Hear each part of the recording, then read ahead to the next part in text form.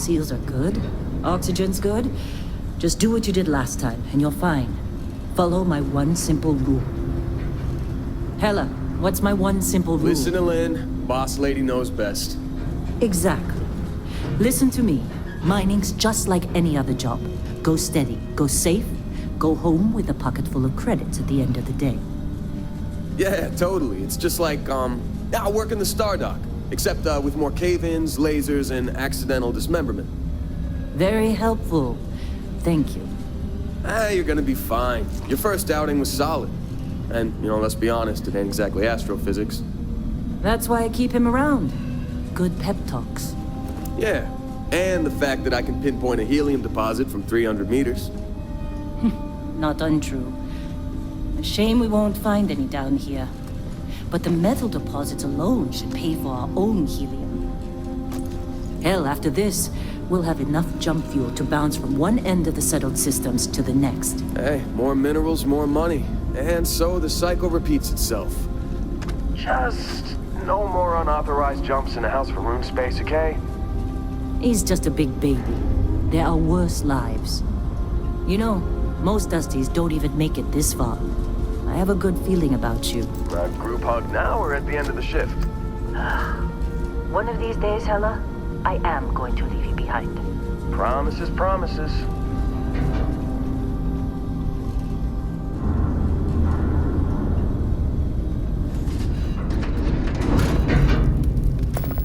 Okay, let's see what we've got.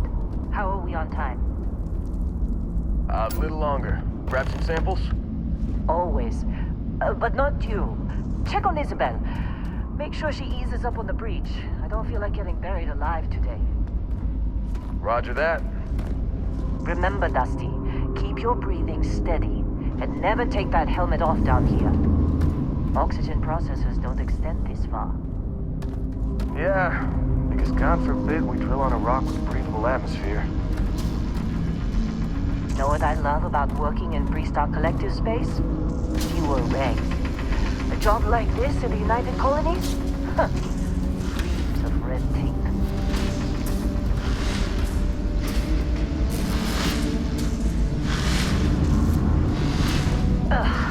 Look at this one over here. Calvert! No! No! It's a laser, not a sledgehammer! Ease up! Benning! If you got paid per break, you'd be a millionaire. Let's go. Yeah, okay. What do we say, Dusty? You make your cut, you get your cut. No exceptions. Come on, pick it up. Troy, what's the yield? Minimal at this point. Occasional glimmer, but it's weak. What do you think? Stay the course? No, ma'am. Juice ain't worth the squeeze. Well, okay then. Let's call this one tapped. Why don't you move over to that big vein we looked at? Yes, ma'am.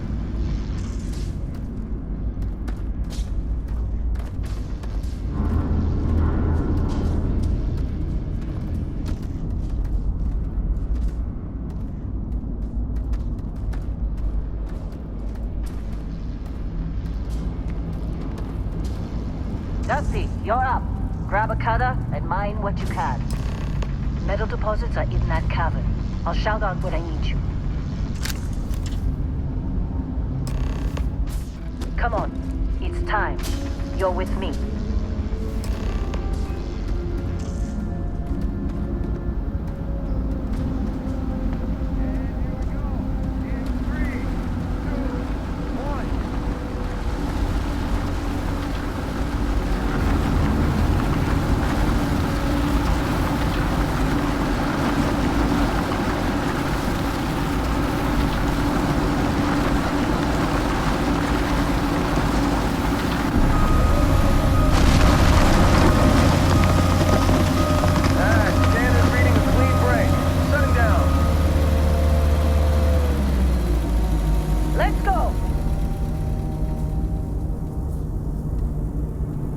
Get the readings. Yeah, about that. Problem? Not if you consider a spike in gravity readings a problem. I don't. You don't? What we're after? It'll read as an anomaly. That's what I was told anyway. Okay, now you're starting to freak me out. Relax. It's just another job. Come on.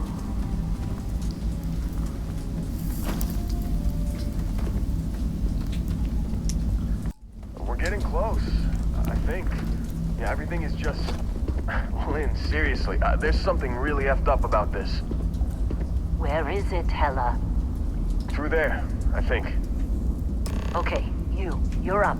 Something goes wrong in there, we'll come get you. Why would anything go wrong? Would you shut up? Both of you do your jobs. Client is on his way.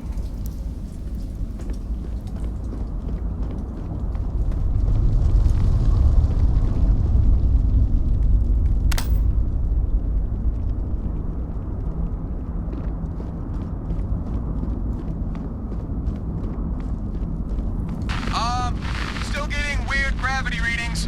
I guess that's a good thing. Just keep going. Do you see anything?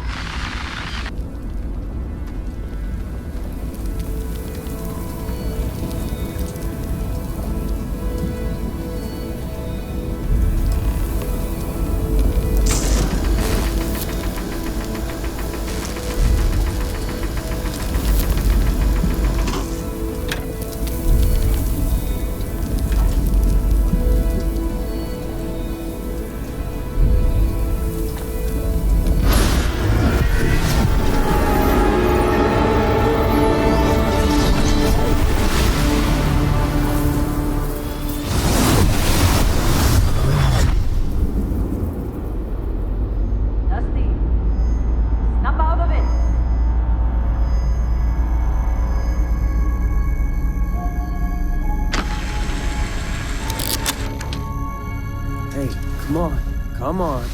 Okay, take it easy. You were out cold. No physical damage. Mentally, the jury's still out. You know who you are? New recruit for Argos Extractors? Ring any bells? Any of this look familiar? Well, you got the sample. Client's on his way, then we all get paid. You remember anything that happened?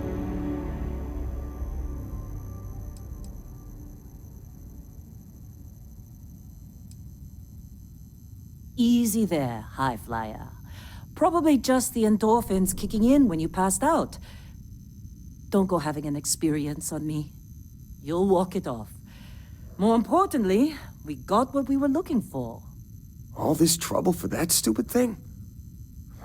Sure don't look like much. Never mind what it looks like. It's worth more than this mine has pulled in all month. We'll be... Speak of the devil.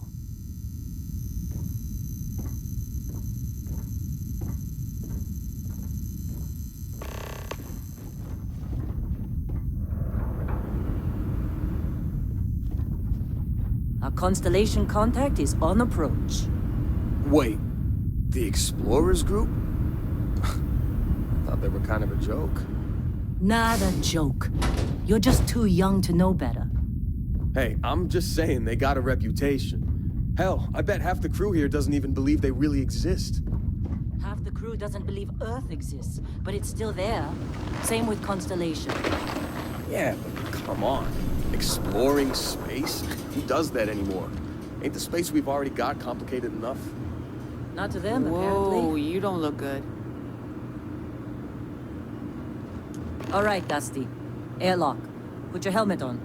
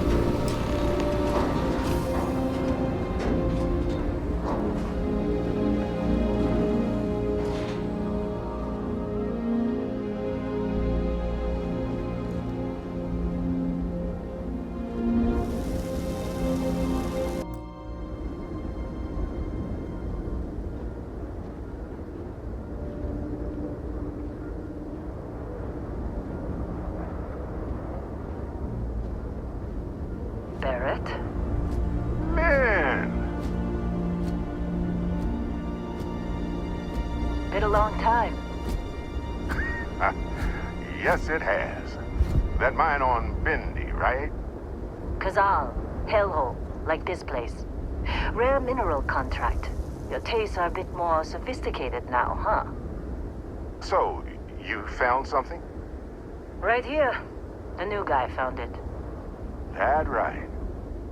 And everything went cool? Just like grabbing those minerals on Bendy? Kazal, and no Barrett, not cool. He passed out after the extraction. Woke up saying all kinds of nonsense. Is that right, cowboy? Went on a trip, huh?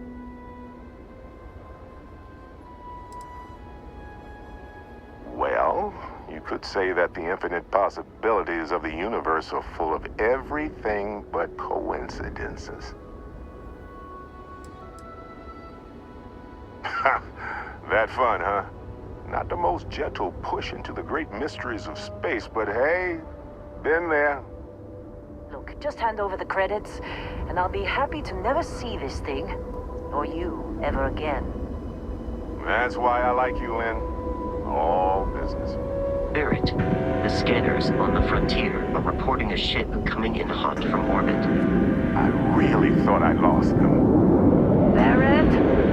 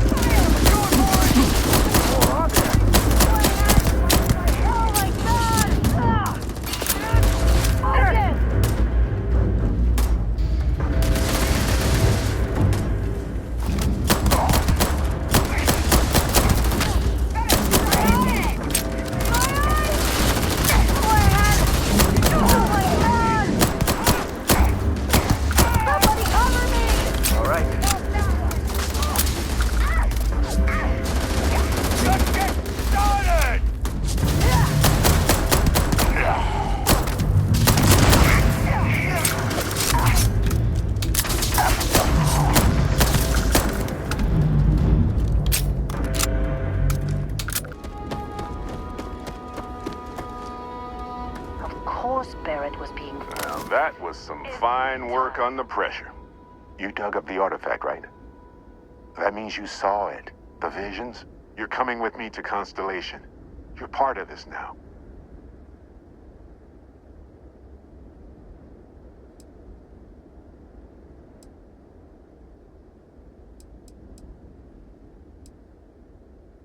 Marvelous. Oh, no, Barrett. No. You think you're just going to take off after the mess you caused? All right. I guess I did just put you all on the Crimson Fleet hit list. How about I stay and I send your Dusty here in my place? I know, but he's not some miner anymore, Lynn. Soon as he touched that rock, something changed. Don't tell me you can't feel it. Fine. It's a deal. Get out of here, Dusty. You're on to bigger things. Just go. Before I say something I regret. Well, now that that's settled. Vasco, get him to the lodge. No deviations unless absolutely necessary, okay? Protocol Indigo. Indigo? Again. Very well. Oh, and hey, take this. You'll find it very useful out there. And it even tells the time.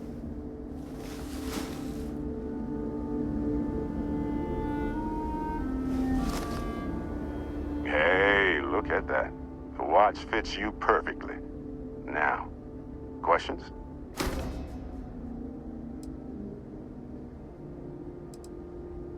That, my friend, is the million-credit question. And Constellation can find the answer. With your help. Technically, it's not even mine.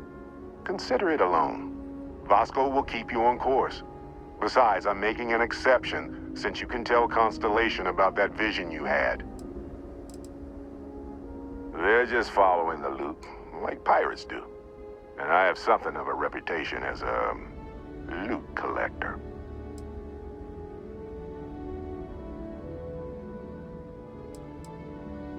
See, that's the problem with the settled systems. Too easy to take everything for granted. While everyone else is busy playing politics, we're the ones braving the unknown, charting the vastness of space. Without us, the galaxy is just a big room with the lights turned out.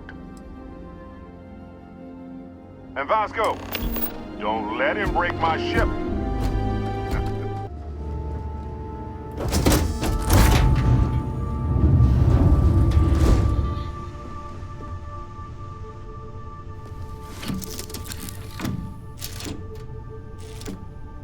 Shield's ready. The rest is up to you.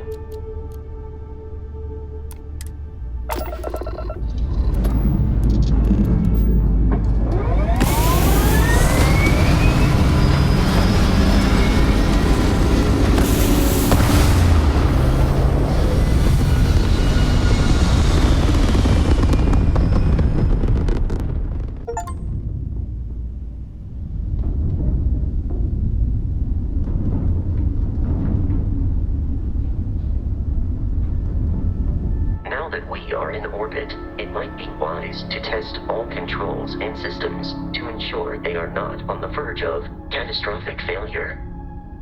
I can step you through the entire process, or if you're already an experienced pilot, just power up all the systems and we'll be on our way.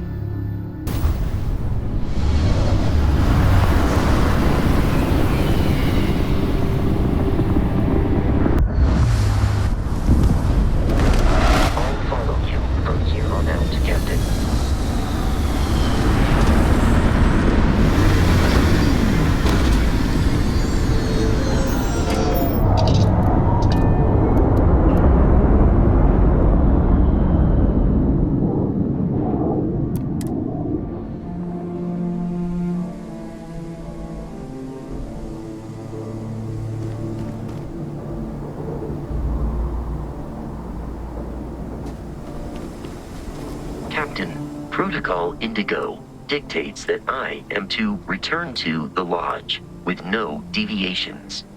We are here to stop the Crimson Fleet from pursuit. Nothing more. I have often asked Barrett that same question at various times, and about various individuals that wanted to cause us harm. The most likely answer is that Barrett personally insulted him, typically by continuing to live, usually after escaping from certain death, and often with an object multiple people wanted.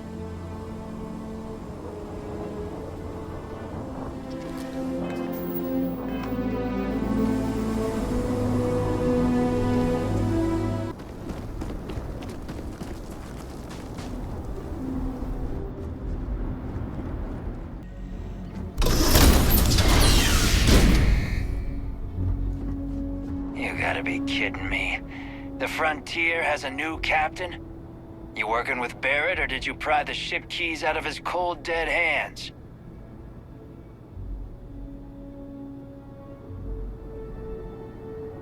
Oh, no. You see, maybe your colleague Barrett didn't tell you, but there's a bit of a legend surrounding that ship. That Constellation keeps treasure hidden in the cargo bays, the loot from 100 planets. And it's going to be ours. That statement is partially correct. The Frontier has been to many planets and moons, but the only things held in the cargo bays are spare parts, dust, desiccated food particles, and a variety of species of ant. I don't care what kind of lies Barrett programmed that robot to say. We're taking that ship.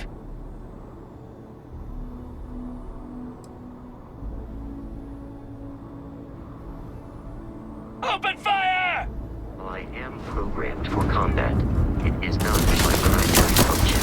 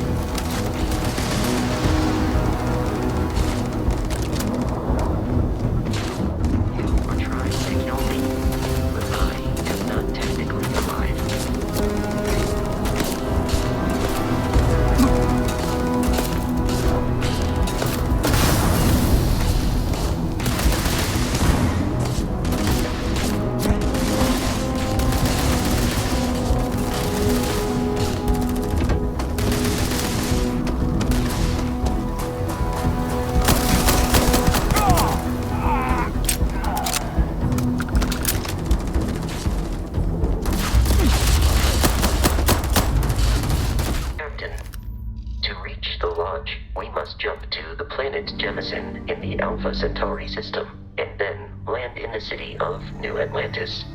Do not worry, this will all become second nature before too long.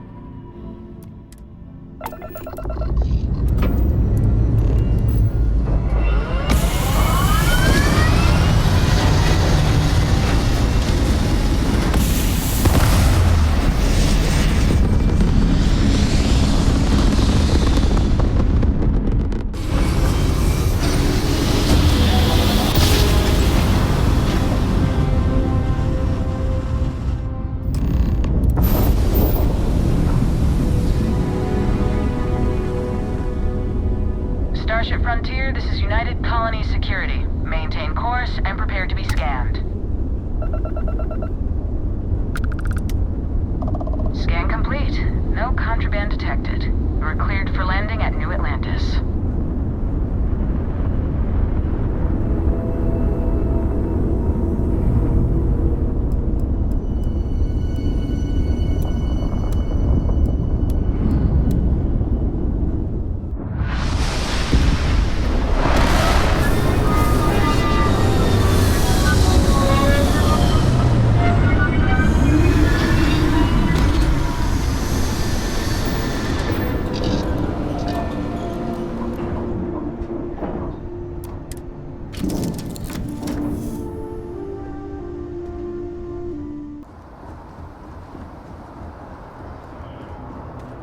I can assure you this unprovoked attack on a United Colonies research facility will not go unanswered.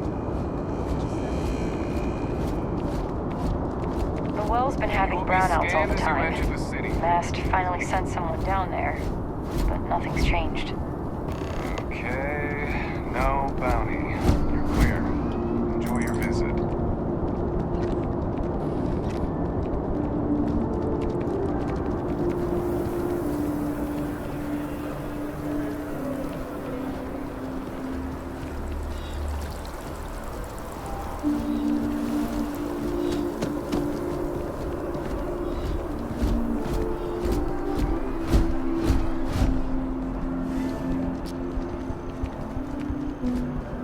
This is New Atlantis Transit, or the NAT. It provides free transportation throughout the city. We can take it directly to the Mast District.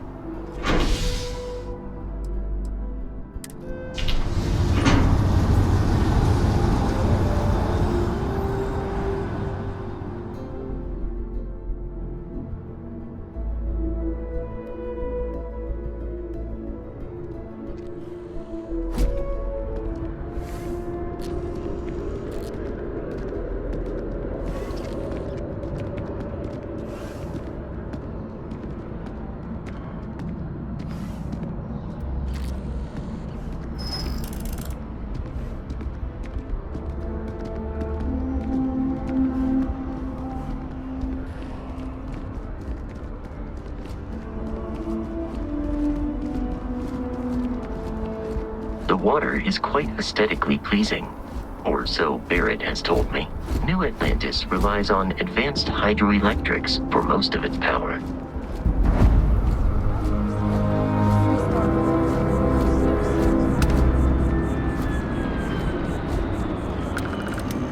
Hey, look at your file.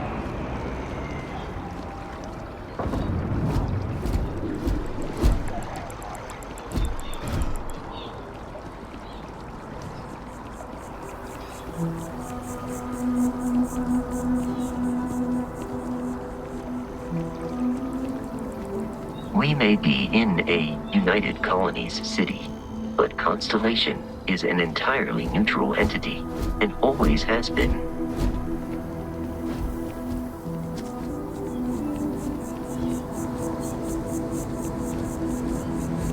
You know, I went to chef school. This ain't exactly where I saw myself. Here we are, the lodge. The front door should unlock if you hold up the watch that Barrett gave you. I have messaged the other members of Constellation. They will be waiting for us inside.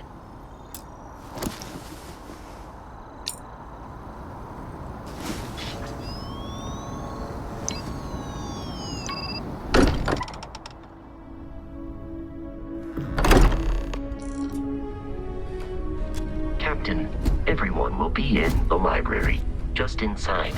If Barrett were here, he'd probably tell you that you're part of something bigger now, and he hopes you'll make this place your home. Oh, please. We appear to have a visitor. Welcome to Constellation. We have a lot to talk about. Would you care to tell us what happened to our friend? Why you're here and he isn't? I see.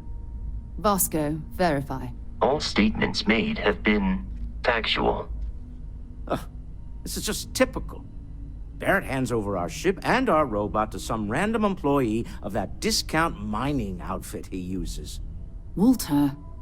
And if we hadn't insisted on installing those emergency protocols, I guarantee you this rock breaker here would be halfway to Neon. But that didn't happen. He's here with the artifact. Thank you, Matteo. Now, let's focus on what's in front of us, shall we? What happened when it was extracted? Did anyone see anything? Hear anything?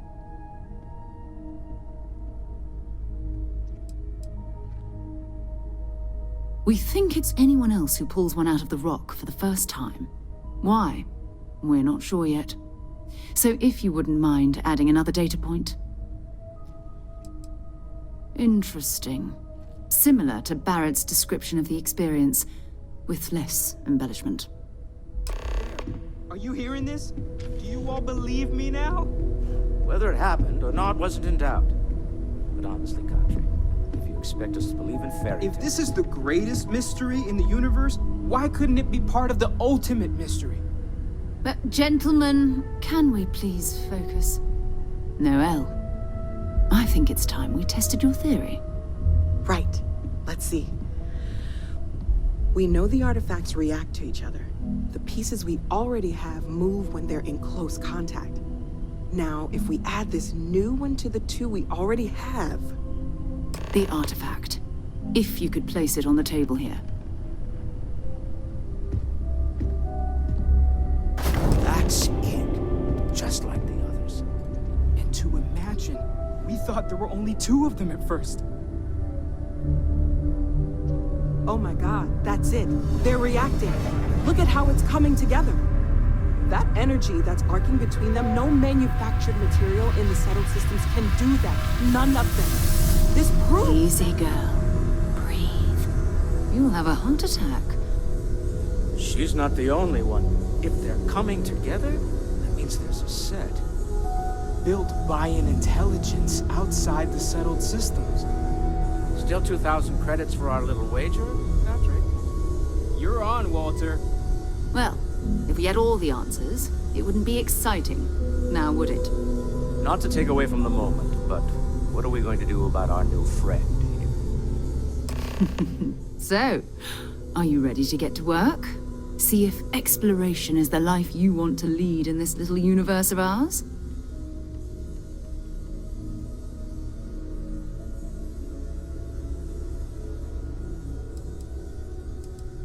You should take some time to get settled in. Introduce yourself to everyone. Some of our members aren't here, but you'll meet them soon. Come find me when you're ready. You and I are going to be doing some traveling together. Get your feet wet. And here, I think you've earned something for bringing the artifact to us. In addition to credits, why don't we set you up with a backpack with some boost capability? You'll need it out in the field anyway. Just mind...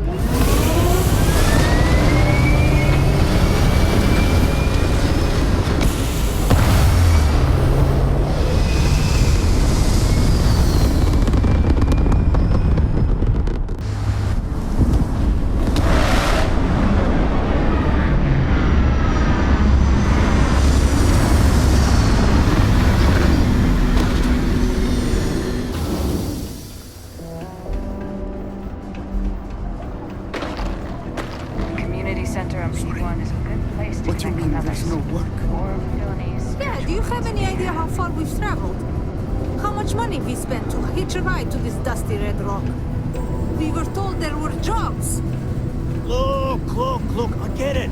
But we just filled our last openings.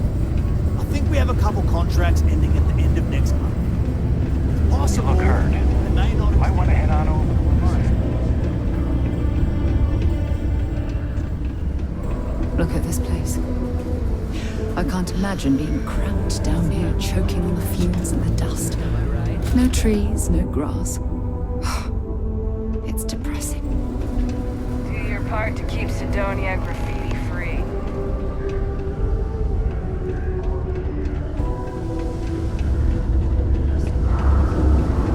You know, I believe we've got the counting best on that Sidonia hasn't paid. We'll find something else.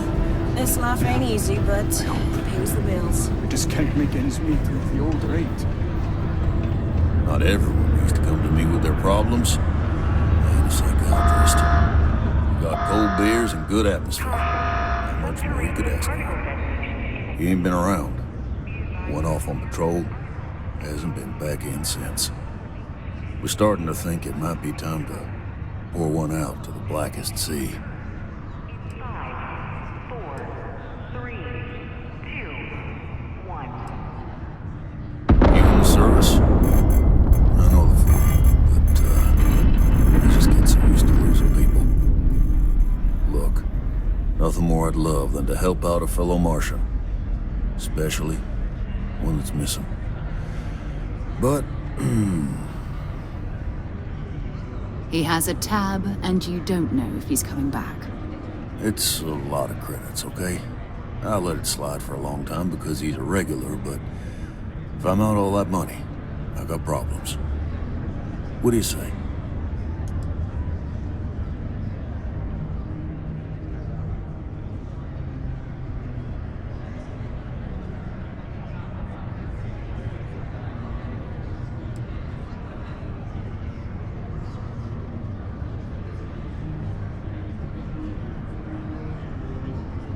I've done this routine. Let's skip to the part where you admit you're lying about what he owes. You calling me a liar? I'll throw both of you out of this bar right now. Oh, please. 2 strangers arrive from off-world asking for information only you have. You see an opportunity. Everyone always does. Lower the price. Don't think we can't find another way to get what we want. Fine. Come on. Life on Sidonia ain't hard enough. You gonna guilt trip me?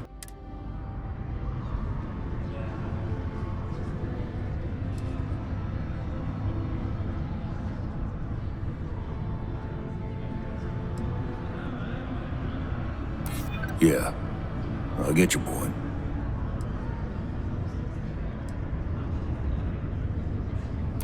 Maybe. All right, I'll give up. Just trying to earn a living here. Last time he was here, Moira kept yelling about the Lady of Love, singing songs, all that kind of thing. Venus?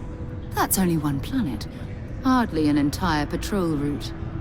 I got what I got, okay? Fine.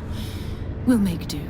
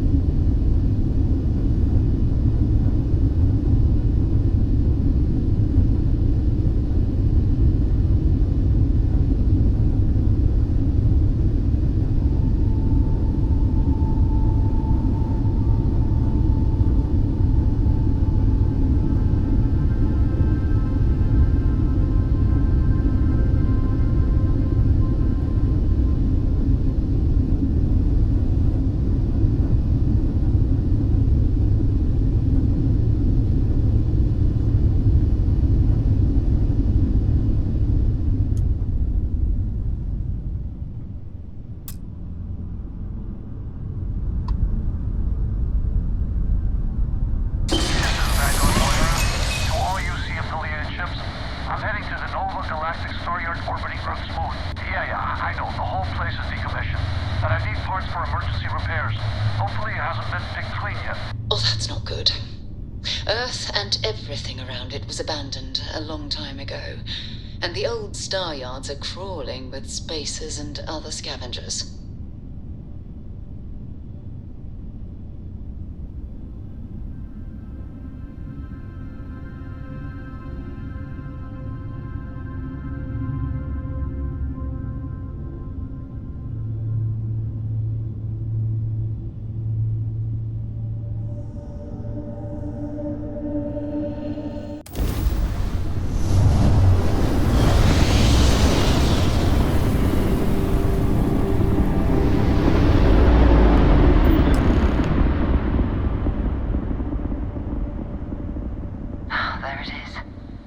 Galactic star yard, still orbiting Earth's moon. This is where the first interstellar ships were made. People still use their modules, even though their star yard hasn't been running in forever.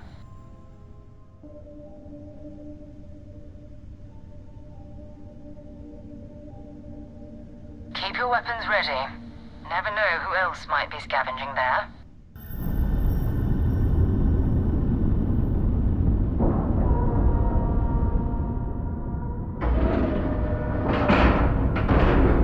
So, where to next?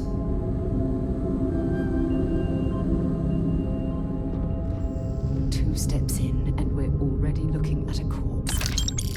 Okay, it's not Vanguard Moara.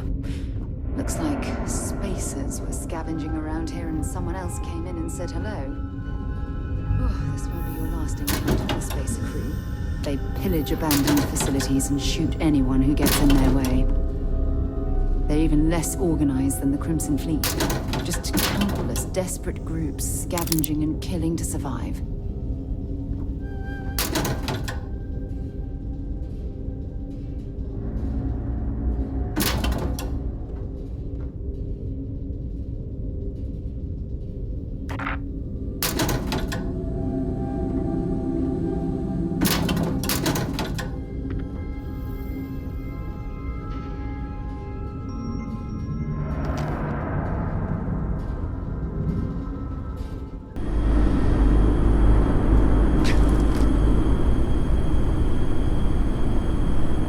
Vanguard Moira?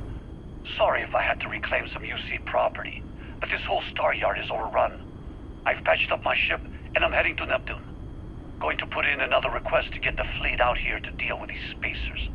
But until then, if any of you thugs are listening, I'm the damn ghost stealing your stuff in the night. Clear out while you have the chance.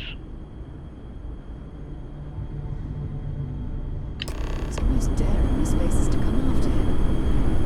It's actually not a bad plan. Much better odds destroying one of their ships than fighting them all at once here.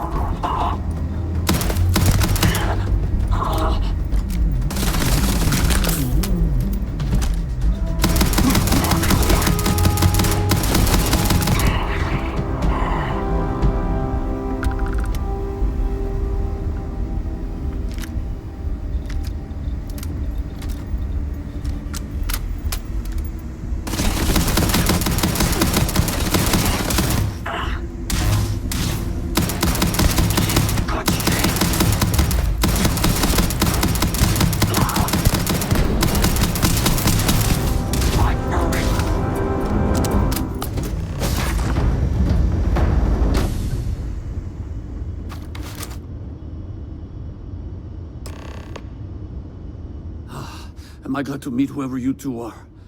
Looks like we're all in one piece. Any day you walk away from, right?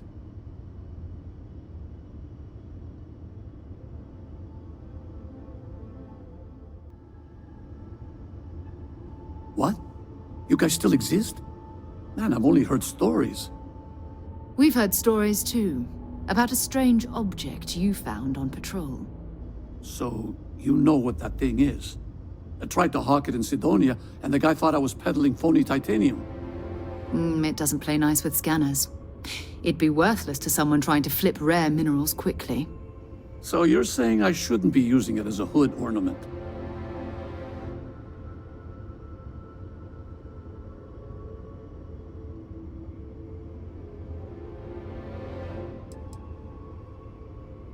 Oh, that. Yeah, I mean, it's been a mess lately. Spacers, Varun zealots, plus Ecliptic tracking me down. We ran into a few members of Ecliptic at the Nova Galactic Star Yard. I'm guessing they were after you. Ah, damn. That's probably how they found me. I knew taunting the Spacers to meet me at Neptune was a long shot. Making rookie mistakes. I've been chasing shadows around the Sol system for years. And every time I go back to Mars... Sidonia is waiting for you. Run down. Forgotten. Feels like everyone's given up, you know? I've just been spending more and more time in the Starfield. Sometimes I wonder if I'm really going back.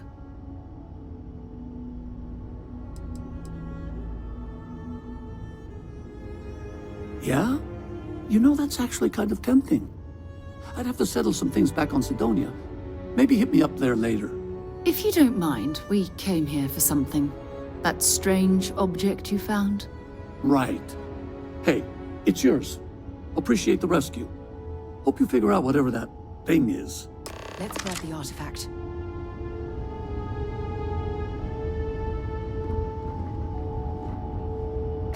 Good work. Let's get back to the lodge.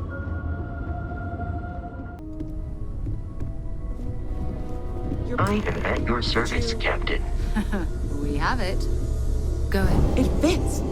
Energy spiked a bit, but it's restabilized. Is there anything new showing up? No, it's the same as before. There's a massive output as the artifact is added, then it harmonizes. Like it's waiting for the others. That's speculation, but I think you're right. We need more. Here. You've earned this. Welcome to Constellation. As a full member this time.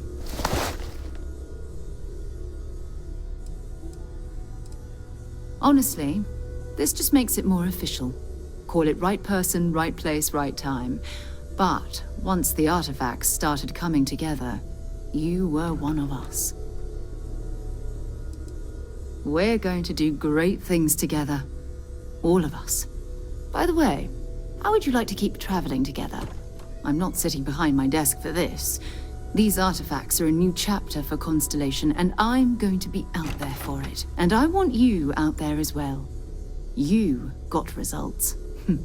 I need someone like you watching my back.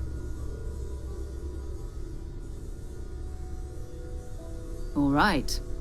We've got a few more leads we should talk about. First, there's an expedition that Samco has been putting together. It's in Freestar collective space, and he knows it inside and out. There's also the Eye, our star station in orbit. About time for you to meet Vladimir. He's been hard at work tracking down more anomalies. And last but not least, Noel. Have we heard anything from Barrett yet? A courier from Argos Extractors came by to let us know they're packing up the operation on Vectera. But that's it, no other word. That's not good. We should get over there and check on Barrett in person. Oh, that's right. He wasn't here when you first showed up. He should be back by now. I'll let him handle the introductions. If I steal his thunder, I'll never hear the end of it. We maintain a star station in orbit above us. It's where we do all our deep space scanning. Vladimir runs the station. Brilliant astronomer. Years of practical experience.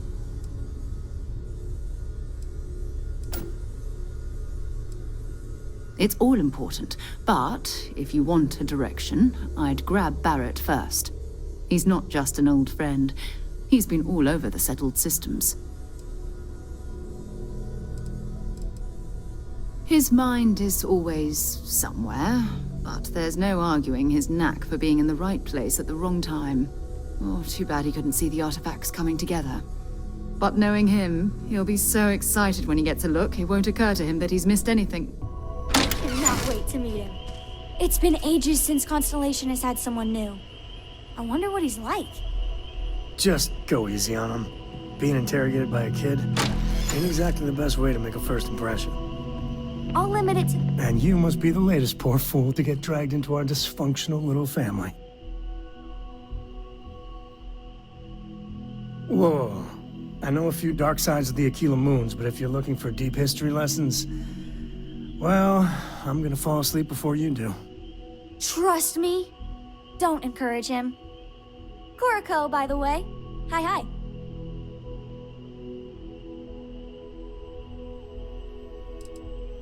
There's no "you have to be this tall" sign for space.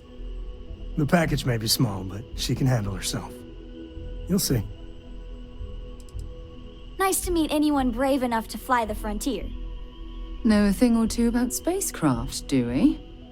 Hey, don't spook our new friend. Frontier's a fine ship. Honest. Now, let's talk business. Sarah tell you about the expedition?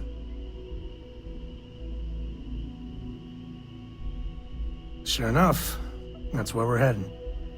The three of us are heading to Aquila, first settled planet of the Freestar Collective and, not coincidentally, the home of their capital, Aquila City. We'll land in the city's spaceports, but the frontier's our goal. It's rough country. Spawned a lot of stories. And I got a lead on a tale that makes me think one thing. Artifact. Okay. We'll meet you on board your ship. Talk more when we get there. Once we land on Aquila, it's gonna be you and me. So if you want to do any freewheeling before then, Cora and I will just be riding passenger.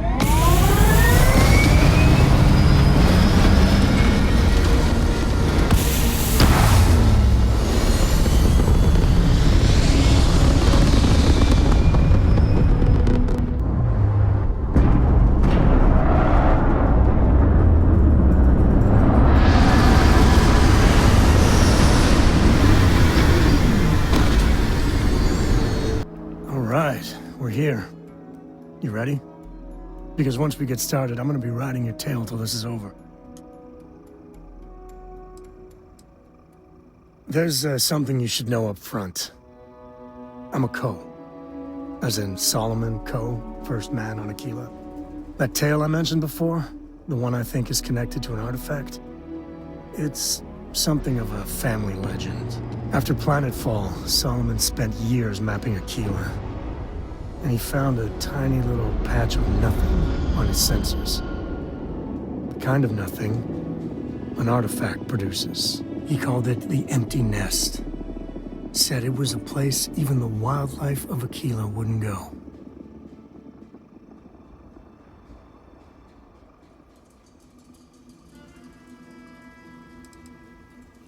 Because you'll find a whole lot of nothing. Gravitational anomalies are a little hard to pick up in an area with tons of starship traffic. Not to mention all the electronics from the city, and security scramblers that the Freestar or smugglers out on the frontier put down.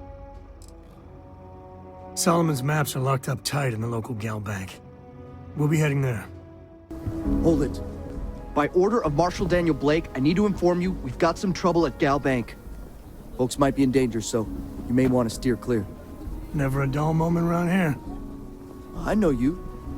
You're Sam Coe. Marshal will be damn glad to have another Freestar Ranger helping out. Afraid your information is a couple years out of date.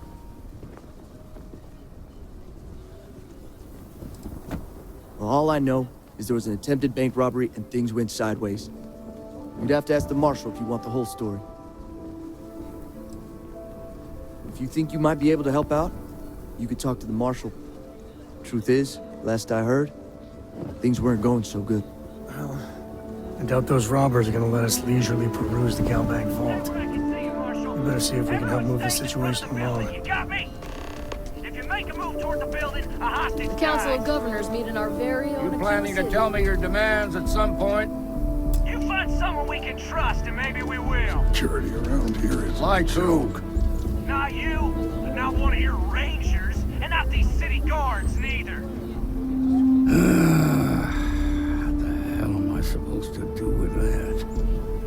You need to stand back now. I don't mean to be rude, but I don't know you. Now please, stand back. Aquila City at its finest, I see. Never a dull moment. Well, I'll be damned. Sam Coe. Been a long time. I won't hold my breath about you being here to take the badge again. Listen, Sam, just so you know, I don't blame you for how it went down. For the others, though, you might get a different reception. Thanks. I appreciate you saying so. But I figure some of that reception is owed. Still, I appreciate the sentiment, Marshal. It seems you got a situation. My friend here may be the answer you're looking for. All right, Sam. I'll trust your judgment on this one. Some folks from the Shaw gang tried to rob the place, but they got spotted by a guard. They took everyone inside hostage, and now they're keeping a watch so we can't move against them. They're using the intercom to communicate.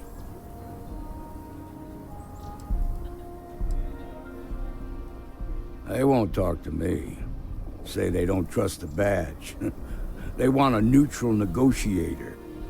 In other words, they didn't have a plan for this, so they're stalling while they come up with one.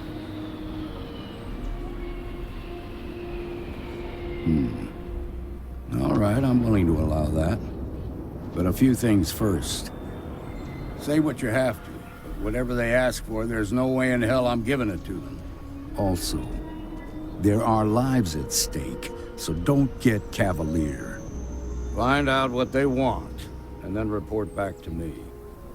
Take it slow and steady. Look for every opportunity to de-escalate. You got this. Hey, you in the bank. I'm sending in a negotiator, so don't shoot. The Shaw gang's making fools of us all.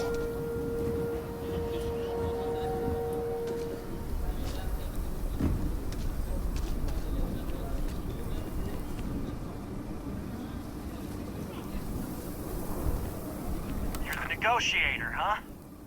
If you think you're just gonna walk up here and get us to surrender, you're dead wrong.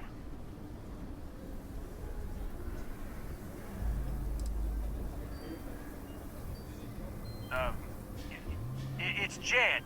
Jed Bullock. Well, ain't you polite? So tell me, stranger, how do I know you're gonna deal straight with us? I don't know you, so why should your word mean anything to me?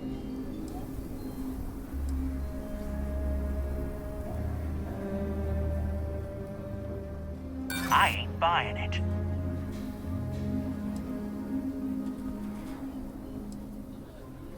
I'm so ready to get out of here.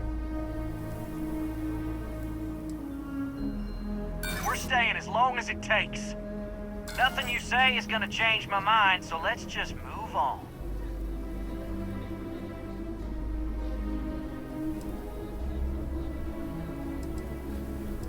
They talk too damn much. Complain about everything. But as much as we'd like to, none of us has shot one yet. We want to guarantee a safe passage to the spaceport and a ship. We'll drop the hostages off somewhere safe in the system. After that, we'll radio back where they are, and the Marshal and his crew can come and get them. But if anybody follows us when we break orbit, we start shooting people. Got it?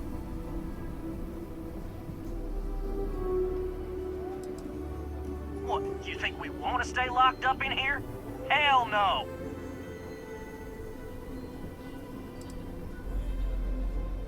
Then persuade the Marshal that it ain't. This whole damn job's gone wrong. It was supposed to be just a quick hit.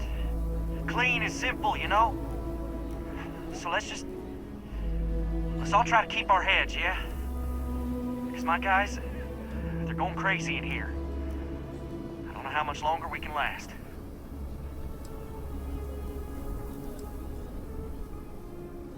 What do you mean?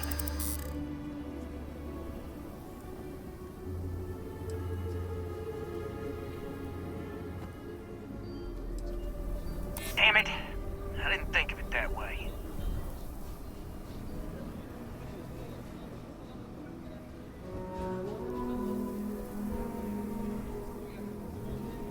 Maybe you're right. Nobody gets hurt, we won't have to rot in jail for the rest of our lives.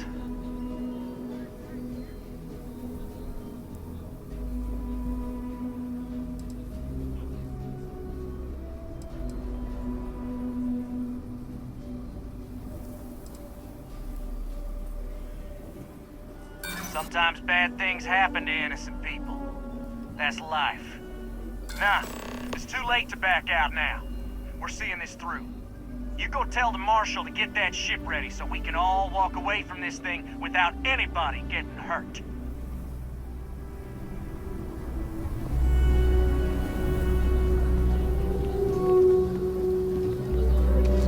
You've got my girlfriend in there. If she gets hurt, heads are gonna roll. Those guys are scared. I can tell. I heard every word. He's talking too loud. Sign of fatigue. All that fear and exhaustion are taking a toll. They're not thinking straight. That puts us in a very precarious position.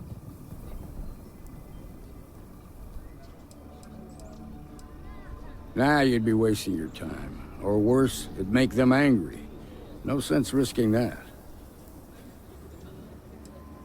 I appreciate your idealism. But there were only ever two ways this could end.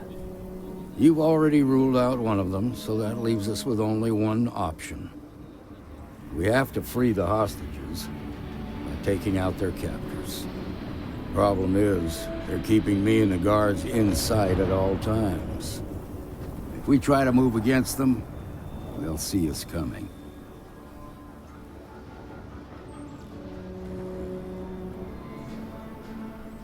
You'd be willing to do that? You've got guts, that's for damn sure. I can't deny that you're right, though. They might not see that coming. Now, I see two ways we can play this. You could ask to see the hostages. Once you're inside, you can make your move. If you're quick, I think you can take them out before they have a chance to respond. But you'll have to shoot to kill. There's also a back door. Most of their attention's focused out front here, so they may not be watching it as closely. This key should unlock it.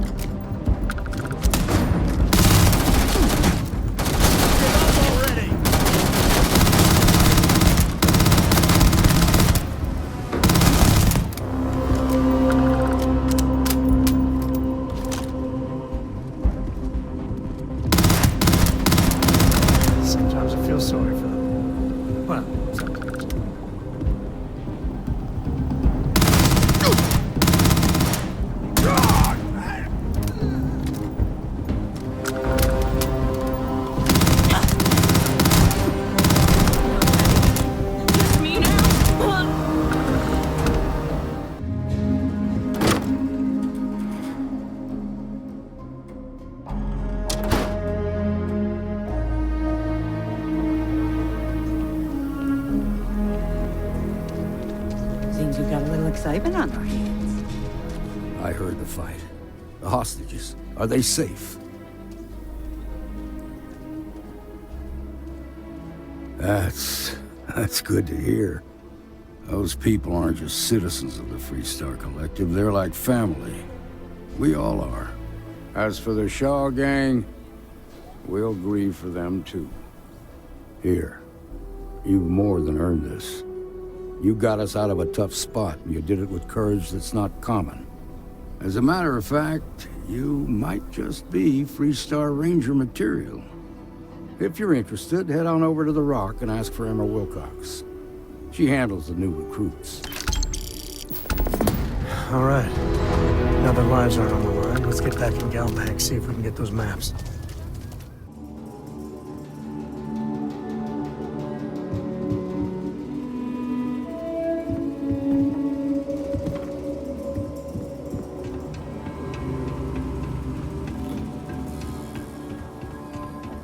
All right. The family has a few different deposit boxes secured here, so let's look around. Here's a copy of the key.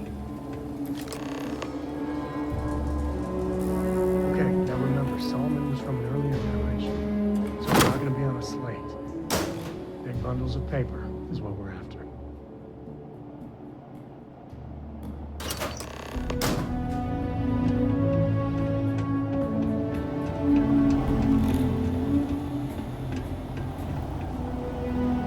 Oh, no. Jacob. Of course that old mule saw this coming.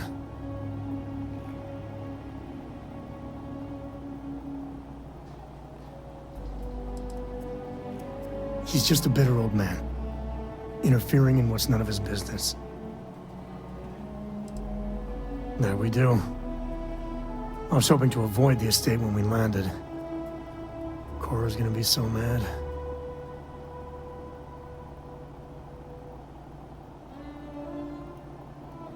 We really gotta do this?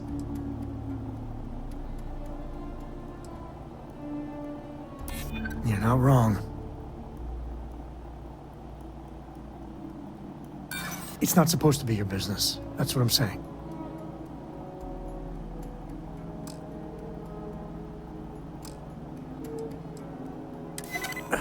Maybe.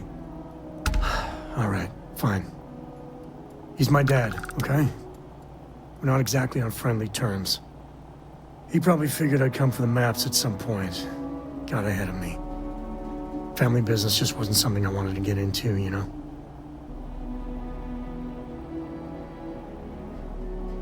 Yeah, well, sorry I'm such a pain about it. No forgiveness between me and my old man. It's, co-tradition. All right, shall we?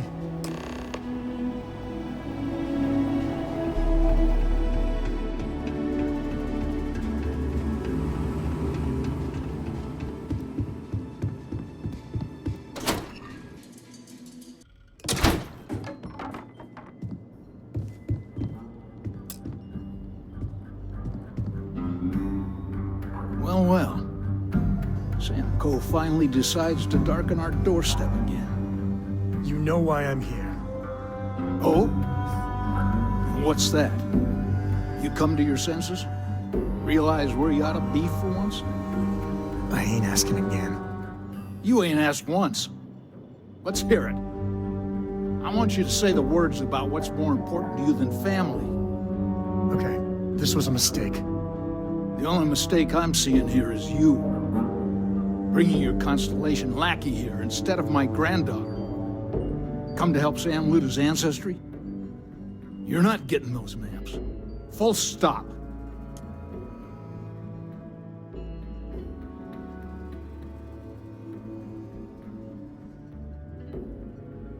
Nothing's more important than family.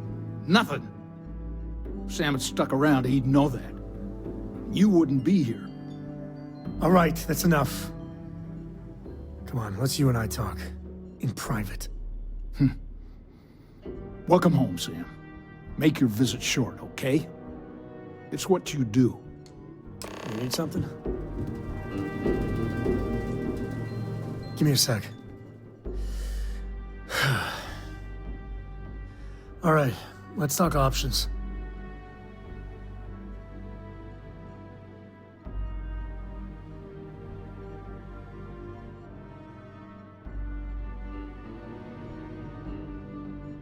You're flying in the face of my 30-plus years experience with the man, but all right. I hope you like arguing.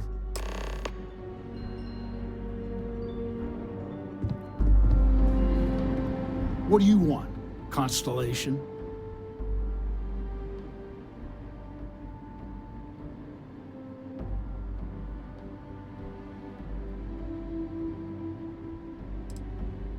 You mean besides the fact that you're some independent group that doesn't know where your loyalties lie?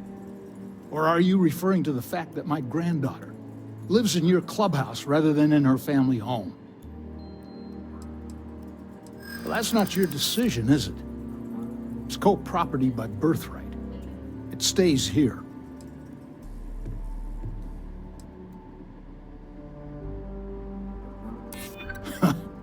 Maybe you're right. Can't believe I'm saying this. But if it'll get you out of my hair, then fine. You can have the maps. They're in the other room, here. Key.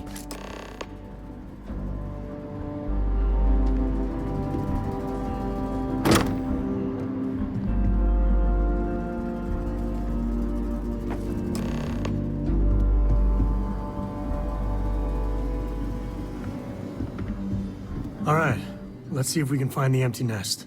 All right, let me think. The way I heard it, the readings he was getting were normal at first, then they bottomed out. And no creature, alien or otherwise, would dare step inside. There. Found it. Oh, boy. That's a problem.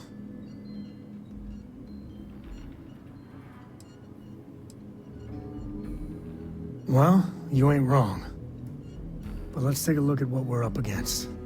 First, it's in the middle of the frontier, which we already expected. No problems there, but the usual tussling with alien wildlife. But the empty nest is a cave right in the middle of Shaw Gang territory. Same outlaws who held up Galbank.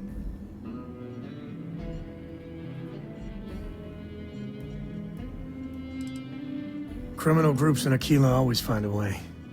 But they usually have to keep on the move to avoid the Ashta.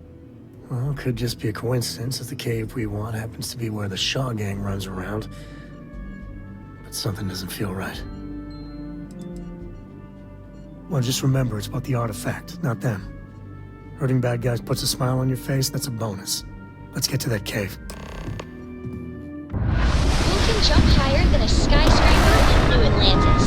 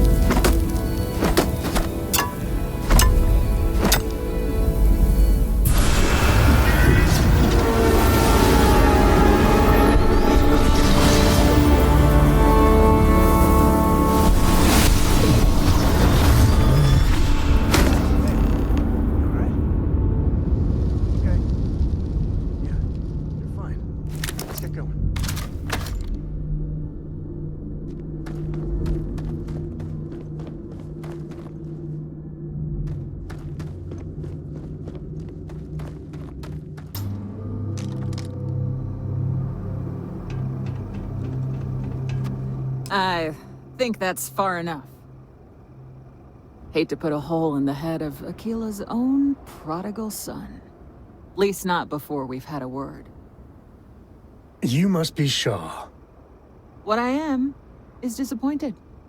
Samco in the flesh, and he's peddling around the frontier with the has-beens of Constellation. Now you got past my crew, who I pay quite handsomely, I might add. Grabbed something from that weird cave. Probably whatever's been keeping the Ashta away. So, I'm down one hideout. Now, let's talk about what all that's worth to me. Your lives, your credits. One or the other, really.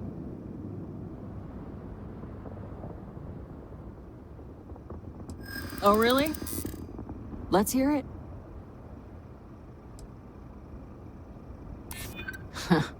Tough talk. But you've backed it up so far, I'll admit.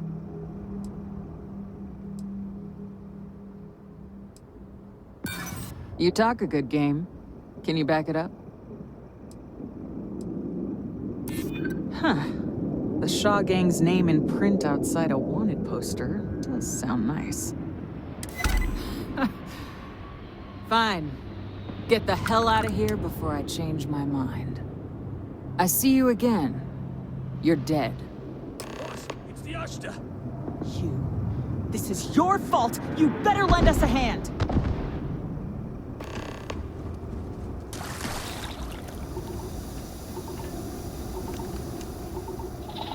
Keep it together! Fall back!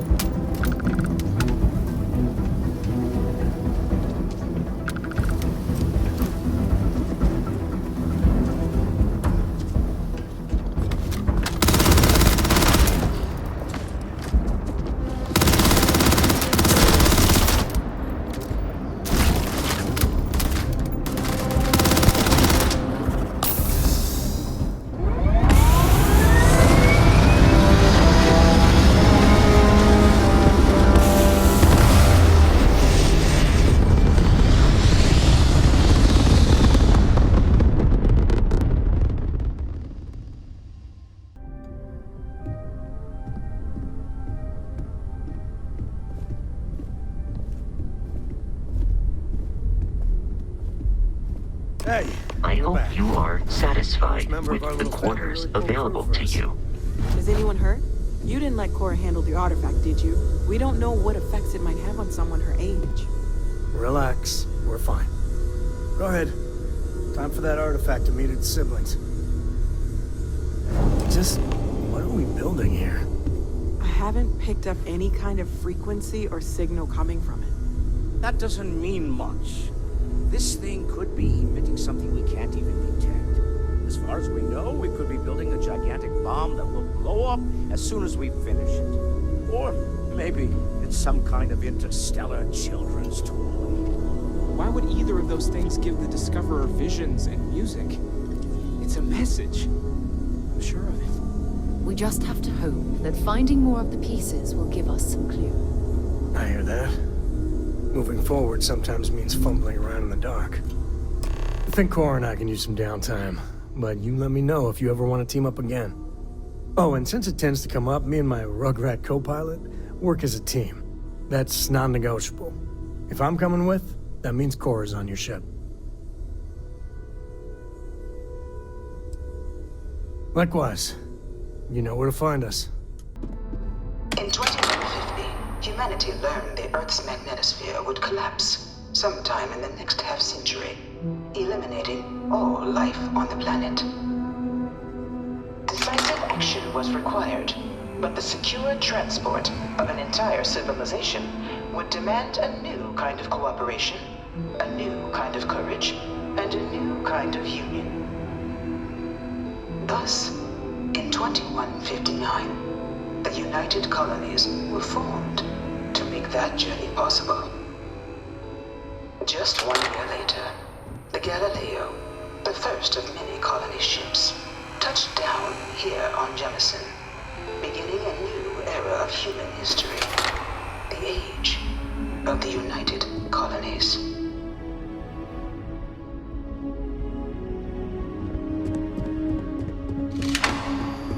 From their foundation, the United Colonies strove to provide all their citizens with opportunity, security, and peace.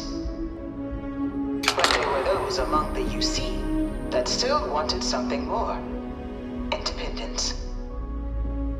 So in 2161, the UC issued the Centaurus Proclamation, granting UC citizens the right to settle distant worlds and form their own sovereign powers.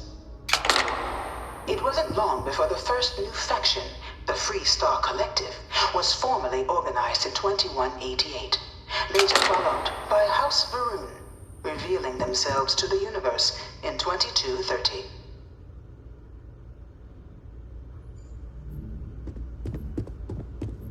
It was only in 2230 that the faction known as House Varun first made contact with the rest of the settled systems. Founded by the passengers of a colony ship that had left New Atlantis and disappeared 4 decades earlier, House Varun was a faction unlike any other. A theocracy dedicated wholly to the beliefs of its isolationist founder, Janan Varun. House Varun initially made overtures of peace towards the rest of the settled systems.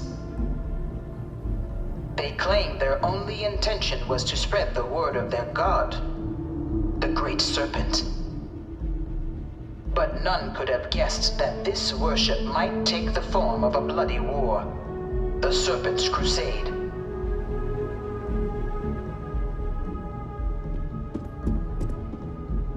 The Freestar Collective was initially founded in 2188, when the citizens of Aquila banded together with the pleasure city of Neon in mutual defense. But in 2194, after the deployment of a UC medical star station in orbit around their world, the citizens of Narion also requested to join the collective. The resulting rise in tensions between the Freestar Collective and UC culminated in the settled system's first intergalactic conflict, the Narion War. Despite a decisive victory by the UC, the colonies permitted the citizens of Narion to join the collective, forming the basis for the fiercely independent union that persists to this day. Beginning in 2240, House Varun forces declared all-out war on the rest of human civilization, initiating the Serpent's Crusade. Over the next 23 years, thousands of Freestar, UC, and independent souls were killed by agents of House Varun in the name of their serpent god. It was only with the death of their founder in 2263 and the succession of his heir Jarek that House Varun finally sued for peace. There remained, however, select members of House Varun who refused to recognize the cessation of hostilities their leaders established. Even after House Varun's mysterious disappearance, these zealots remain a threat to all who encounter them. Their pacification, a goal of all space.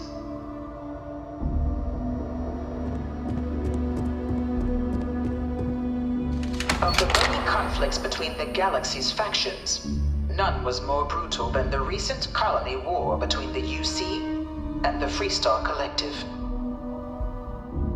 Set off by the unauthorized Freestar colonization of Vesta's Pride in 2308, a direct violation of the Narion Treaty, the colony war spread quickly across the galaxy.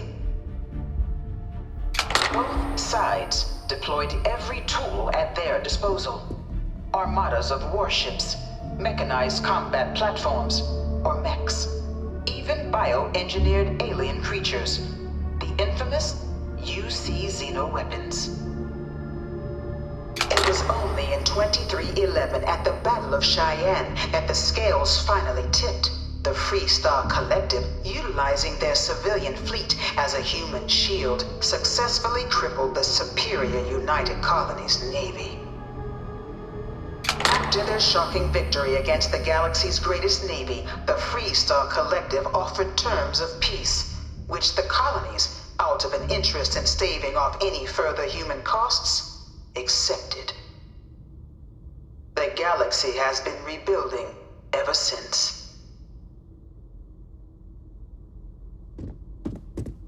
Few settled worlds were left untouched by the colony war. But nowhere could the viciousness of modern warfare be seen more clearly than on the Freestar planet of Nira.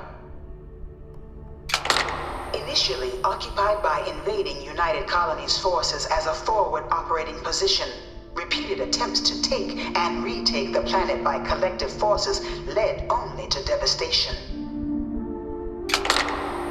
Swaths of the world were transformed into scorched husks, a nightmarish testament to the depths of human ingenuity and human cruelty. And today, Nira remains a continuing reminder to the horrors of unfettered war.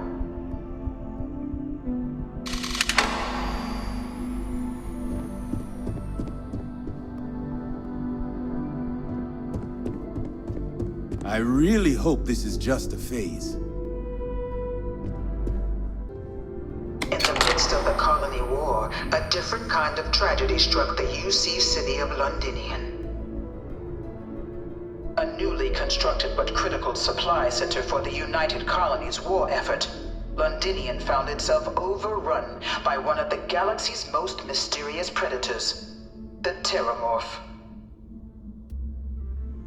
A rare but pervasive threat to all human-settled worlds, Terramorphs swept over the city, seemingly out of nowhere, on a scale never before seen in recorded history. Valiant efforts by the UC military slowed the onslaught, but the creatures proved unstoppable. Ultimately, the decision was made to destroy the Londinian spaceport, sealing off the city, the outbreak, and its citizenry from the galaxy at large. The tragedy of Londinian is mourned by the UC to this day.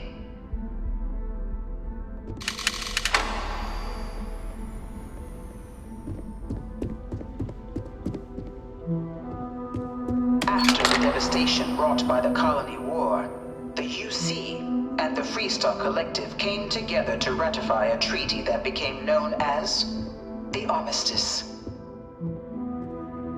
Both sides agreed to a vast reduction in standing forces, and that xenoweapons and mech warfare would be outlawed.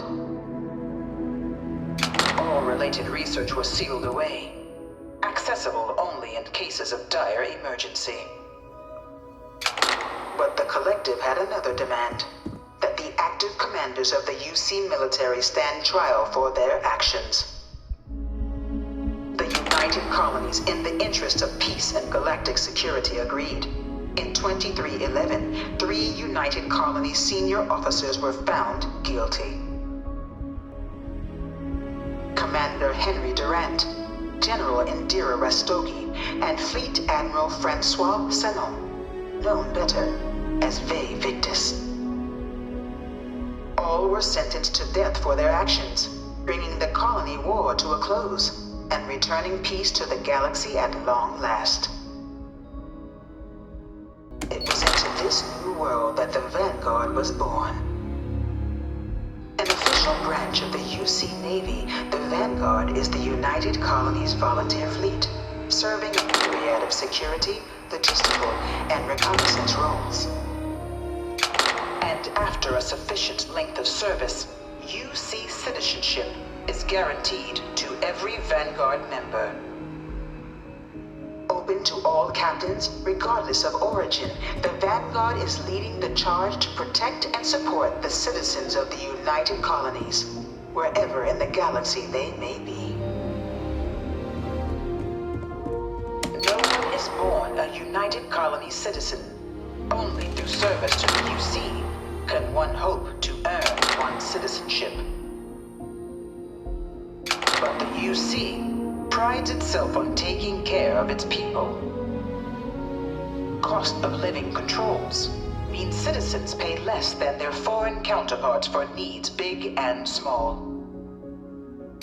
All citizens are issued a grant upon joining to get themselves on their feet. And only UC citizens have the opportunity to purchase property, getting the chance to live in one of the most beautiful cities in the settled systems. By joining the Vanguard today, you too can begin earning your place here, in the heart of galactic civilization, as a citizen of the United Colonies. Well, look who's back. Everything go all right with the exam? Or did you have some questions you needed answered first? Ah, so these are your numbers that just came through then. You ready to hear how you did? Then let's get to them. So, looking at the data, hit every mural in the orientation hall, huh? A test of preparation and thoroughness. To trace the Vanguard values highly. Psychological results are all within expected levels. Navy doesn't have room for folks that'll fall apart the first time they're trying to outrun a homing missile. Now, how'd you do against your foes? All right, clear Tier 3. We try to set a high bar, so that's no small feat. Nice work.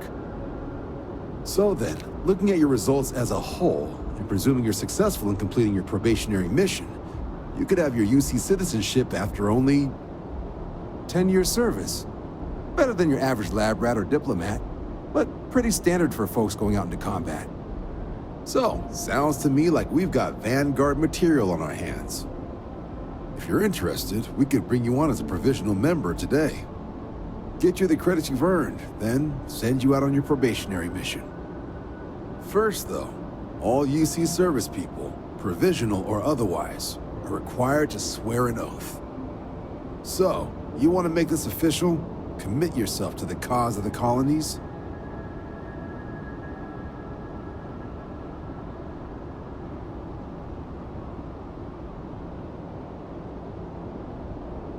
Fantastic. Then just follow me. Wouldn't be right doing this where we couldn't see the stars. Now, raise your right hand. The motto of the Vanguard is Supra et Ultra, above and beyond. That is where we serve, beyond the furthest reaches of the United Colonies military, and with honor and duty above reproach. Do you swear to protect and defend the citizens of the United Colonies to the best of your abilities? And to uphold the values of the Vanguard, honor, loyalty, self-reliance, in all your actions as a member of the United Colonies Navy? Then let me be the first to officially welcome you to the United Colonies Vanguard. Now, only thing left is getting you that probationary mission. And what I've got is comms repair. Group trying to refurb an old colony war processing plant on Tau Ceti 2. Sounds like they'd barely gotten set up when their communications died. Place is as isolated as they come, so Brass wants a Vanguard to deliver the repair suite and ensure anyone present is safe and secure. So, can the people of Tau Ceti 2 count on you?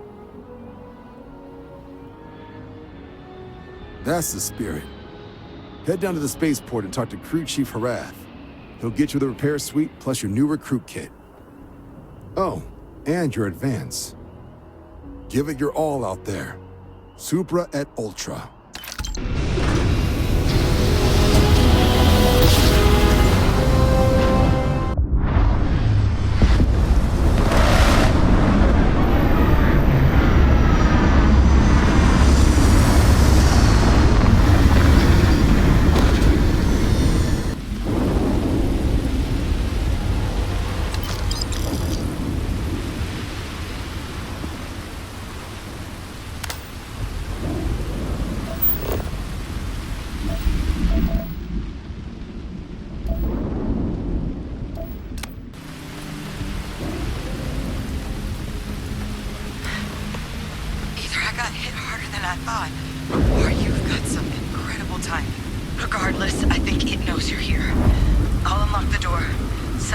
main building.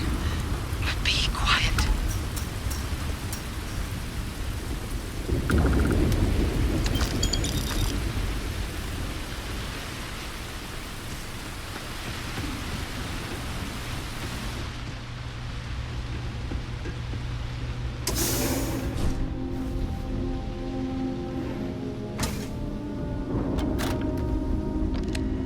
So what do we got here? Too clean to be one of the settlers. Or a pirate. You see on patrol, maybe? Yeah, make my day if you said you were a shock trooper out for a stroll.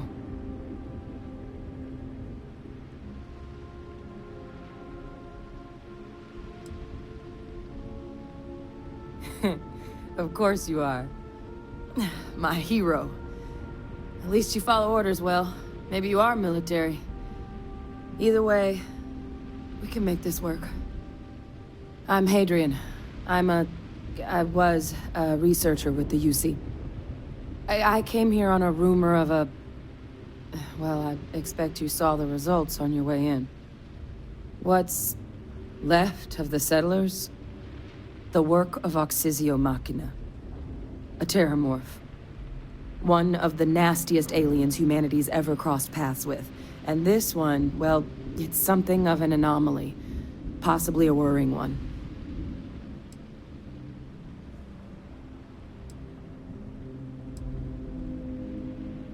I managed to scope out a fair bit of the facility before it found me.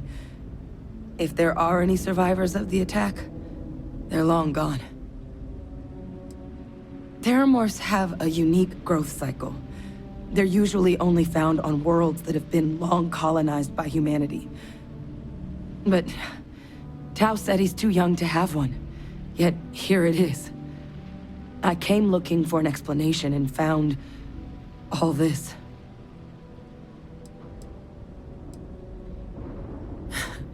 I sure could. Because to confirm my suspicions about this creature, I'm gonna need a tissue sample from it.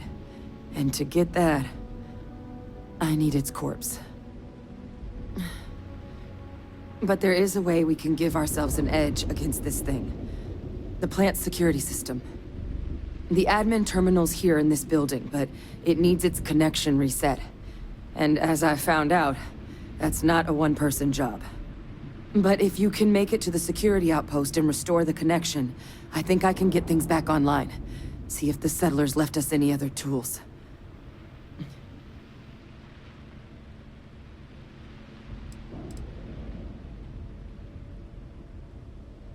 It's the building in the middle of the facility. The terminal in there should allow you to grant me access to the system as a whole. Then we can see about getting things back online. Good. Once I see the connection reset, I'll get things underway on my end. Take care of yourself out there. And make sure you leave enough of that thing for us to get a sample.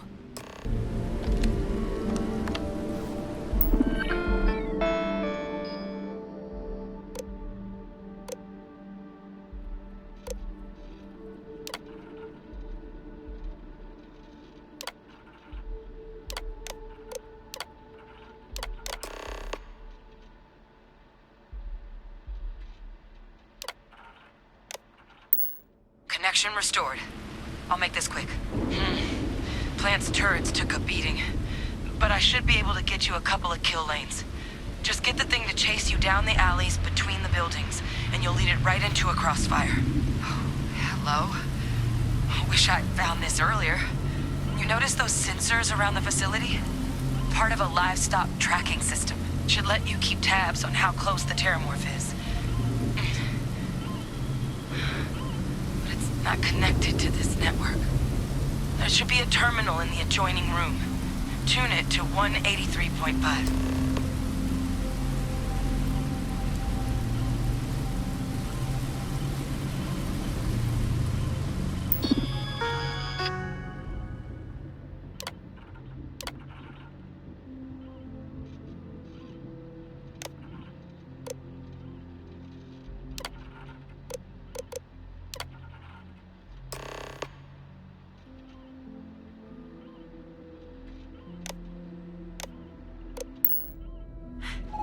Tracker's reading green.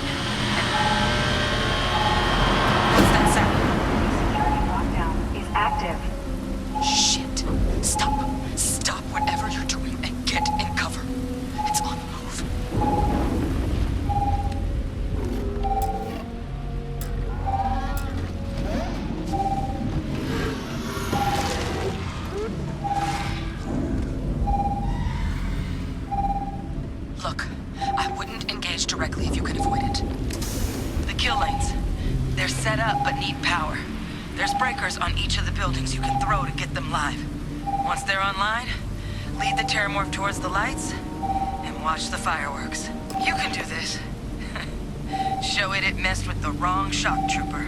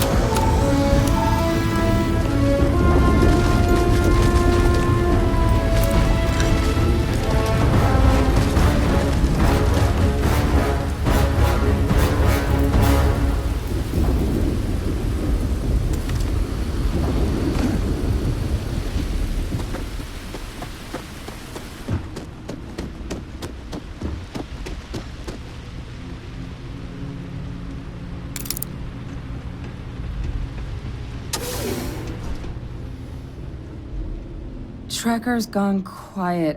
I suspect it's either hiding or... Wait. You did it, didn't you? Heavens above! You just flatlined a terramorph!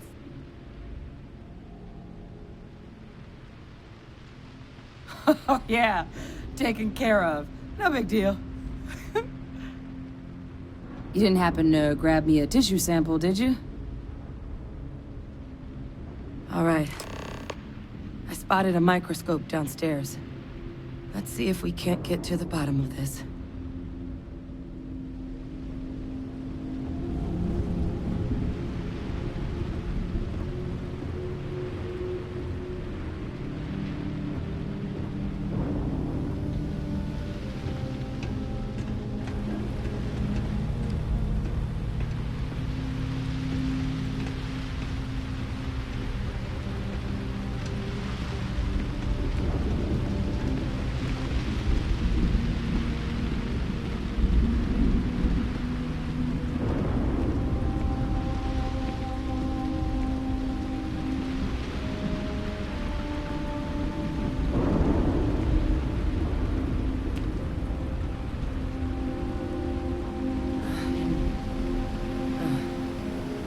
Older model.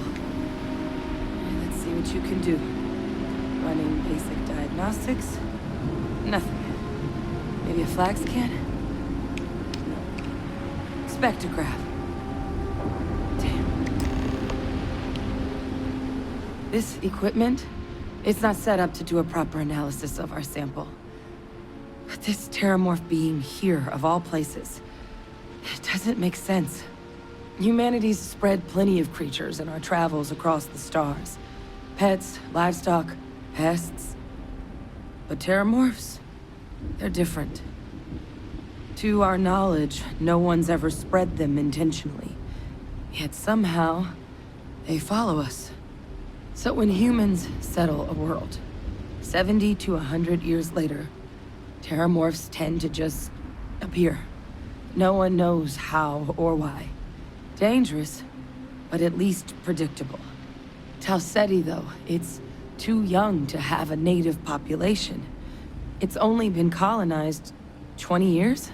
But then the other option, that someone captured one of the deadliest predators in the galaxy just to wipe out some settlers minding their own business? That seems awfully implausible. Which means we're either looking at a truly strange murder, or a faster type of terramorph growth, the results of which could be catastrophic.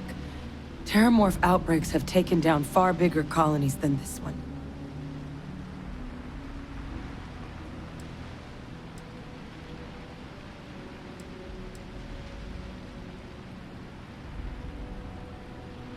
Well, they're not exactly buying tickets and flying coach.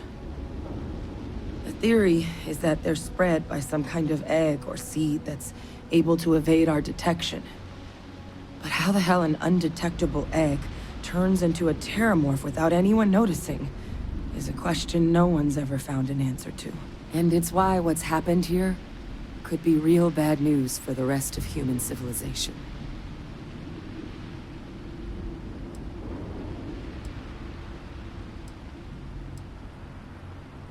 You're right. We just need more information first. Time was, I had access to one of the best repositories of terramorph research in the galaxy. Seems a natural place to start looking, if I can figure how to access it. But we also need to get this sample properly analyzed, get confirmation on just how concerned we should be. Luckily, I think I know just the person to help with the sample. What would you say to delivering this to him for me? I'd do it myself, but I need to call in some favors. See if I can't get access to that terramorph data. Plus, maybe just pop by a hospital for a little bit. Clear it with your boss, or commander, or whoever it is that actually sent you here. You can even show them this. My gene tag. Tell them Hadrian Sanan thinks there could be more attacks on the horizon. Maybe we'll get lucky and they'll recognize the name.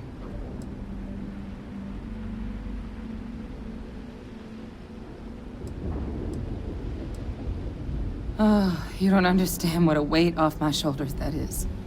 I need Dr. Percival Walker to put together a sample analysis for this thing. Full workup. He'll know what that means. I'm not sure exactly where to find him, but last I heard he was contracting with the Trade Authority on Mars. There's a place called the Sixth Circle in Sidonia. Bar run by some old friends. I'll meet you and Percival there. And here, it's not exactly a bounty, but you certainly deserve them. Should cover the cost to fuel to Mars, at least. Now please, go do what you have to do to get that sample in the right hands. We need to know what we're dealing with here.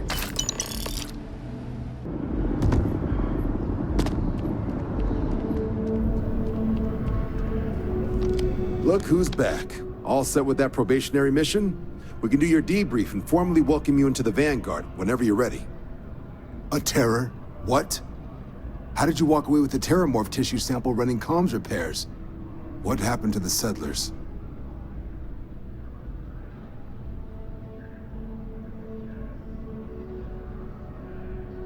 You killed a terramorph on your first mission. If I could be frank for a moment, holy shit. Above and beyond doesn't really begin to describe it now, does it? Earned yourself some serious hazard pay on this one. But, if none of the settlers made it, who's got you delivering the sample?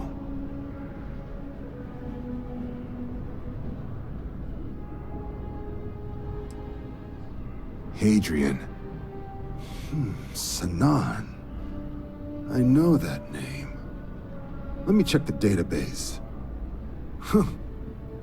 A lot of this data's been classified. Here we go. Service record. Wow. That's a lot of commendations. Seems like she served with distinction as co-head of a UC Xenoweapons division. Faced tribunal at the end of the Colony War and was dismissed from duty. Guess that's why I'd heard the name before. If she's former Xeno warfare, though, well, we can at least be sure she knows her aliens.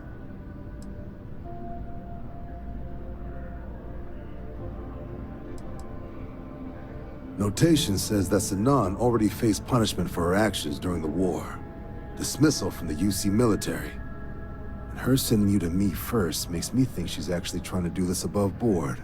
Considering her history, reaching out to the UC probably wasn't the easiest decision. Which means that must be a pretty important sample. Certainly seems that way. Did your survivor, Hadrian, did she mention why she thinks this sample's so special?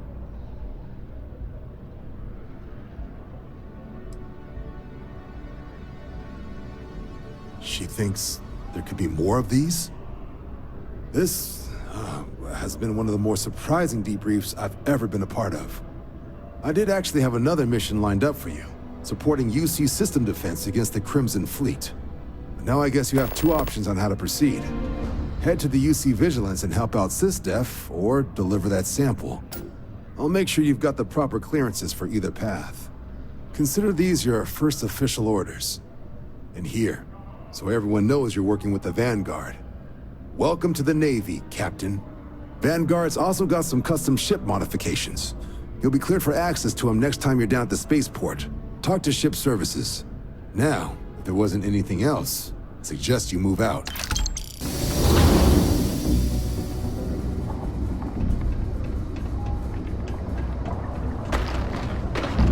Do your part to keep Sidonia and graffiti free.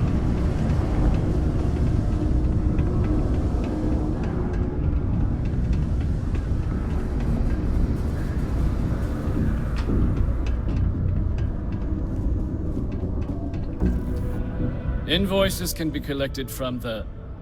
Oh. Not here for a delivery, are you?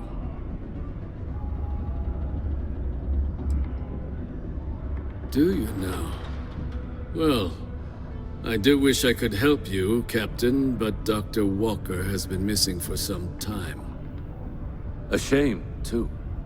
We had such high hopes for Percival.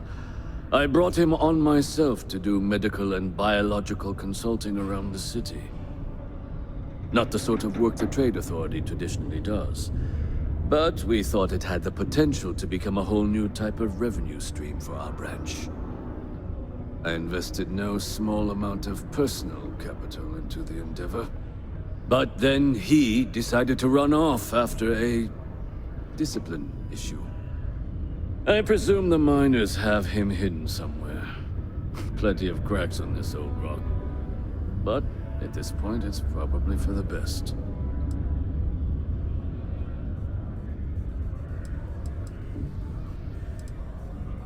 Dr. Walker decided to start brewing and selling his own pharmaceuticals to our customers below cost.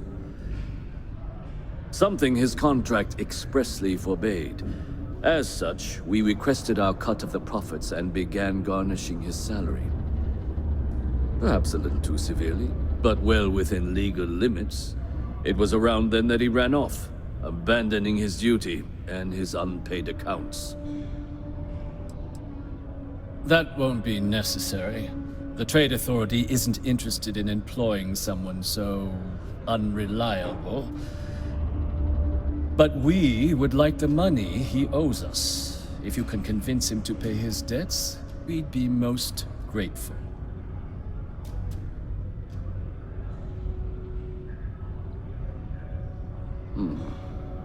Pity. Perhaps a little advance on my part might pique your interest. Visit the Sixth Circle, a bar on the lowest level of the city. If someone in Sidonia knows where Percival is, you'll find them there. Broken Spear's upstairs. Go drown yourself there. This bar's for devil's vets and their kin.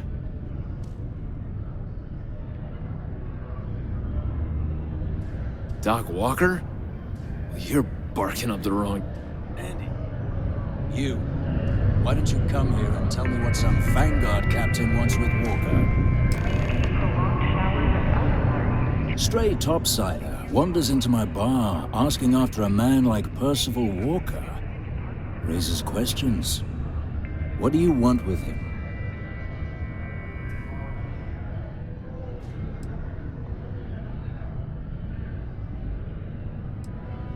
What? Someone give him the keys to a battle cruiser? Look, you can make up whatever crazy story you want, but you should forget about Percival.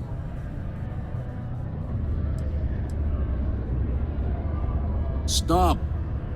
Even if I did know where he was, I'm not telling some stray I don't know from a... Huh.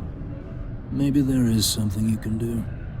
Percival's got this debt put on him by the Trade Authority. You make that go away, prove you're a friend of him and the rest of us devils, and... well, I'm always inclined to help a friend.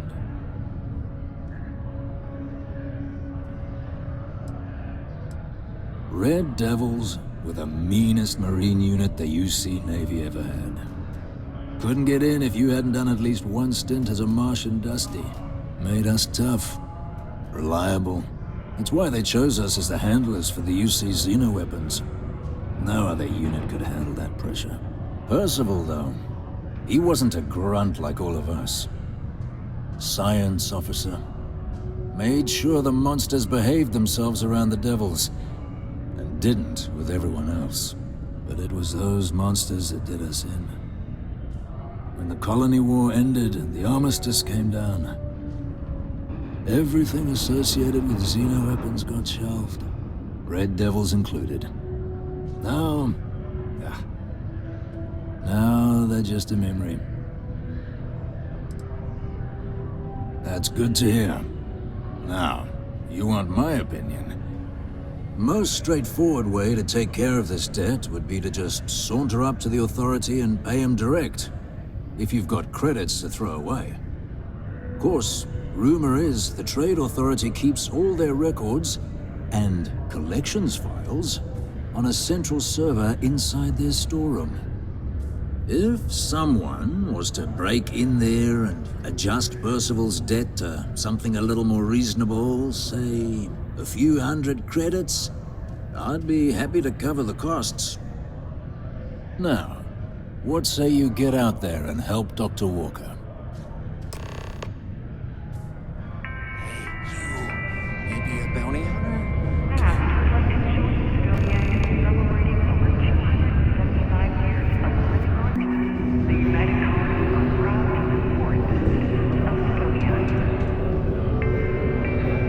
heard you talking with Lou. So you're going to help Dr. Walker?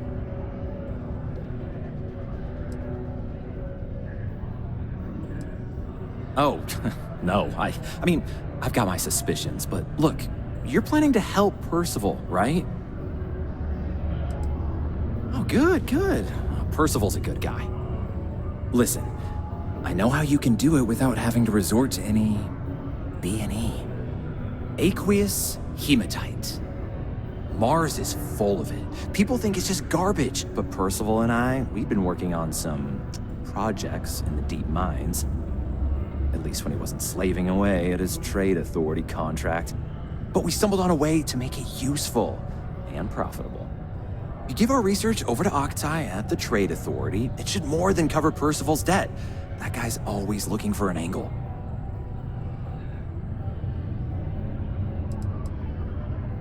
It's mostly iron and about 3 centuries of human water runoff, though only Percival would be able to tell you all the trace elements and whatnot.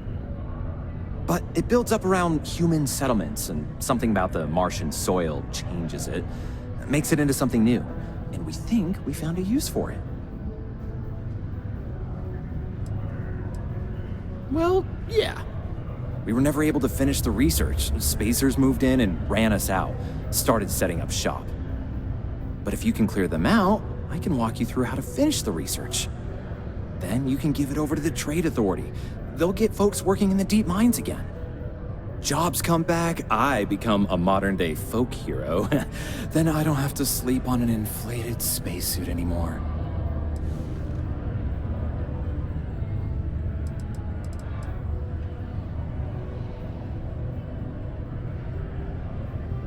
Great, great.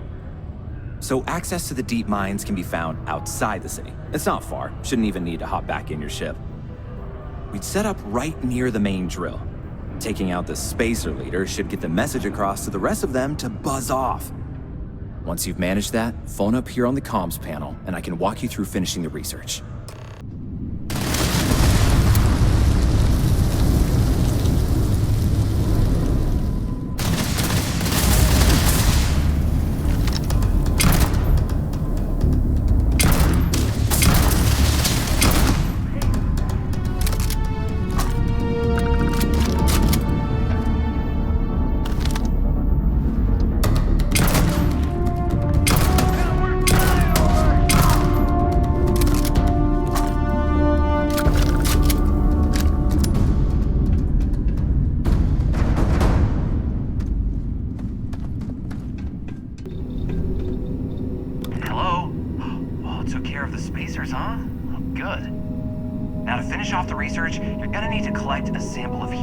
To run through the thresher. Grab a laser cutter and head back to the chamber where you came in. Once you've got a sample of the thresher, make machine in the next room. To start it is Ares 2330. Take care of all that, and we'll have Percival's name cleared in no time.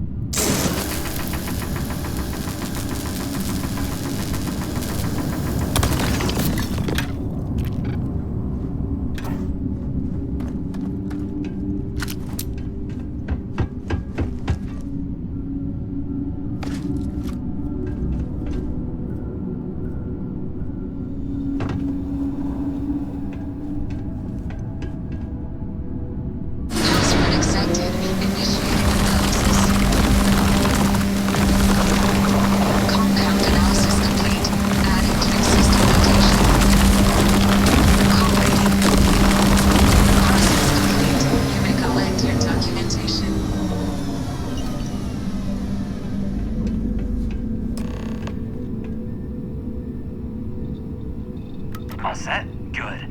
You can take the elevator in that room back to the surface. There should be a key stashed in the thresher room, if the spacers didn't make off with it. I'll be waiting at the circle.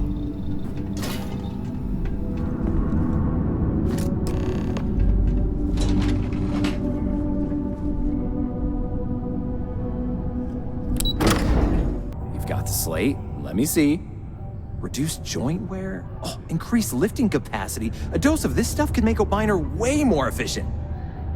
This formula's gotta be worth at least as much as whatever Percival owes.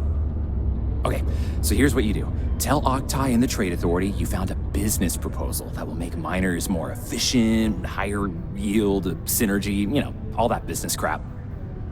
And that you'll trade it to him for clearing Percival's debt. You good at doing pitches and stuff like that?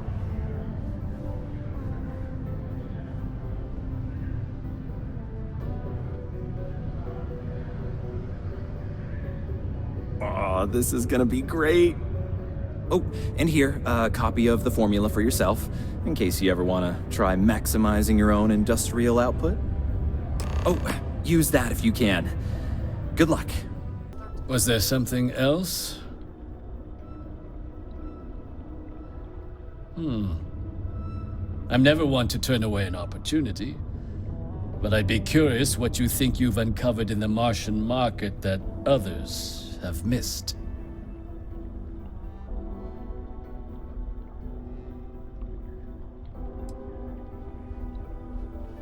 Aqueous hematite, iron and wastewater. Well, I'm not surprised no one has proposed something like this before. And exactly what does this new drug of yours do?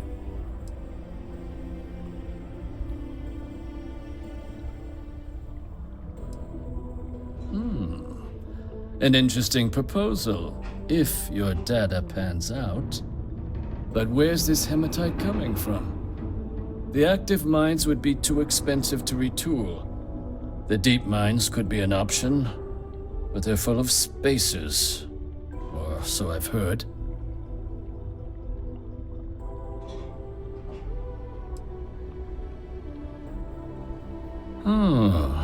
Really? Well now, that is intriguing. A completely untapped resource pool, and the sort of utility every mining firm in Sidonia would be clamoring to get their hands on. We could contract out all the actual lab work, bring on one of the hungrier mining concerns for materials, the licensing fees alone. And think what it would do for our image with the general populace. This mine, reopened, thanks to the Martian Trade Authority. Very interesting indeed. And what do you want for the rights to this drug?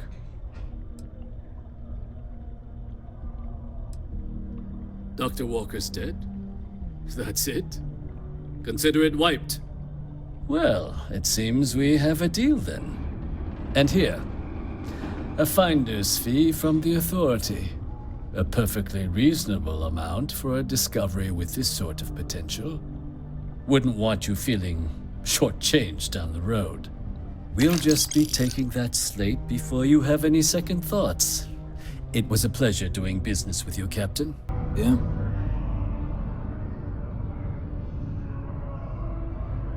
Did you now? Fine work. My end of the bargain then, I suppose. He's holed up in the old Red Devil's HQ. Place was sealed up tight after the UC shuttered our unit, but we snuck him in the back entrance through the deep mines. Was also going to warn you about spacers down there. But it sounds like you might have already tossed those dregs. Here, the passkey.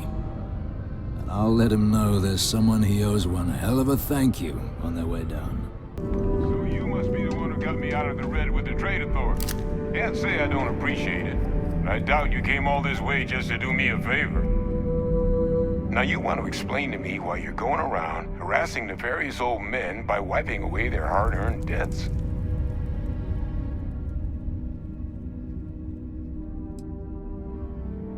Adrian sent you. She's... Did she look okay? Sounds like Adrian. Watch that woman lose a digit trying to get a better tissue sample. What? You can reattach a finger, Percy. So what exactly did she have you bring me?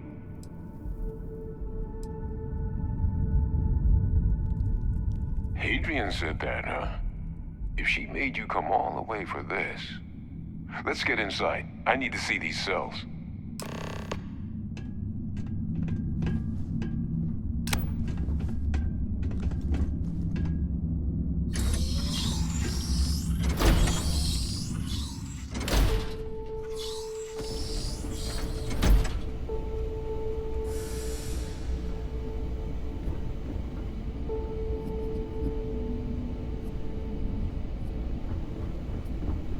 Gonna ask you to not touch anything. Got some projects in the works down here. I wasn't expecting guests. Oh, and Lou mentioned how you took care of the dead. Can't say I'm thrilled the Trade Authority got their mitts on the research, but I guess that's the price you pay not to live in a cave the rest of your days.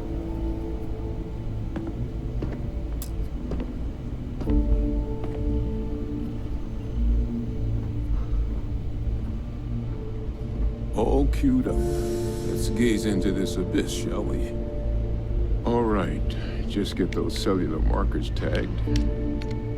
Wait, where are the markers? This can't be right. This sample, it's Londinian. I'll need to get this all on a slate. Adrian really gave you this sample. You're not lying to me? Because if you told me this was a hoax, and it'd be the best damn fake I've ever seen, I'd be mad and very, very relieved.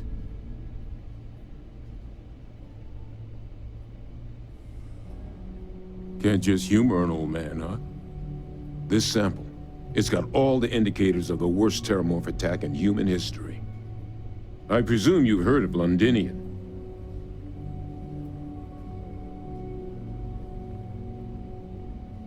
And for good reason. The swarms are so bad, they had to blow the spaceport and seal the place off from the galaxy at large. Not a lot of samples made it off the world from the time of the attack, but the ones that did, well, they look just like this one. I didn't detect any of the telltale signatures this specimen ever sat on a ship while it was alive, either. I don't think it was transported to Tal Ceti. This specimen, it grew there. Faster than any terramorph should.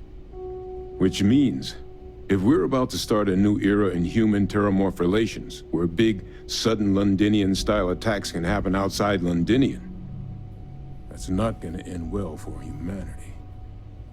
So, you lugged this bad omen all the way here. You wanna tell me what your plans are for it now?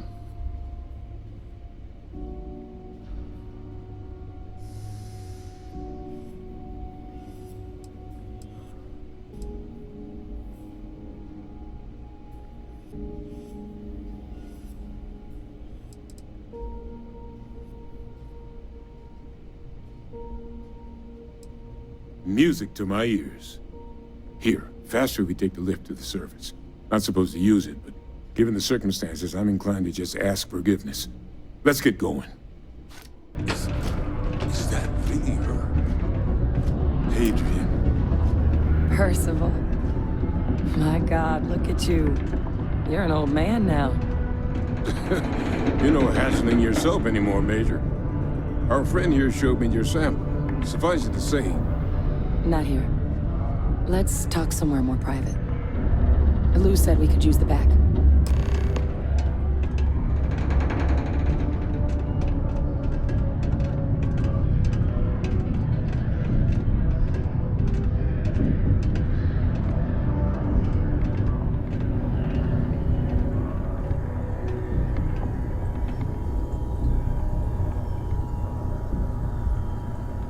Lou gave me the abridged version of what went down. Yeah, I can't thank you enough for taking care of all that. makes two of us.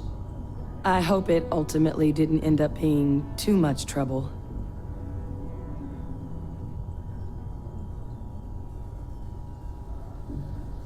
That's certainly not what I was expecting you'd have to go through. But thank you. I'm just glad you both came through intact. So, were you two able to get that workup together? Got it right here. That sample? It's an exact match for the ones from Londinian. Londinian. That's exactly what I was afraid of. Not thrilled to be the bearer of that kind of news. That's for damn sure. So tell me you've got some kind of plan for that workup. Well, right now, we've got more questions than answers. So I've been trying to figure out what it's gonna take to access our old Terramorph data. Good place to start. What'd you find? It's in the archives. The Armistice Archives? Doesn't that mean we'd be dealing with the Cabinet?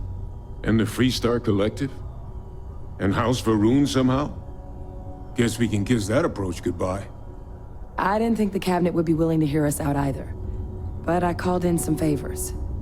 They've agreed to hear us out on 2 conditions.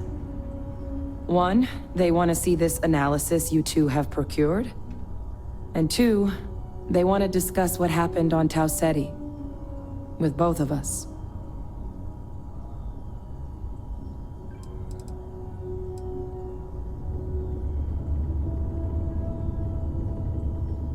The Cabinet's the UC's highest governing body. The President, top military brass, scientific and diplomatic division heads. Any major decision the UC makes goes through them. They're the only real chance we've got of unlocking the archives. So without their blessing, we're flying blind.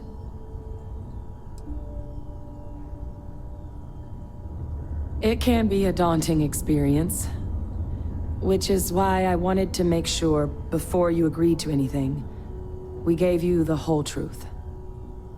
Percival and I, we're not just researchers. We were military scientists, ran a division of the UC together that deployed aliens on the battlefield as weapons. Place I was hiding out. That was our unit's home base.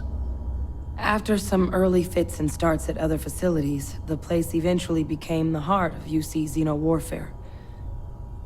A practice that's been banned ever since the armistice went into effect almost 20 years ago. And the UC military cut us loose for what we'd done.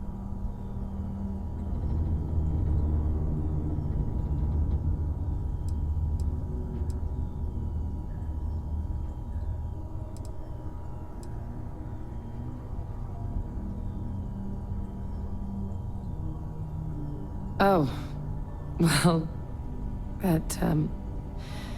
that means a lot. It's not something I'm exactly proud of. But it was during that assignment that the UC asked us to explore deploying terramorphs on the battlefield. The project never got off the ground, but the data our team gathered is now sitting in the archives, along with all the other information banned after the Colony War. Under the watchful eye of monitors from all the galactic factions still participating in regular politics. But if we can convince the cabinet to help us access that data, it'll give us the tools we need to decipher what exactly this sample might mean. And hopefully, how to prevent more attacks like the one that spawned it.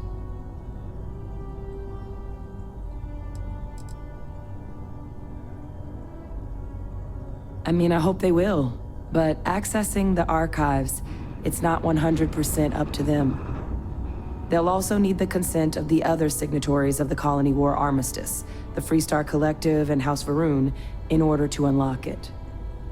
Since neither group is exactly on great terms with the UC at the moment, for various reasons. Exactly.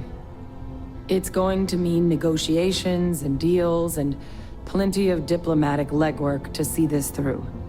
But I don't see a better option to solving what's going on here. So it's gonna be up to us to get them on board. All right. I'm gonna go get this work up into the cabinet's hands. I'll meet you out front of Mast in New Atlantis. Good luck. You two are gonna need it. Captain! Over here. The workup's in the cabinet's hands.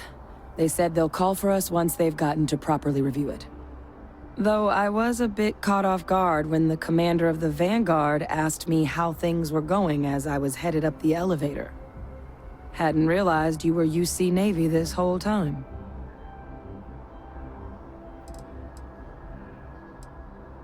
Hey, your call what you share and what you don't. And I guess in the spirit of full disclosure, there's one more thing you ought to know before we head up there. My relationship with the UC. It's more complicated than it might seem at first glance. The UC's actually the only reason I'm here in the first place. I am a clone of a man named Francois Sanon, one-time fleet admiral of the UC during the Colony War, former head of the UC Navy. They called him Ve Victus. Woe to the defeated, in Old Earth Latin. A title he earned. The program I was a part of, it was the UC's attempt to create a new generation of military minds from one of their most respected tacticians. Secure the leadership of the UC military for generations to come.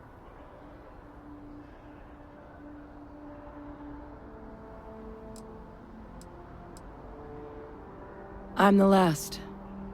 A few of my siblings, they passed when we were young. Training accidents and the like. But most of the rest were deployed to the front lines during the Colony War, and they never came back. Not a day goes by where I don't think about what the world would look like with them still in it.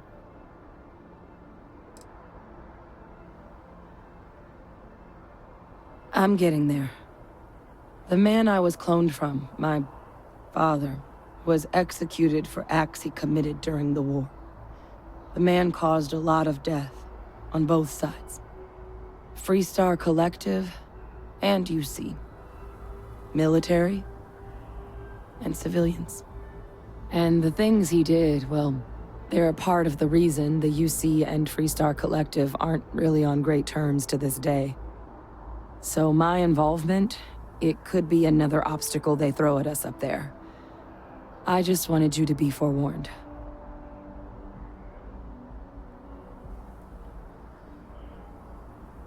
I really appreciate you saying that. I just thought you deserved to know, considering how much you've done already. You know, while we've got a second, was there anything else we needed to discuss? I know you got dropped into the middle of this pretty fast. Or if you've got any last-minute business to attend to, now might be a good time. No telling how long the cabinet's gonna keep us waiting out here.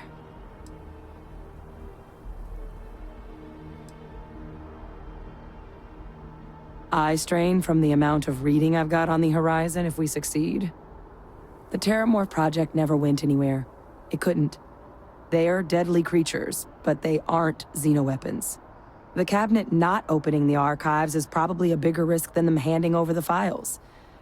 That data itself isn't dangerous, which probably wouldn't be a bad point for us to bring up, should the opportunity arise. Well, thinking about it more, I suspect there'd be value in sharing the fact that the Terramorph project was, well, a failure. There's no need to be afraid of this data being weaponized. Knowing that should calm some of the cabinet's fears and make it easier for us to dispel any suspicions the other factions might have about our intentions.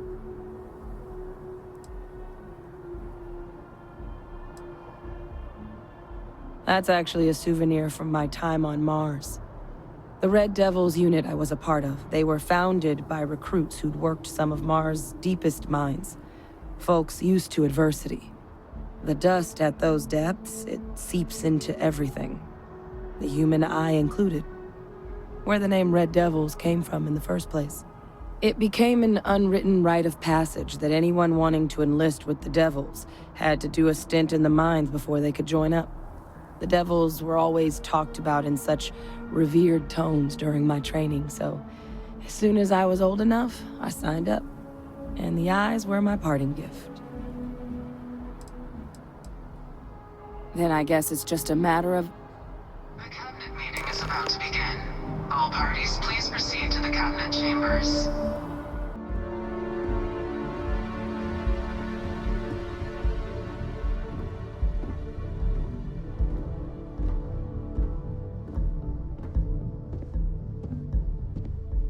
Ah, welcome. You must be the captain Hadrian mentioned in her report. You have our thanks for the risks you faced in securing this information.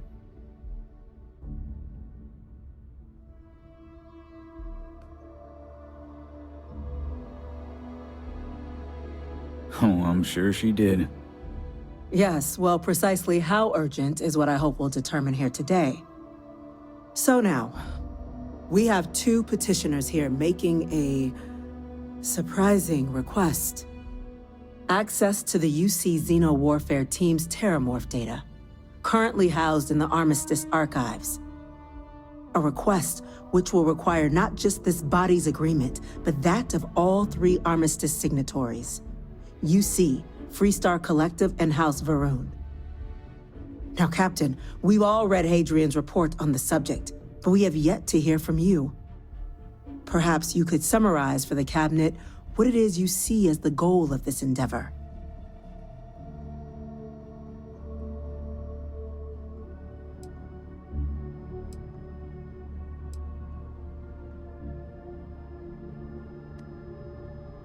That's quite the leap, Captain.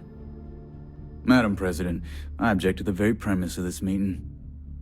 While no one would argue that what happened on Tau Ceti was anything less than a tragedy, terramorph attacks are not some sudden new threat on the horizon. They've been happening for generations. To demand we hand over banned archival knowledge and possibly upset the balance of galactic diplomacy because of a single attack seems at best panic, and at worst, a power grab by the daughter of a bloodthirsty warmonger and her associates. I would remind the chief diplomat who he's speaking to. If it's my father you're looking to address, you're welcome to consult a medium. I would also ask how many deaths the Cabinet requires to act. 50? 50,000? Because if tragedies like Tau Ceti are just prelude to more attacks, I have no doubt you'll get the body count you require. Let's keep this civil, shall we? And while there should be no doubt the preservation of life stands paramount among this body's duties, Chief Yassine has a point. Will a single attack, however troubling, be sufficient to convince the other factions to grant us access to what they no doubt consider weapon data? I don't think it's enough. Perhaps you can help, Captain. As the one who actually collected the sample in question, did this terramorph seem at all alarming to you?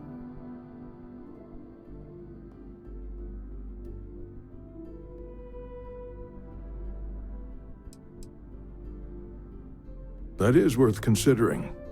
This attack took place on an almost completely uninhabited world. The casualties were minimal as a result. But if there's another attack, will we be so lucky? Yes, a fine point, Admiral. So then, Captain, given the discussion now and the information you've been privy to thus far, if you were in our position, would you grant the request made to open the archives?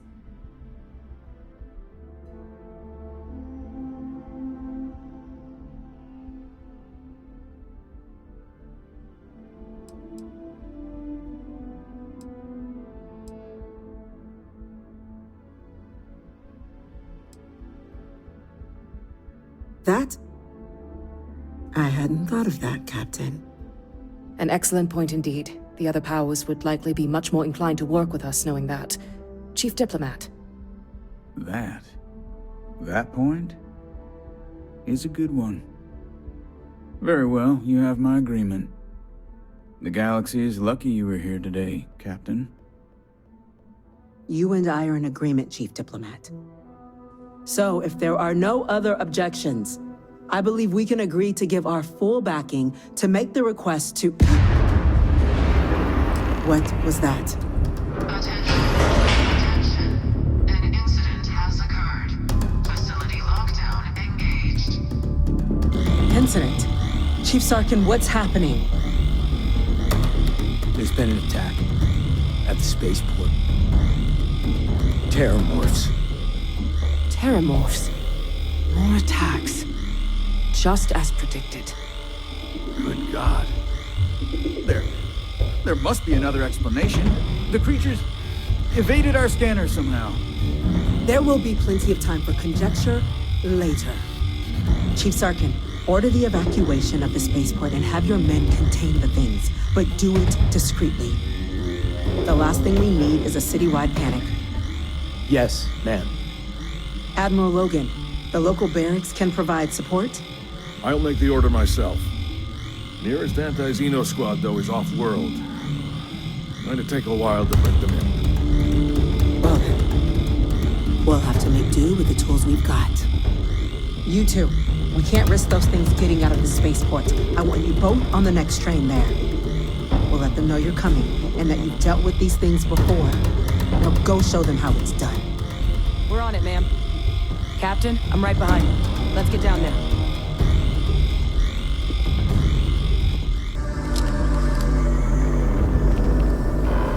God, no time to waste, Captain. Stash the EM and pull some firepower. Let's move! An evacuation order has been issued for the spaceport district. All citizens are required to proceed to the nearest shelter.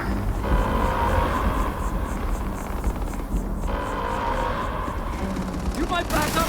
Don't just stand there. Good.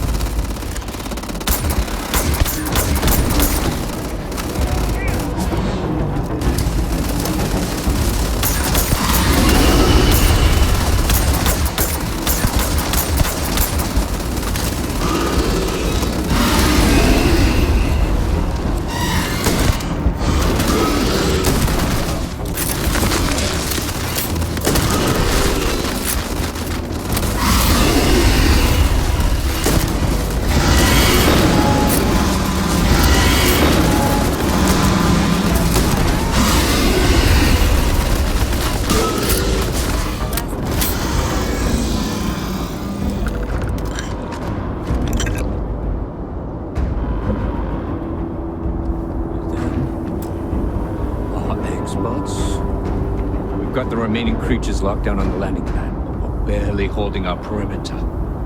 They said you've done this before.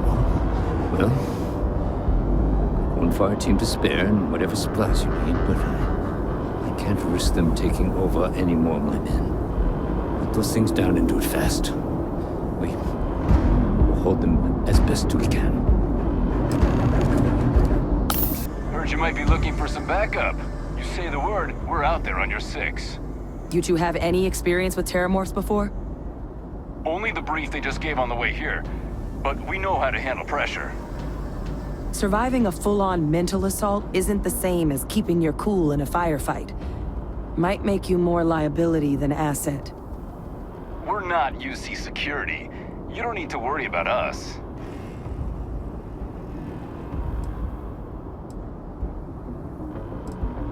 We're not afraid, but we'll stay here and hold the line if that's what you want.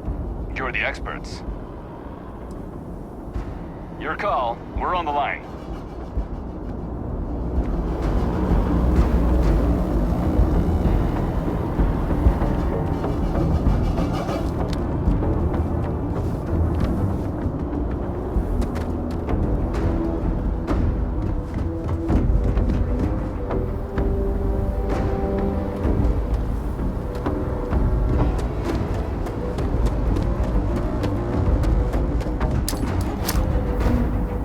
I can handle this!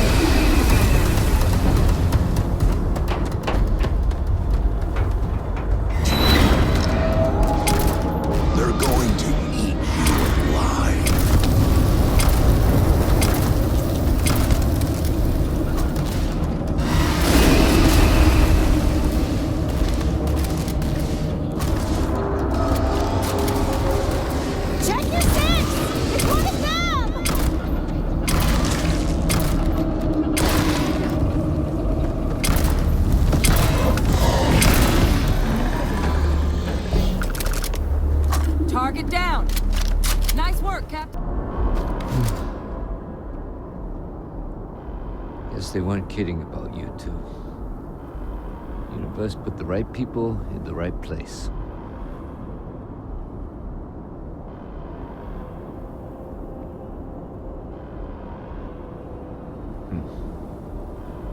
Certainly doesn't feel like it. I don't want to think what would have happened if you two hadn't been here. Just glad we could rise to the occasion. Captain, we should report back to the President. Let her know the Terramorphs have been dealt with. Take care of yourself, Sergeant. Thank you, gentlemen. Let your people all know how much we owe them today. Yes, ma'am. Ah, there you are. I believe we have some things we should discuss. Captain? Hadrian? It would appear that the Cabinet owes you our thanks for what you did for the city today, as well as an apology. Your concerns about the Terramorphs, well, consider them validated. Thank you, ma'am.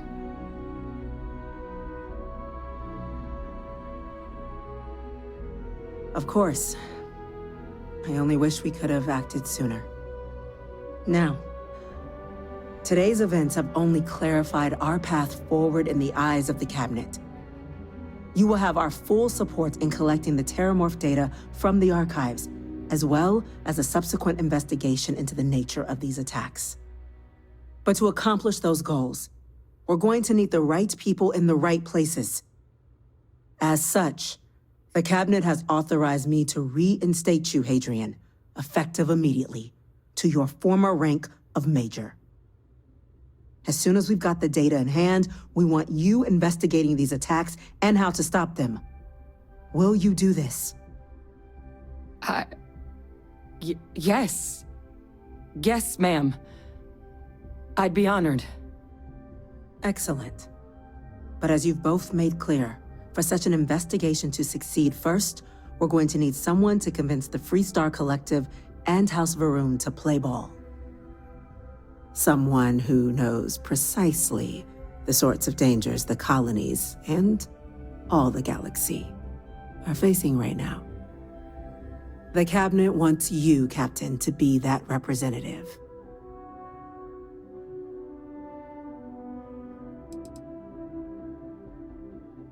The Cabinet wants progress, and wants it quickly. You're already far more familiar with the situation than any diplomat would be. There's also no diplomat alive that can claim they helped keep a cadre of Terramorphs off the embassy doorsteps. The Cabinet was unanimous. They want you.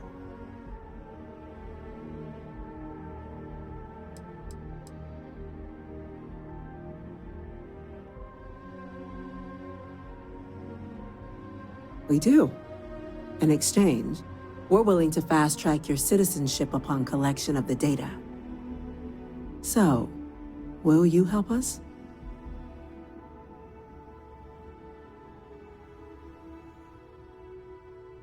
I'm glad to hear it.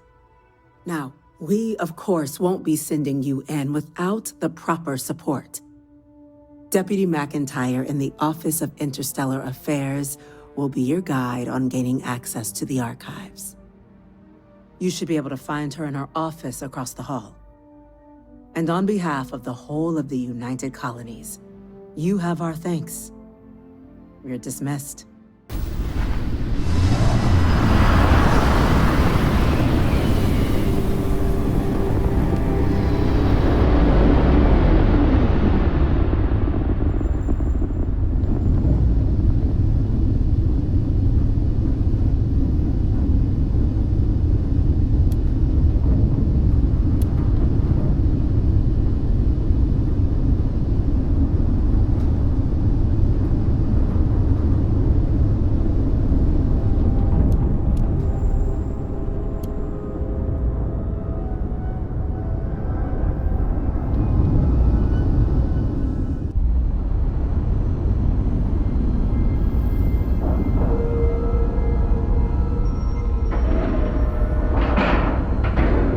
Foot on the eye for ages.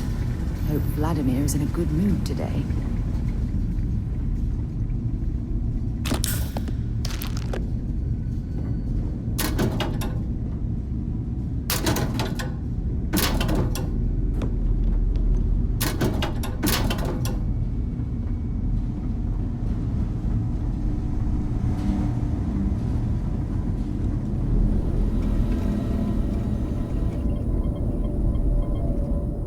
We got a rook on deck. Good to see Constellation getting some fresh blood. Glad you two finally have a chance to meet. Wish I could have been down at the lodge to see the artifacts come together. But I got a little lost peeking through the eye.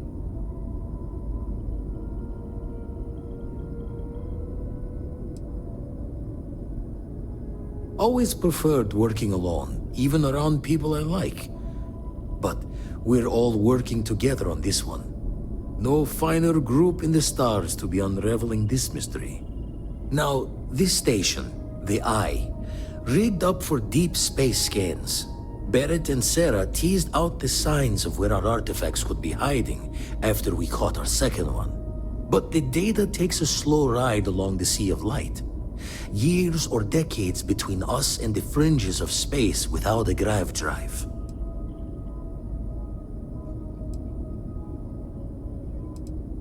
No matter how good the scan, it's still just peeking at light, and she only has one speed.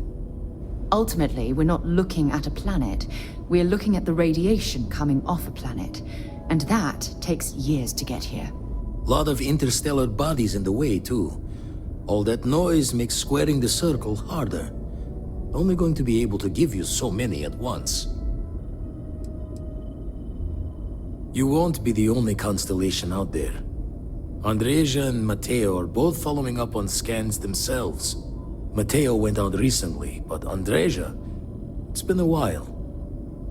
Hate to pull the worried old man act on you, but I'm an old man, and I'm worried. Yes, indeed. Stop worrying so much, Vladimir. If she's out there, we'll find her. She should be at one of the 2 sites I've marked on your star map. Can take care of herself, but we all need backup sometimes. Anyway, hopefully you'll be catching Fortune's smile, and we'll have some more artifacts to take a closer look at. Happy hunting.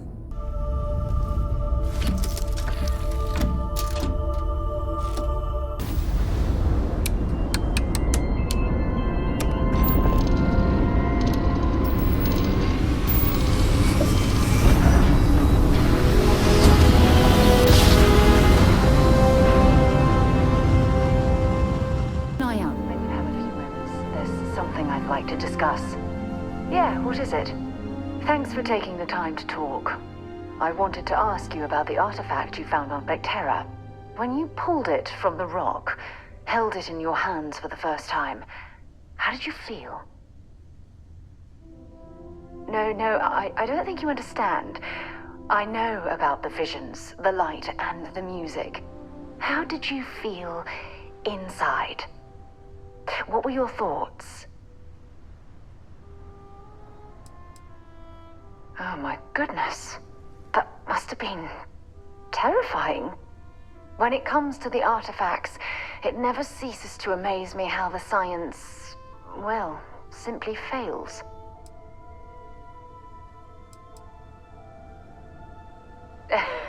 True. But hey, how else would you describe it? The artifacts are so different, so alien, and I'm certain one of them reached out and spoke to you. Quite the mystery. Agreed. Unfortunately, there's no way that I know of to reply, and believe me, I've been trying to gather data on the damn things for years.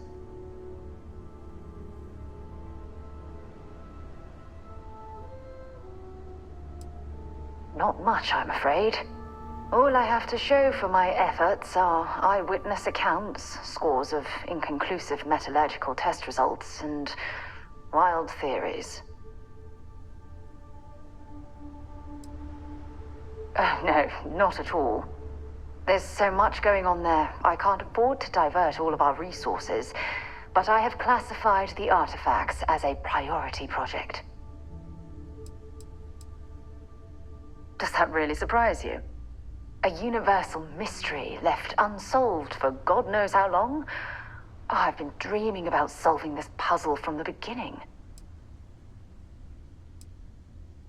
I knew I picked the right person for the job. Look, I wanted to thank you for taking the time to talk, and for keeping an open mind. And I also wanted to say, well, I'm pleased we're on this journey together. It's the best decision I've made in quite a long time.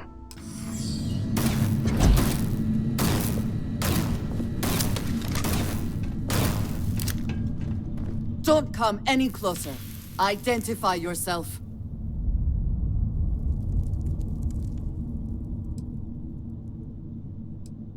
You are from Constellation. Vladimir said someone might be coming. I'm just glad we found you unharmed, Andreja. Vladimir and I were worried. You are the newest member, yes? Do they often send you to check up on other, more senior members?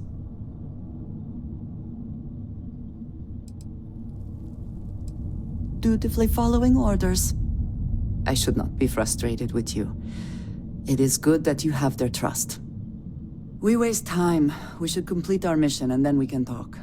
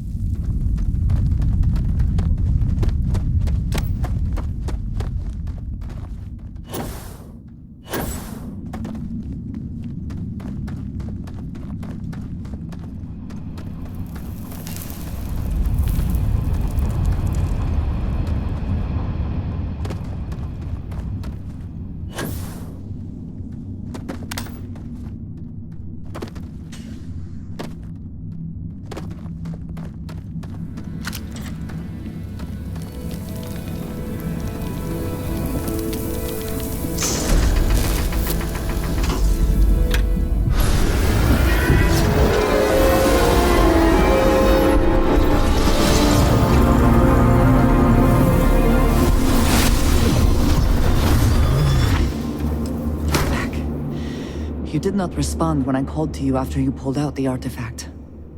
Does that mean Barrett's theory and experience were correct? The artifact grants the first person who touches it a vision? The fact that it has happened to both you and Barrett is already more than we had before.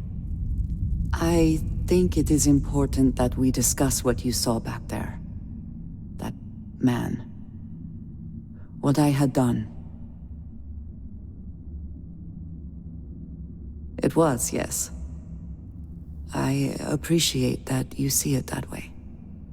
A very practical outlook, not one I find is shared amongst members of Constellation. May I ask what your background is?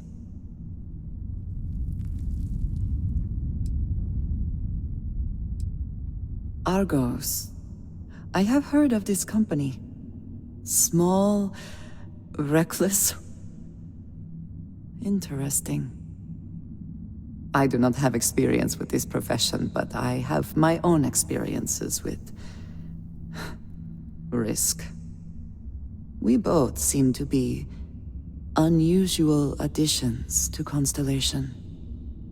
Please, I would ask that you not mention to Vladimir the circumstances in which you found me. This is not the first time that Varun zealots have attempted to corner me. If it is known that this has happened again, well, it has been a while since I was given an assignment on my own. I would not want it to be even longer in the future. Do you understand?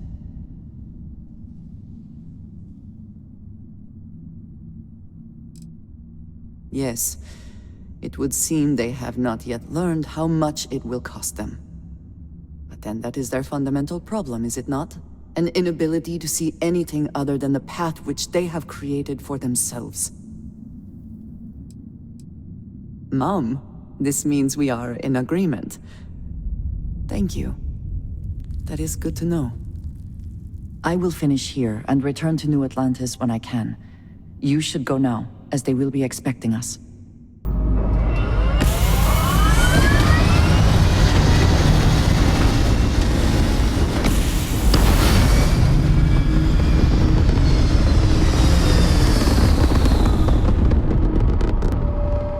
spends a fortune to maintain the lodge, but I'd say it's worth every credit.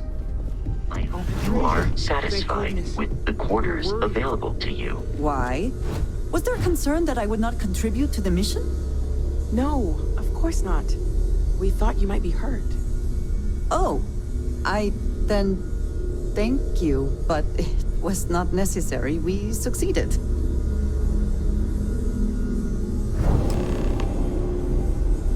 Look at you two. I'm jealous. I tried following up on some leads myself, but came back empty-handed. They could be anywhere, can't they? Embedded in a rock, or in the hands of an unsuspecting novelty goods trader? A couple of scans from the eye, but it looks like you got there first.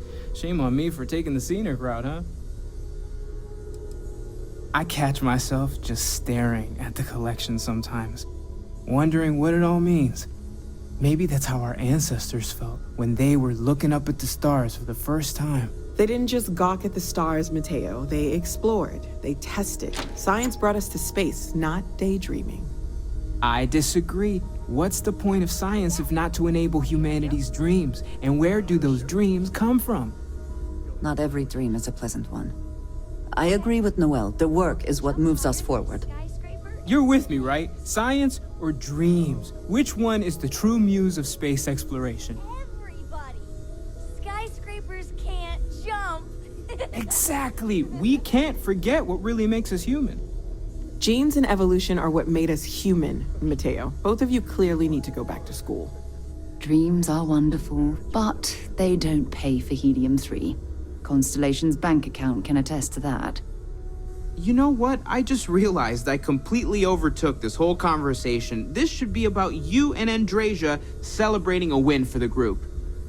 I do not mind being asked to join in a debate. It was good to hear everyone's sides. But I do agree that we accomplished something together. Thank you for your help.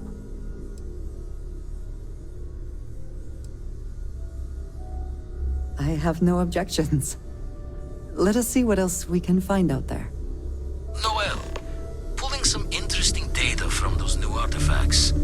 Tell the Rook to meet me back on board the station. Roger that, Vladimir. He's on his way.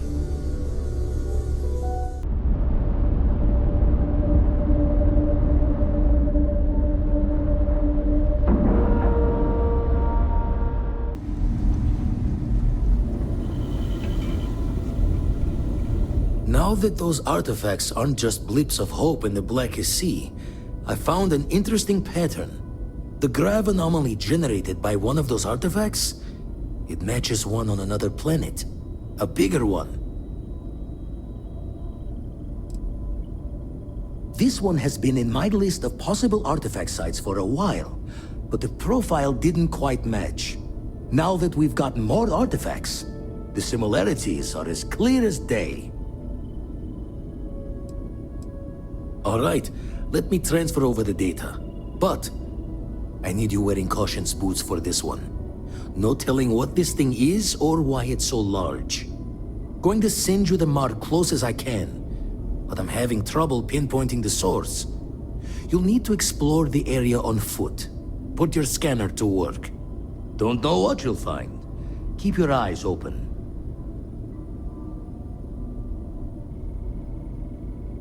And from there, maybe you catch a smile and uncover the source of it all.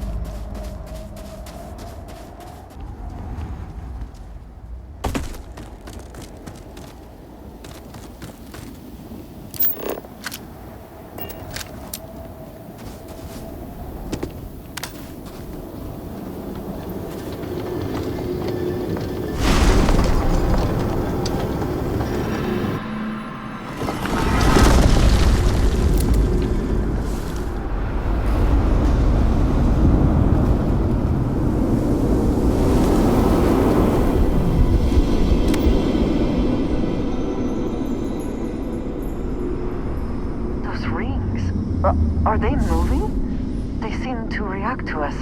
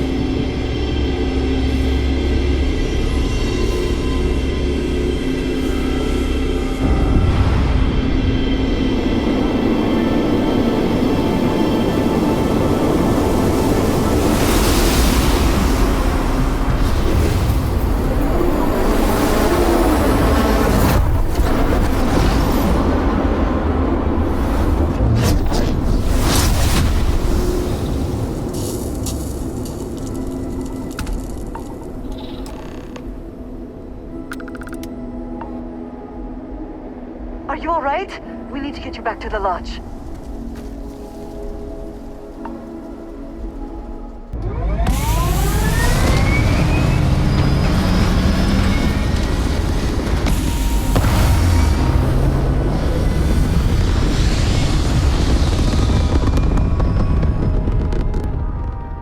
Constellation does have excellent lodging. Crix's bones. Look at you.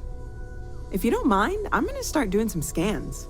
Like, right now. We were right about the anomaly, weren't we? Tip our ears on the tail.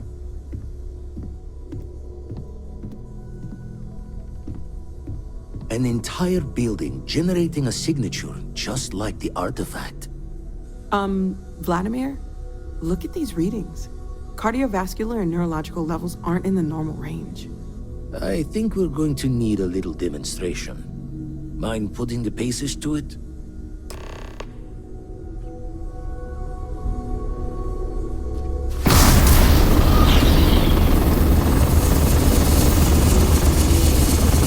Everyone saw that, right? Like a literal gift from the heavens. And also the most practical consequence of our little venture thus far. Got no old shipwise for this one. Going to just call weird, weird.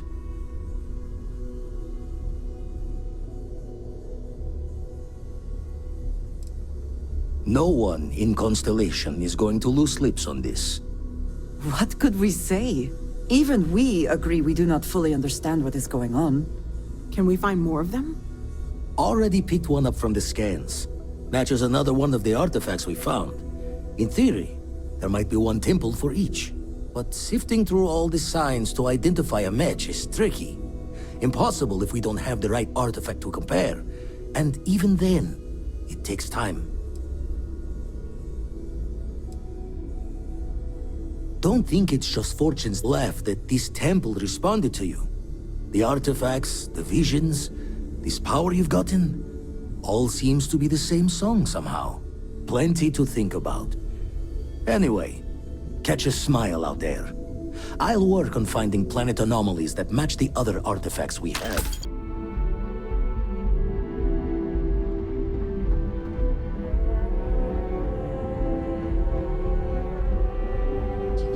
These orders. A Vanguard captain. Yes, sir. I'll make sure they get what they require. That must make you my Vanguard captain. Welcome to Interstellar Affairs. I'm Deputy Chief Diplomat McIntyre, Chief Yassine's second-in-command. I heard you were instrumental in protecting the city from the attack. You have my gratitude. I was also informed that you gave quite the presentation to the cabinet. Chief Yassine wants you to know the Interstellar Affairs Office is fully committed to this endeavor, accessing the Terramorph data and beyond. We're going to do everything in our power to make sure you have the tools you need. And that means first getting you into the archives. You do know what the archives are, correct? It was a mutual agreement, but I suppose you touch on the spirit of it. So, you also know then that it was originally managed by the 3 major galactic players. Access to the archives is only granted in cases of dire emergency, and requires a one-time use code from each of the 3 armistice signatories. UC, Freestar Collective, and House Va'Run. Now, the UC is already on board, so that means we'll need to convince 2 people. The ambassadors of the Freestar Collective and House Va'Run to hand over their codes. Get them both and you'll have your data. But that's a lot easier said than done. No. Each is a strip of several million random numbers generated on the fly based on biometric keys kept by each of the ambassadors on their person at all times. They're impossible to create without those keys, and those keys stay with the ambassadors, meaning we're accessing nothing if we can't get them on our side.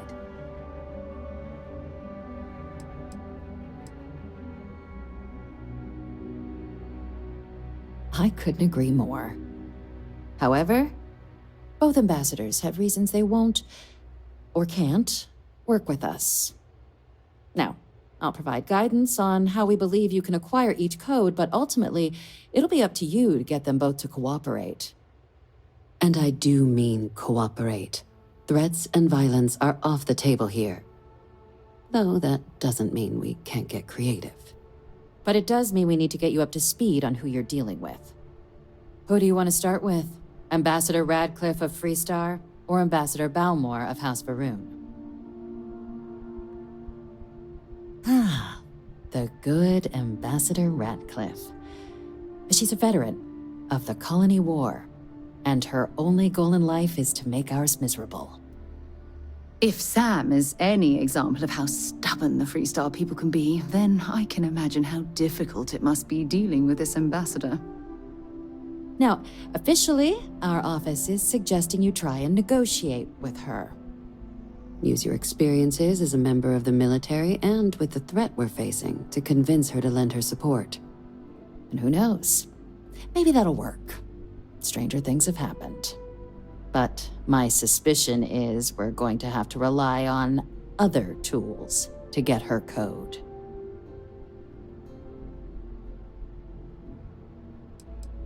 Huh. Well, if that's the case, I'll wait to be pleasantly surprised. But we do have one item up our sleeve.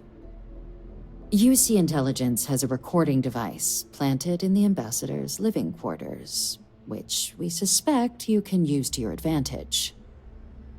But getting caught trespassing is a quick way to land yourself in an embassy holding cell.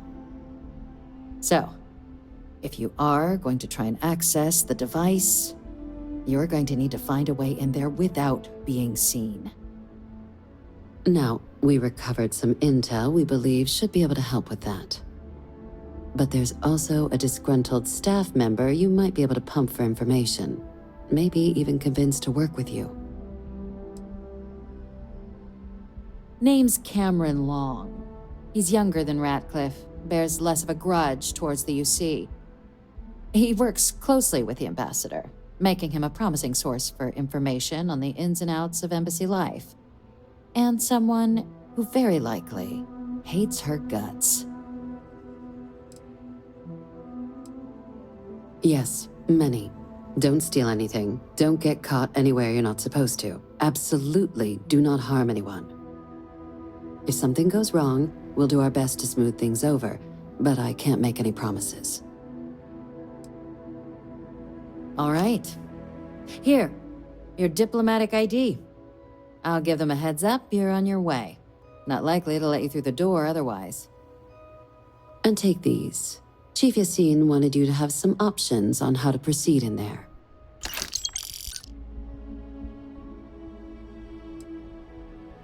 Ambassador Balmore's a challenge. When the rest of House Varun retreated into seclusion shortly after the signing of the armistice, Balmore stayed here. He's since lent his support to a small number of archival requests, so there's real hope he might again. Though claiming to know how a member of House Varun thinks is a quick way to earn yourself a psych eval.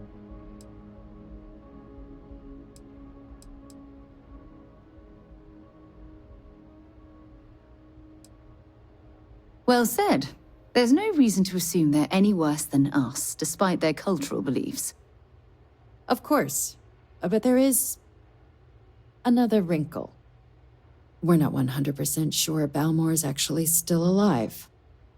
His public appearances were always rare, but it's been several years now since he last poked his head out. Scans of the facility show life signs, but not the kind we were expecting. Your task is to find him and kindly but firmly remind him of his duties under the armistice.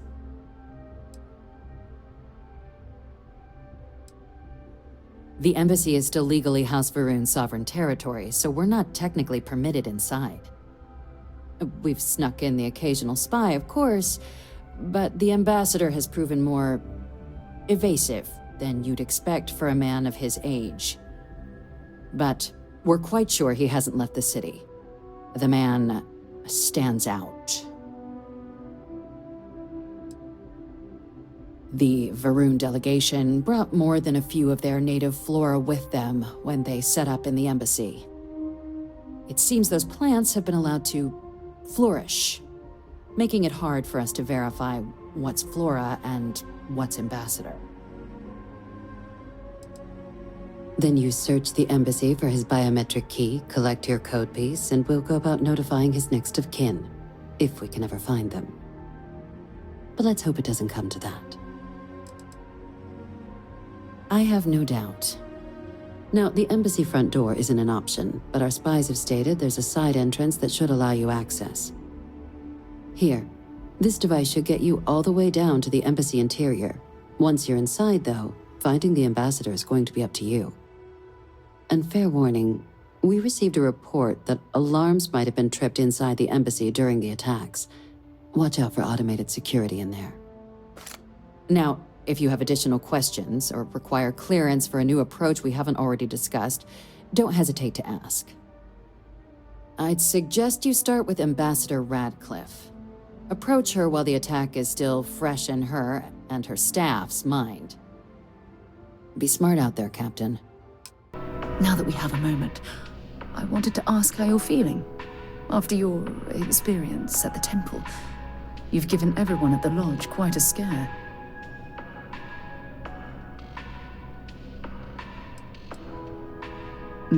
That's a very reasonable answer. According to what I've heard, your body absorbed an almost unquantifiable amount of energy of a type we can't even begin to understand. We're dealing with something unknown to modern science. Who knows how this encounter has affected your body or your mind?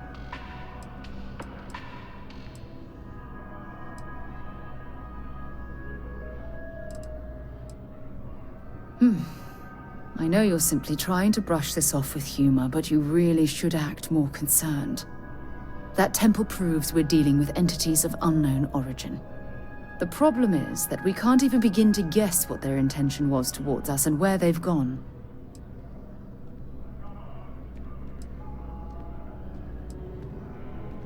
Perhaps that's true, or perhaps you were simply quite lucky. It's just that... Oh, I'm afraid that we're flying almost completely blind here. All we know for certain at this point is that whoever created the artifacts are the same beings that built the temple. Anything else is just guesswork. I might as well put on a blindfold and toss darts at theories written on the wall.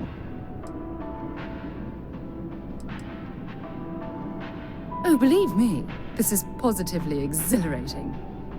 Think about the significance of this research. The questions it raises alone are mind-boggling.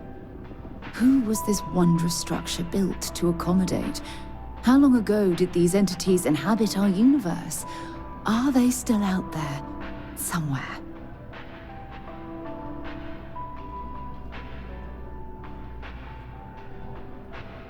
Perhaps.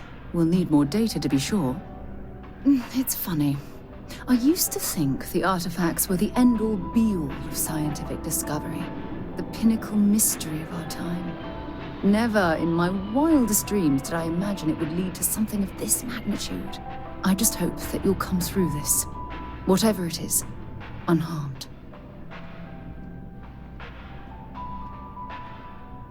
Oh, well, thank you. Look, I've already taken up too much of your time. All I can do is promise that I'm not going to make you deal with this mystery alone.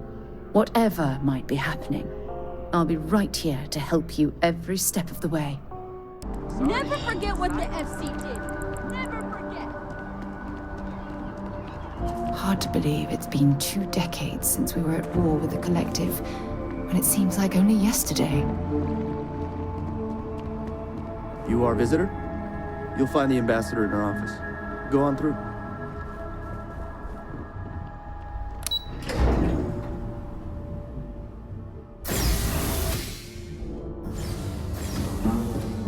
Visitors are only allowed in the lobby.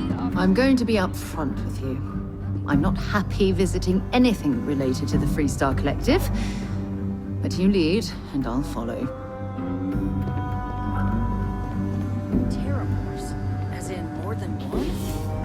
All that security and they still can't protect their own spaceport. The UC never fails to disappoint. I just wish I hadn't received the news from an SSNN broadcast. We have a strategic advantage to maintain, Mr. Long. Of course, ma'am. I'll make sure it doesn't happen again. Excuse me. Are you supposed to be in here? This building is Freestar sovereign territory. So in here, we're the law. I'm sorry. Do you have an appointment?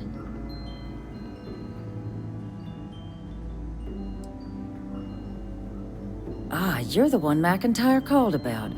The eyewitness. She said you were at the spaceport. You have my thanks for what you did down there, truly. Saved many lives. Now, she also mentioned that, and maybe it was just a bad connection, that now the UC wants terramorph data from the Armistice archives, some of the most highly guarded information in the galaxy, in order to protect us all. I can only presume you're here to tell me I misheard her and that they didn't send you, local hero, to futilely beg on their behalf. Tell me I've got that right.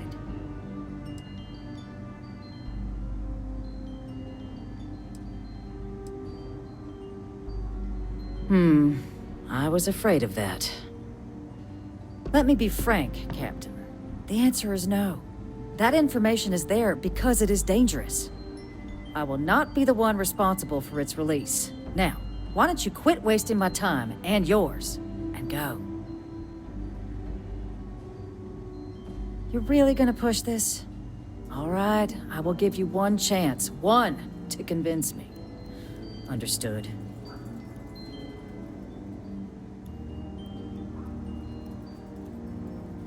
I'm listening.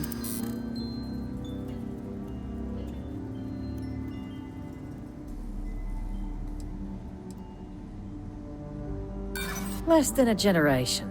Hardly long enough to claim the UC is completely reformed.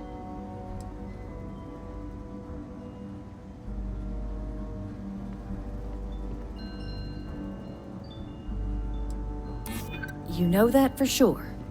That is interesting.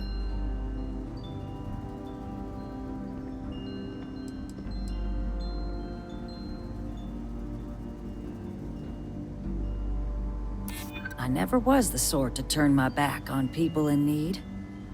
Well, Captain, you make some good points. But if I'm really granting you access, I'm gonna need the following concessions. Your access will be limited. You can only take out the items related to stopping these terramorphs. The monitors will make sure of it. You go in once, you get everything you need on your trip, and never again. And all research done with the data will be monitored. If this data is being used to save the galaxy needs to be involved in the oversight. Freestar scientists will watch your people like hawks. So, do we have an agreement?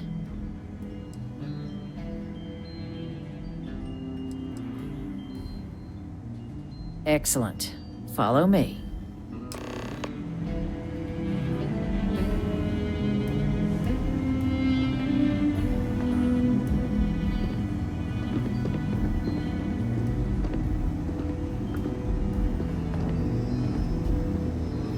Sorry.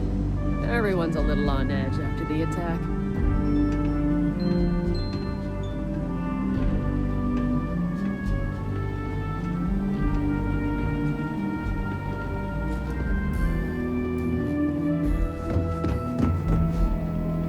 They tell me it should only take a moment.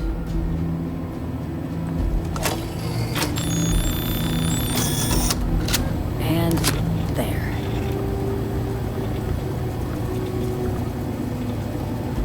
Here, I'll reach out to Deputy McIntyre. We'll coordinate the necessary oversights. Two unlikely allies, I guess.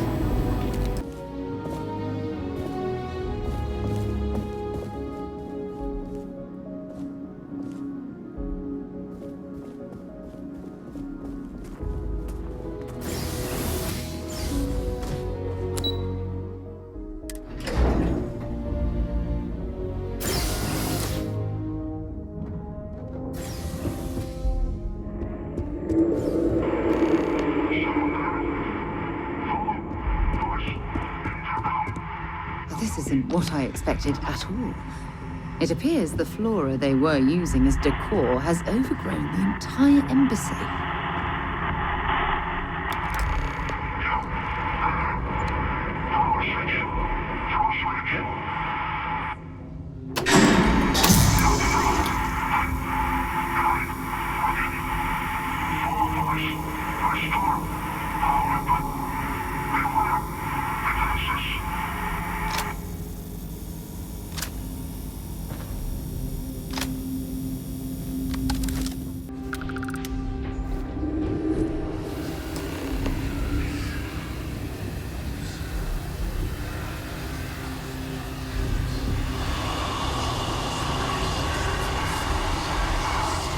I've never seen a tree like this before in my entire life. It'd actually be more fascinating if its branches weren't floating around.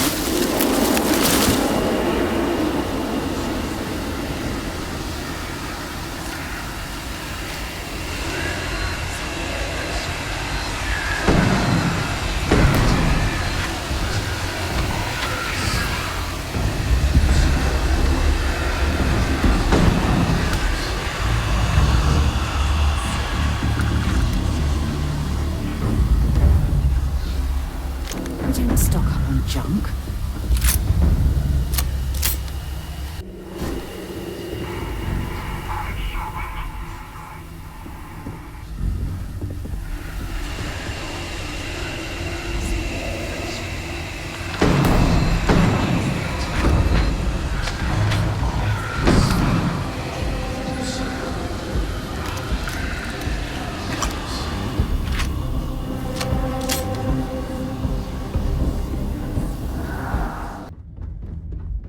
So, what seems punishment becomes providence.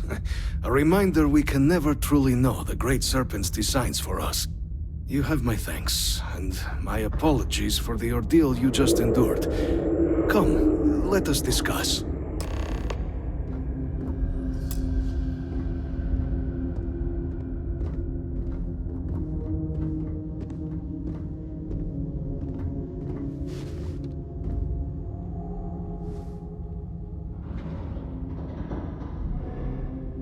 Not the ideal introduction, I suppose, giving you a grand tour of the embassy via barely functioning intercoms.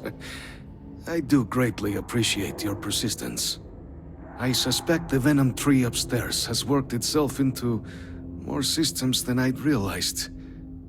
But then again, who could cage such a beauty? Tell me though, what is it like outside? I heard the broadcast mentioning an attack, then the embassy was struck with a power surge, and then silence. Has the rest of the city suffered quite so badly?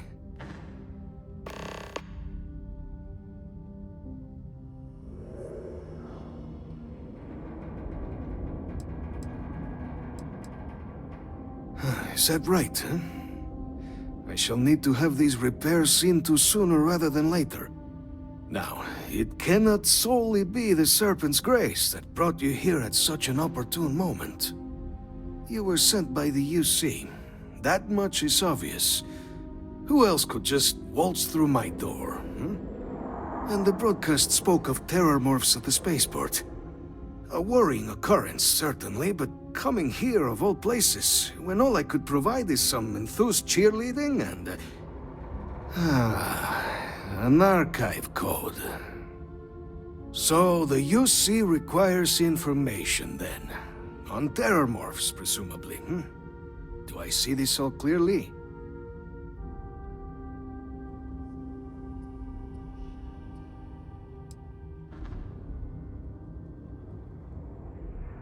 The preservation of life stands as the very purpose of the archives.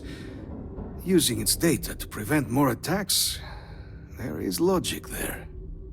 But if I am to grant you access, I have a requirement. For years, House Varun has been known only as an agent of slaughter. We founded this embassy with hopes of shedding that legacy, with little success.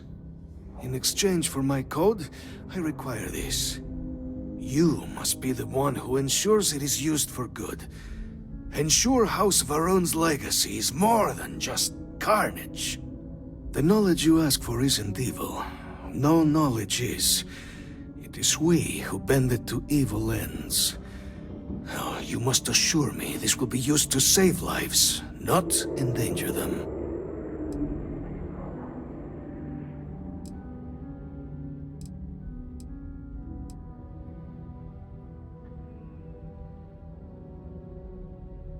As the chair of Constellation, I take personal responsibility in vouching for this man's integrity. He'll keep his word. Well then, I shall not fear. Please, follow me.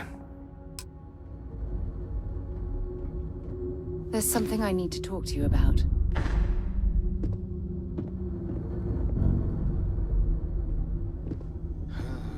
Let's hope it still works.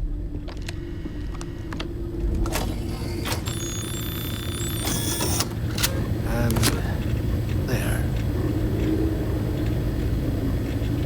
Let it be used for good. Hey, remember our last conversation? When you told me the artifacts made you feel like you were being pulled across the entire galaxy? Well, it got me thinking. So I dove into our archives and started looking through Constellation's older journal entries.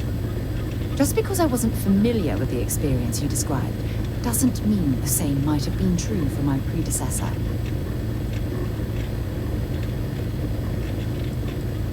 Unfortunately, no.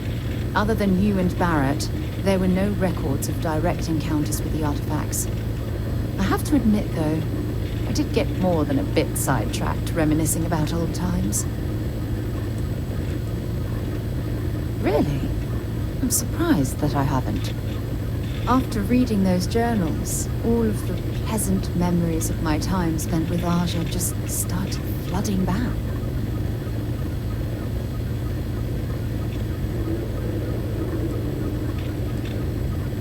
Well, there's no reason to be jealous.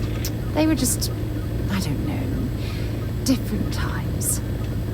Arja was the one that taught me the ropes at Constellation and took me under her wing as her protege.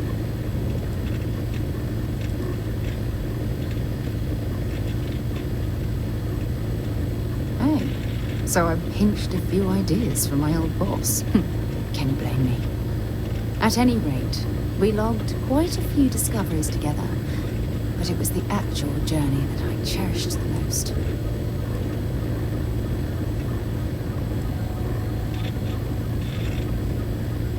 Exactly. For me, it was all about the quieter moments. There was nothing quite like sitting back and watching space bend while listening to Arja spin vivid stories to fill the time. Oh, I find that sort of cozy isolation the best way to really get to know someone.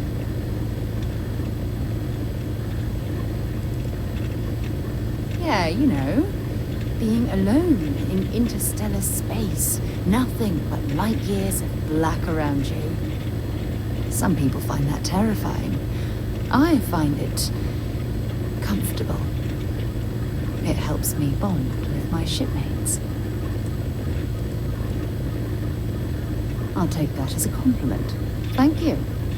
You know, all this talk about Arja reminds me that my time with her was a gift. I miss her dearly.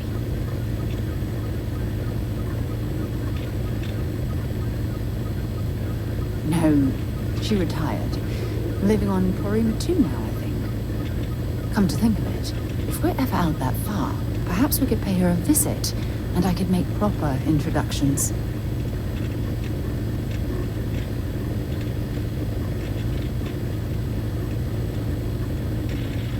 Well, I don't expect you to be a carbon copy of Arja. Just be yourself. You see, it's clear that we share the same hunger to discover what's out there. And that, well, that's what intrigues me about you.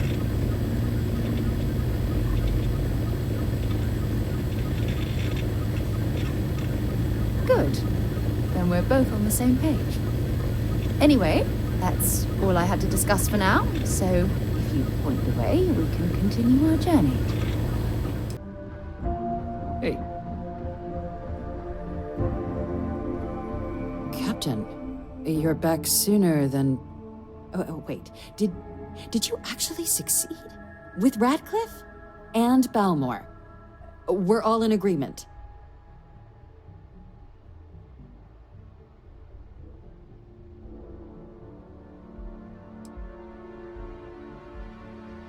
You saved him.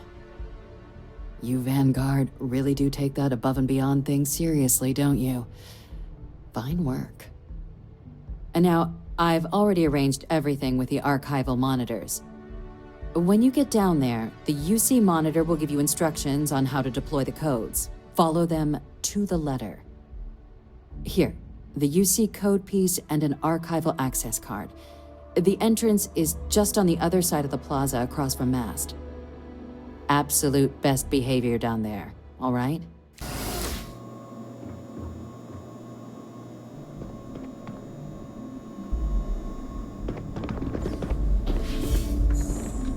Captain, we've been expecting you. Please approach the monitoring station and we will go over the rules.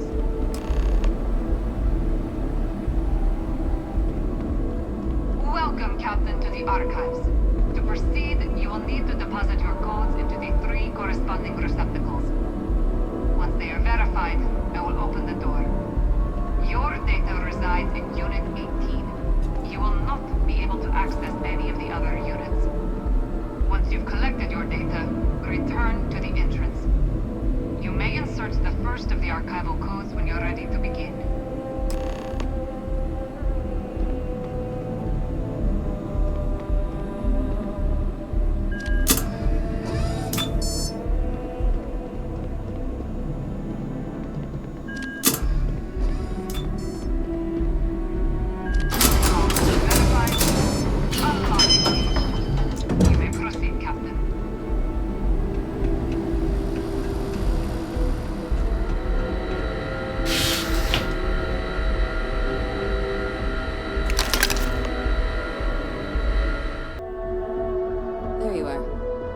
Captain.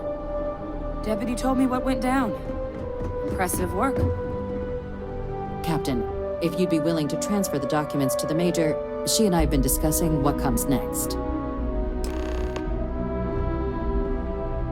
Time for us to start getting some real answers, and figure out if we've been asking the right questions. So whenever you're ready.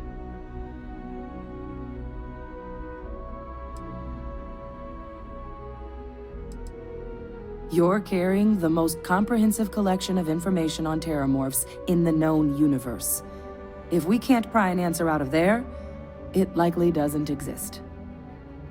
Certainly doesn't mean it's going to be easy, but we're not going to know until Percival and I dig in, so whenever you're ready. Acknowledged and accepted, Captain. So with the data out of the way, we've been discussing where exactly this work's getting done. The Red Devil's headquarters on Mars, back where you found Percival, seemed the natural spot. Already has the equipment, the safety measures. Though it sounded like the deputy had a few more things she needed to discuss with you first. Indeed. The most important of which is getting you your citizenship. Then I guess we'll see you on Mars. Captain, if you'll follow me.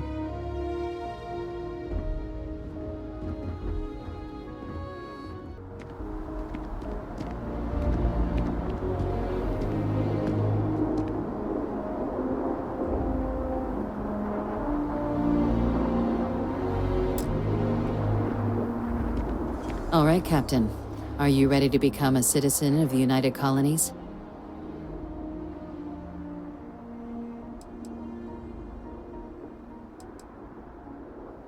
Good. This isn't the only item we need to discuss, so I'll give you the short version. Please raise your hand. Captain, through your actions today and in days past, you have earned your place among the United Colonies. Through service, bravery, strength, and upholding of the mutual good. Will you carry and cultivate these values for as long as you remain a citizen? Then, Captain, I'm pleased to welcome you into the United Colonies as a full citizen. Here, your official ID and your citizenship dispensation. We've also let the Aphelion Realty office out in the plaza know you're approved to purchase property. Now, the other item we needed to discuss. There's a member of the UC who's asked to speak to you, but this person is in a sensitive position. Normally, we wouldn't even consider something like this, but we think this person has information that could prove useful in dealing with the terramorphs. And they've stated they'll only share it with you. They asked for you by name. So I need your agreement that everything you're about to see is kept in the strictest confidence. You can tell no one. Can you agree to these terms?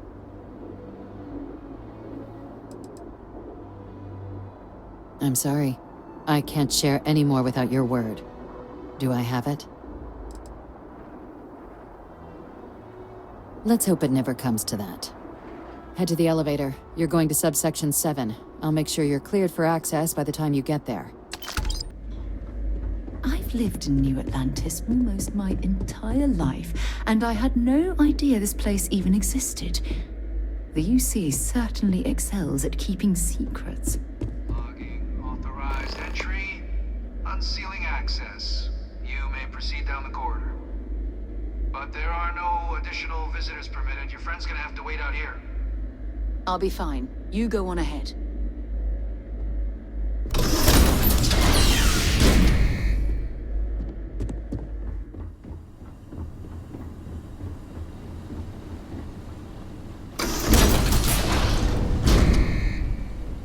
Welcome, Captain. Please, come down and approach the intercom. You and I should chat. President Abeyo was kind enough to give me a few files to peruse. Quite the series of accomplishments you've managed. But now you face a foe unlike any other. An invisible enemy, lurking in the shadows.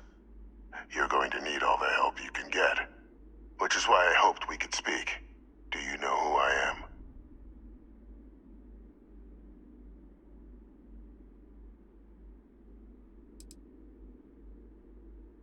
Perceptive.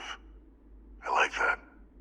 I Francois Sanon, but most know me as Victus.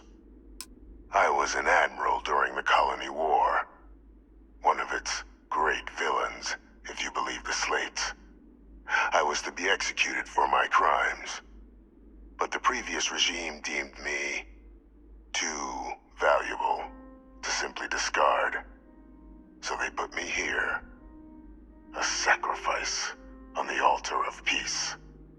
Even my death served the colonies.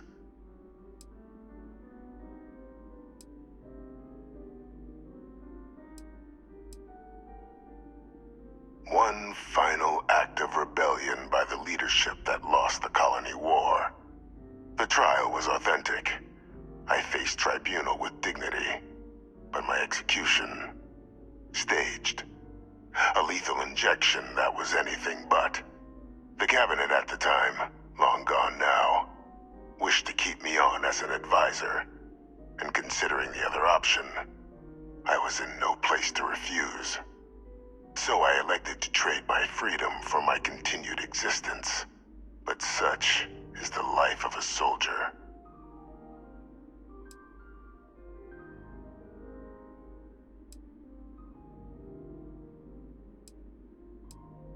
Very astute. That's my daughter. My progeny. You've been working alongside. Has she shared with you the nature of our little family?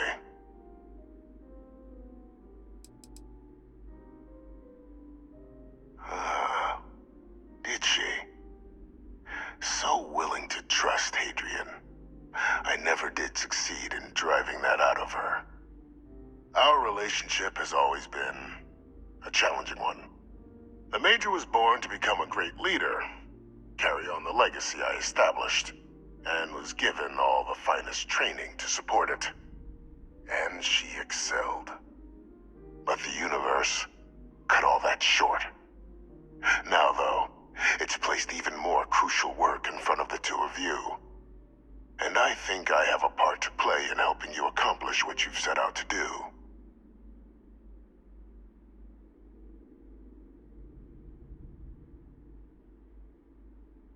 After some long years earning the trust of this current regime, the UC has been permitting me to work alongside one of their recovery teams, helping them gather intelligence on, locate, and organize scenarios to lure in some of the criminals that evaded justice after the Colony War. With quite a few successes, I might add. But in the process, I managed to find something else. The names and locations of Hadrian and Percival's old research team. Valuable manpower for the effort you're about to embark on. I'll tell you where they are, but in exchange, I need something dealt with.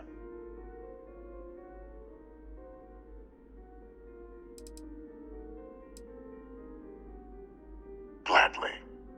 There is a former colleague of mine, a man by the name of Dr. Reginald Orlaise. Like myself and Hadrian, he was involved in some of the United Colonies' more problematic lines of research. Mech weapons were his specialty. If it dealt death, he could make a deal more. When the Colony War ended, he fled, refusing to face tribunal, and has continued to peddle his skills to the highest bidder to this day. But I finally found him. I want you to track him down and deal with him, however you're able. I'm not expecting he'll come quietly. Bring me evidence that the job's done, and I'll tell you what I know.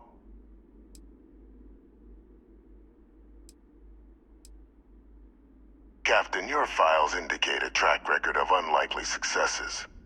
It is my genuine hope that, perhaps down the line, you might become a part of our team. And this might be something of a tryout. You can certainly try, but the man's been out there 20 years. He's likely gone feral by now. Easier for all if you simply blow up his ship and be done with it.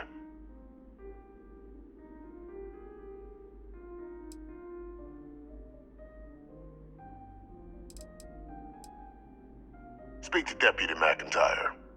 I'm sure she'd be happy to hear that someone might be tying up this loose end at long last. Though I would ask you, do not make the mistake of confusing me for a simple cutthroat. If that's what you require to sleep at night, so be it. According to my information, he's been hiding around the world of Etheria, Wolf System.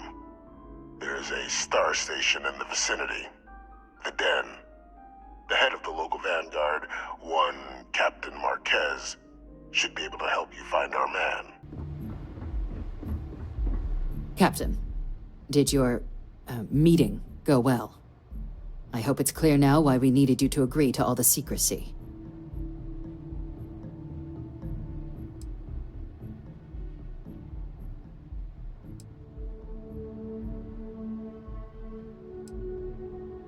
Surprised me too when I learned it, but the prisoner has proven useful over the years, and kept far from any major decision-making. But I do think it's worth re-emphasizing. No one else can know about this, all right?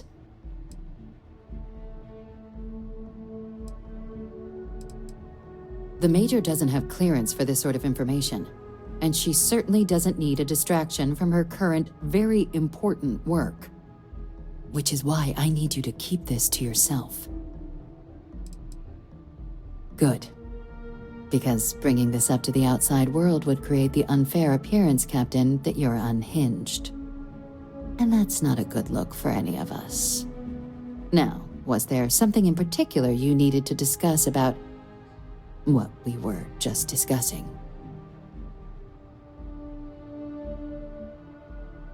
Dr. Reginald Orlaise? He's finally found him. Of course, killing Orlaise is completely out of the question, but bringing him to justice... He's been on the lam for years. That'd be a huge win for the UC. What's being offered in return?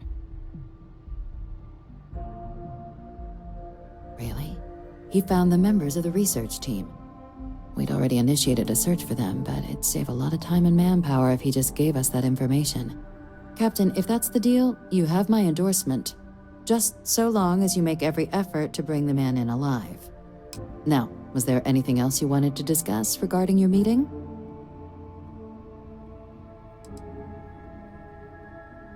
Trusting the man downstairs would be a mistake, but I don't think you need to be too concerned.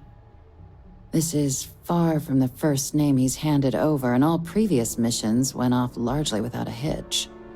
So while I'd certainly warrant caution, I think you can proceed. The Den? It's a star station, orbiting Wolf, the second star station actually to bear that title. The first one was blown to smithereens by House Varun during the Serpent's Crusade. The place has always acted as a remote strategic hub, primarily for repairing and refueling UC military vessels. But because of its distance from the rest of the UC, things there have always been a little more lax. Patrols included. I can think of worse places in the galaxy for a criminal to hide out. Then I'll bid you good day, Captain, and remind you of the importance of discretion.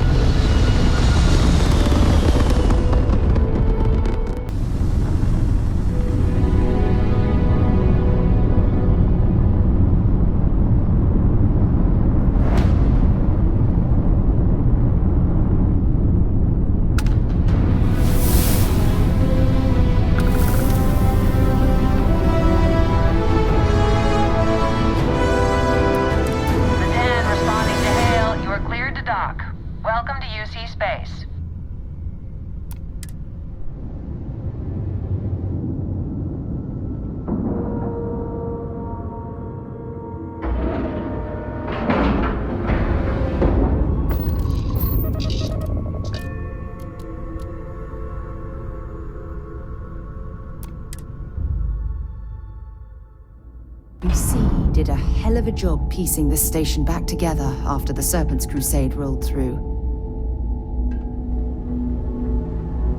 Just doesn't... Well, this This station's seen better days.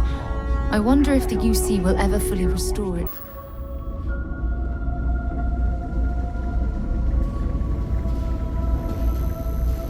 Looking to lodge a complaint? Then you want UC security, not the Vanguard. Oh, apologies, Captain. Didn't recognize you without the uniform. So, what can I do for you?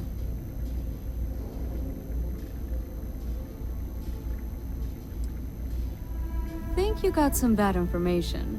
If there was a wanted man in our skies, he wouldn't still be out there. Unless...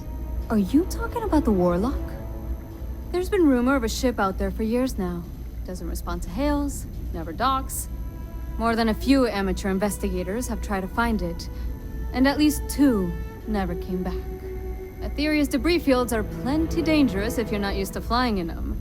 But if you're suggesting it might not have been the fields that got them, well, I can give you the coordinates of the Warlock's last sighting.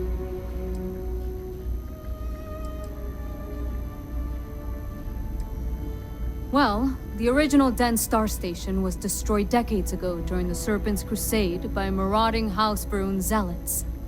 Big part of the remains from those battles ended up gathering around Etheria, forming a nasty debris field. Every now and then, some headstrong scrapper comes limping back because they hit an 80-year-old mine. Or sometimes they don't come back at all. Though, maybe it's not just the field that's been picking them off.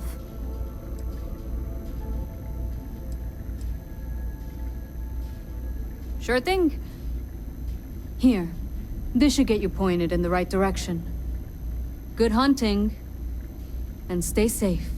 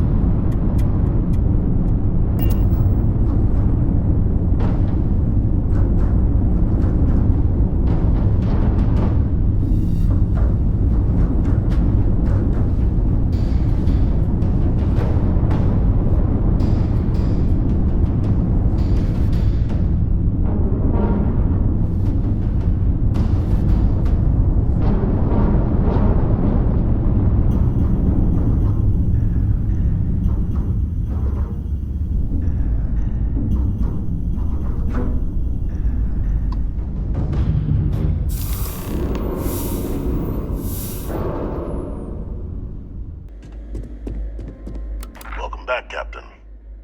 Do you have some news for me regarding Dr. Olays?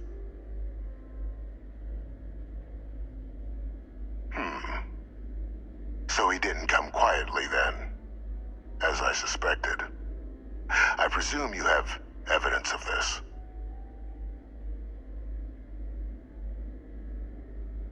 Excellent. Please, deposit it in the transfer system.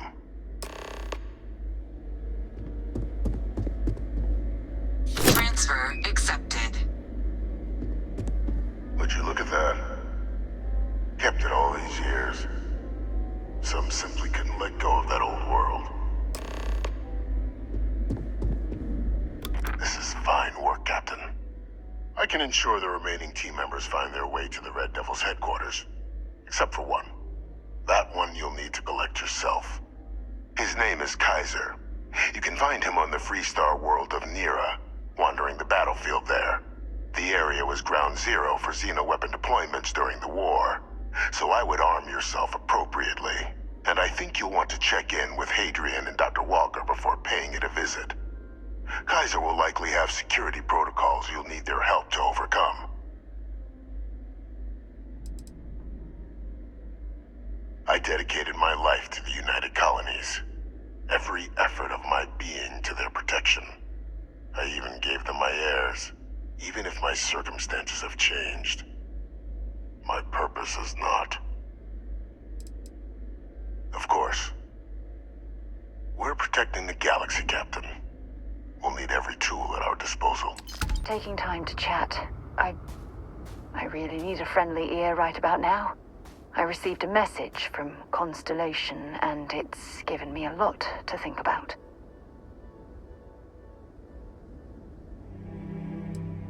Not at all. It's just a list of requests, but when you read between the lines, it's obvious my absence is causing issues.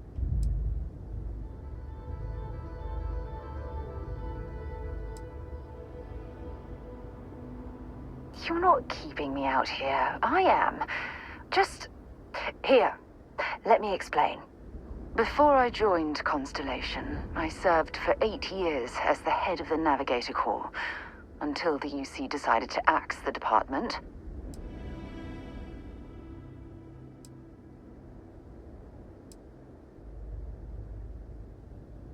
Had we notched some significant achievements, I'd agree with you. You see, the top brass demanded press-worthy discoveries to justify the spending, and money was tight after the war. Shutdown was inevitable. At the end of the day, I was in charge, so the blame obviously fell on my shoulders.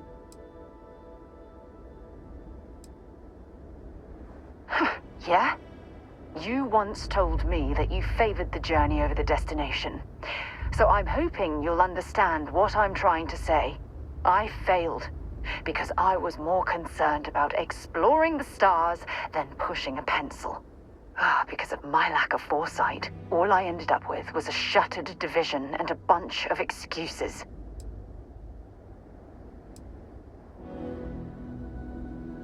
That's just it, though. Did I push too hard? Did they shut us down because I wasn't quietly sitting at my desk approving meaningless memos? We'll never know.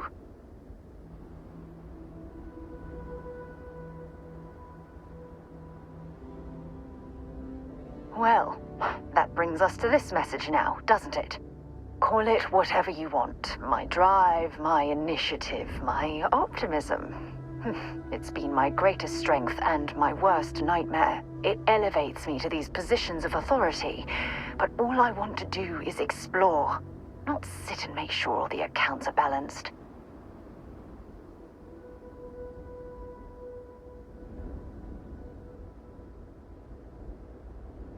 Yes, exactly. If it's obvious to you, imagine how obvious it is to someone like Barrett or Mateo. Oh, they must be itching to replace me by now. God damn it.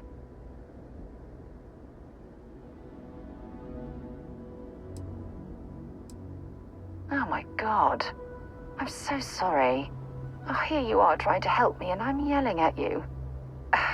You have to understand. Once Aja retired, I lost the only person that gave a damn.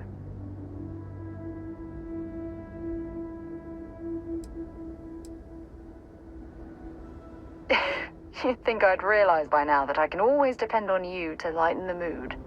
Wow, that was a hell of a ride, wasn't it? Oh, I'm sorry to put you through all that. But thank you for being there and listening. It helped. It really did. Captain, welcome back. Was afraid you might have gotten reassigned. You've been gone so long. So how's it feel to be a citizen?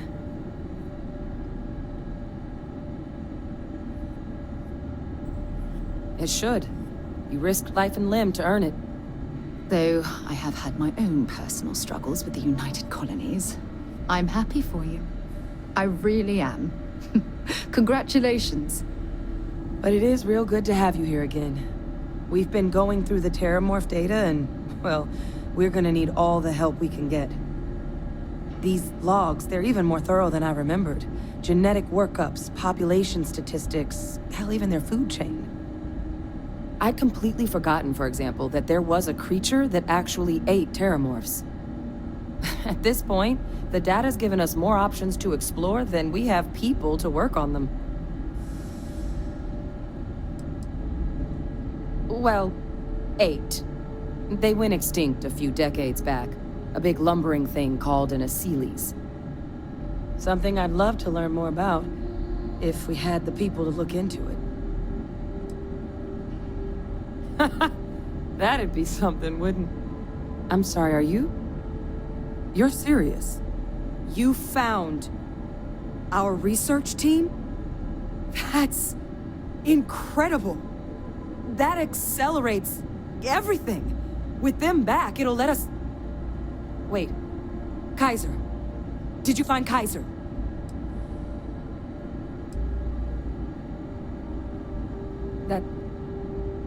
That's right. You would need that. Whoever gave you these leads sure knew their stuff. Well, how? How exactly did you manage to find them?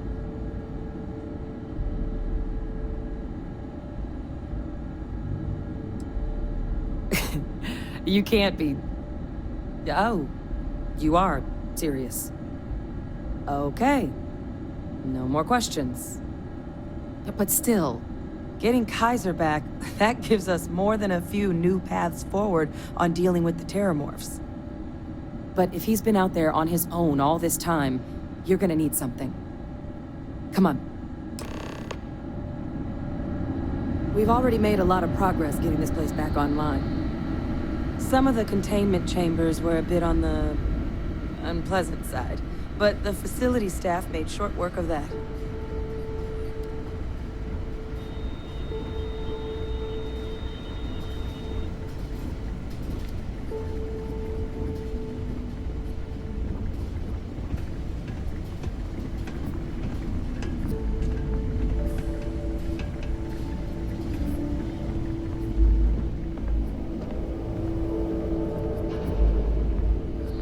I know it's here somewhere. Uh-huh.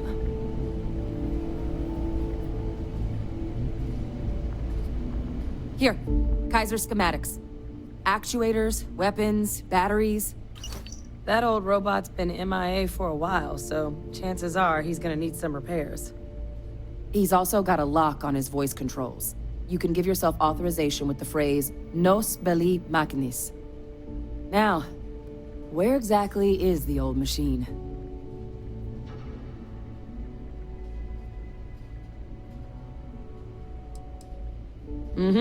Military Model A.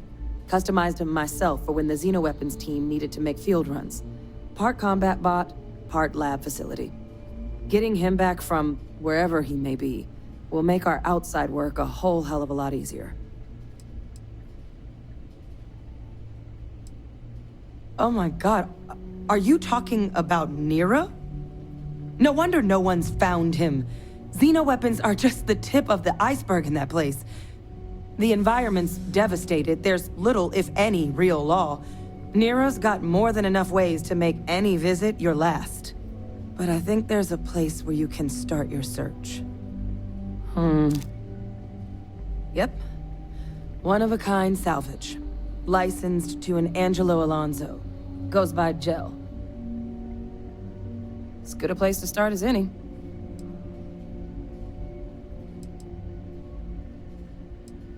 Kaiser lets us do field work with a level of precision that there's really no other way to accomplish.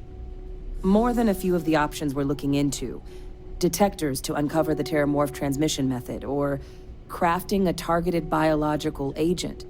They require highly specific materials to test against. And asking a group of Marines to accompany us for that kind of work, well, it usually ended up with ruined samples and wounded teammates.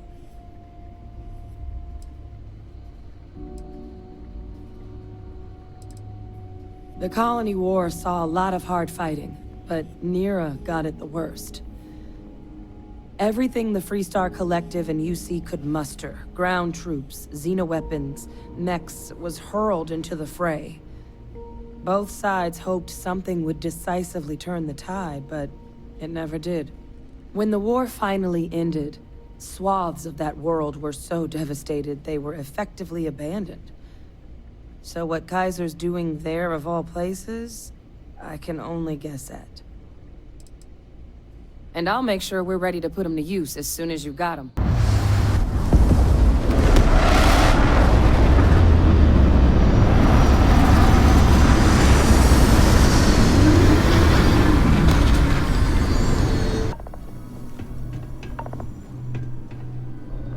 Hey!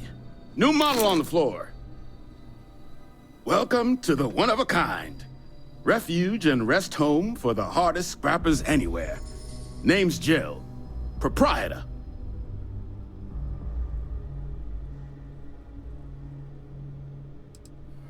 Appreciate it. Took years to get this place self-sustaining. Plenty elbow grease and creativity. Can I get you started on a tab, then? Or you here to try and make your fortune in the fields? I'm happy to take your credits however you want to hike them over.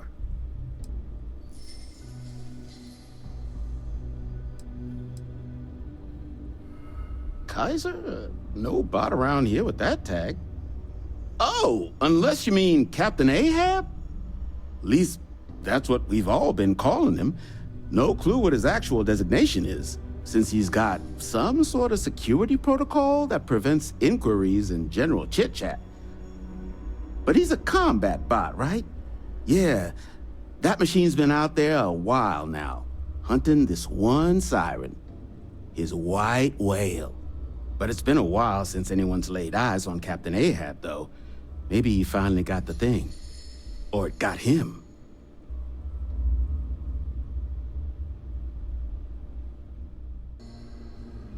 If you were done, you mind if I get back to things?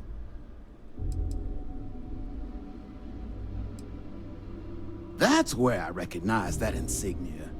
Red Devils. Yeah, Ahab's definitely your bot. So, sounds like you've got two options. You can wander around out there, hunting your bot, little old white whale of your very own. Maybe you find him, maybe you get yourself killed. But knowing this rock is part of what we do here. So if you want to find him a whole lot faster, I'll sell you what I know about this. Kaiser's location. Going rate's a little steep, but I'm willing to negotiate.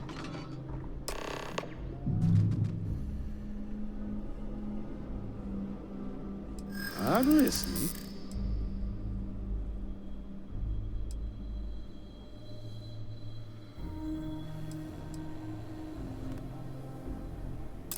I do understand. I'm trying to figure out a way to help you, okay?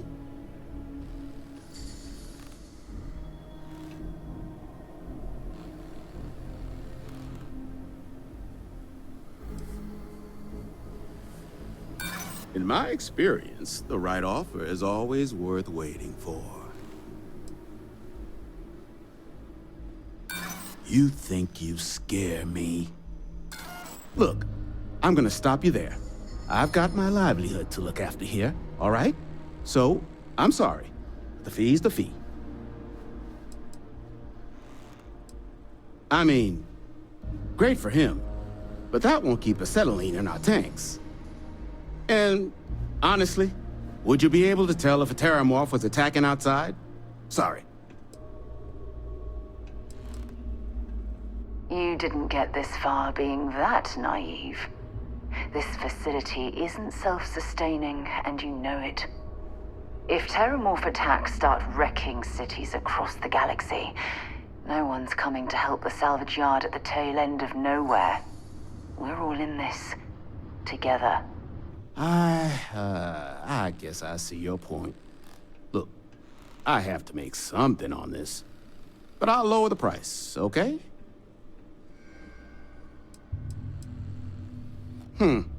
Suit yourself. South Dock's a good place to find your bearings before heading in. And if you change your mind, offer stands. I have an important personal decision to make, but I need to discuss something with you first. Phew, thank you. So, where to start? Before I was with the Navigator Corps, I was career military, part of the United Colonies Navy.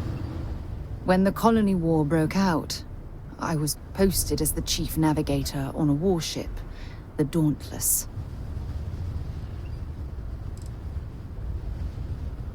In my case, I was third in command, which has a lot to do with the story.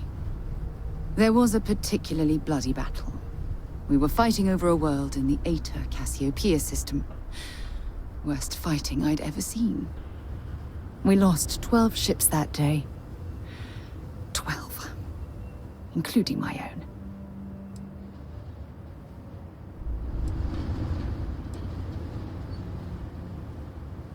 I'm well aware how many lives were lost. Now let me finish. The ship was barely intact. The captain and first mate died the previous day, which put me in command.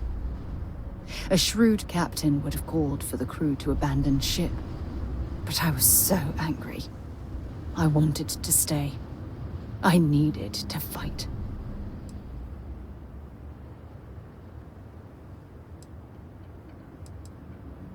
I believe you, but you haven't heard the worst of this. We fought for hours, but the damage was fatal. I gave the order to abandon ship, and the crew piled into the escape shuttle. As the shuttle launched, I could see it was damaged. I heard screams before the radio cut. The last thing I saw, they were spiraling helplessly towards the planet's surface. There was nothing I could do.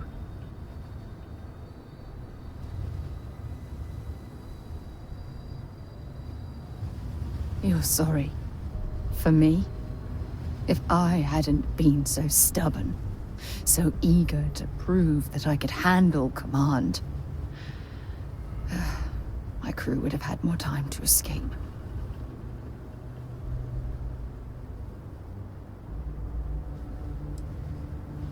Yes, they expected to serve on the best ships, with the best captains. The crew of the Dauntless had to settle for me. When the dust settled, the United Colonies gave me a medal.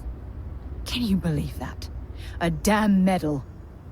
I never even had a chance to find the shuttle wreckage and give my crew a proper burial.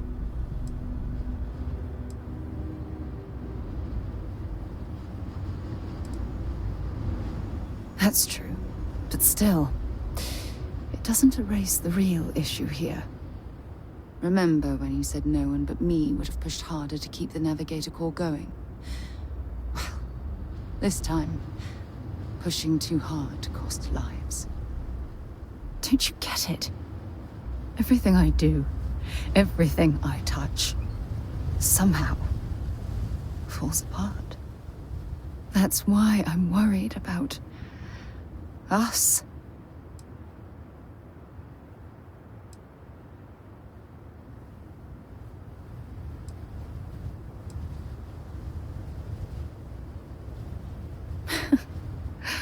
All this nonsense and you still have faith, eh? You really care about me, don't you?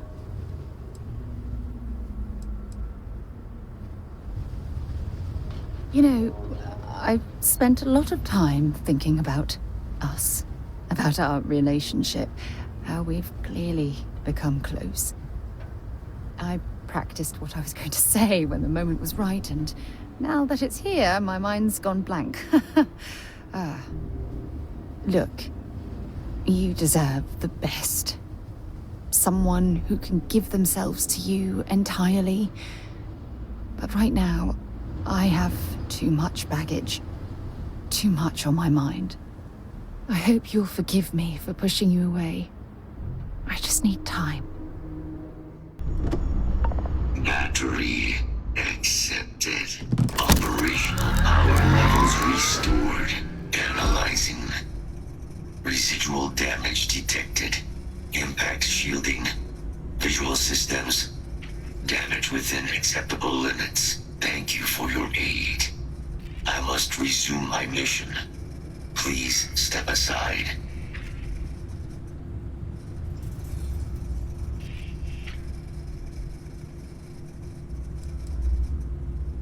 Weapon disarmament. High risk. So I will ask you to stand aside. Major Sanon will have to wait. I cannot leave my mission, although previous attempts to disarm the weapon have been unsuccessful. Additional support may allow me to complete my active mission more quickly, allowing me to leave this place.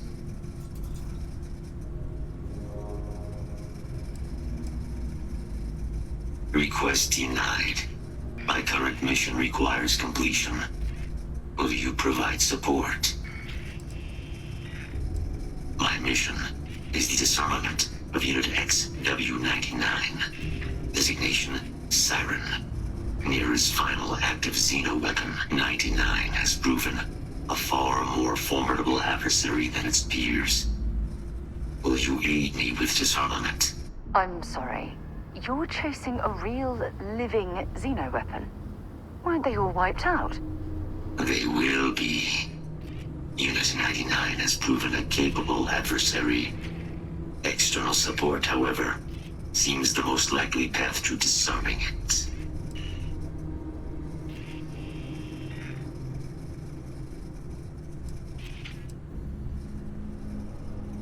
During the Colony War, handling of Unit 99 and its peers were among my personal duties. Deploy Unit 99.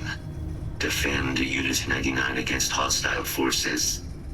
But above all, ensure Unit 99 was never used against non-combatants. When I was separated from the Xeno warfare team with the Armistice, Unit 99 and its broodmates remained here, causing many non-combatant deaths, so I am here to correct my mistake. I have nearly succeeded in disarming their brood. Only Unit 99 remains. Follow me. I am detecting Unit 99. There is a complication. Unit 99.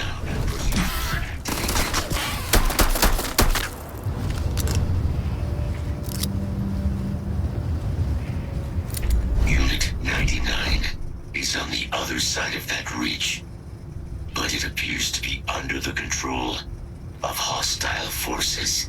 Sensors suggest Ecliptic, a mercenary company like Ecliptic, would only want Unit 99 to utilize it as a weapon. This means Unit 99 must be disarmed immediately. Standard procedure would be a frontal assault on the outpost. No quarter given. Do you concur?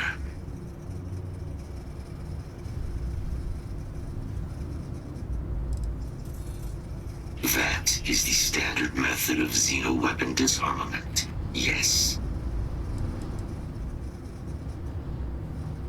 I'm in total agreement. A frontal assault sounds like it's in order. Moving out.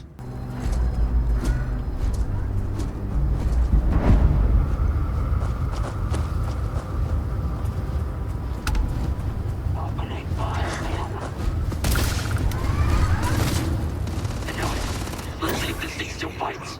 Release the weapon. We have no choice now. We'll have to take them all down.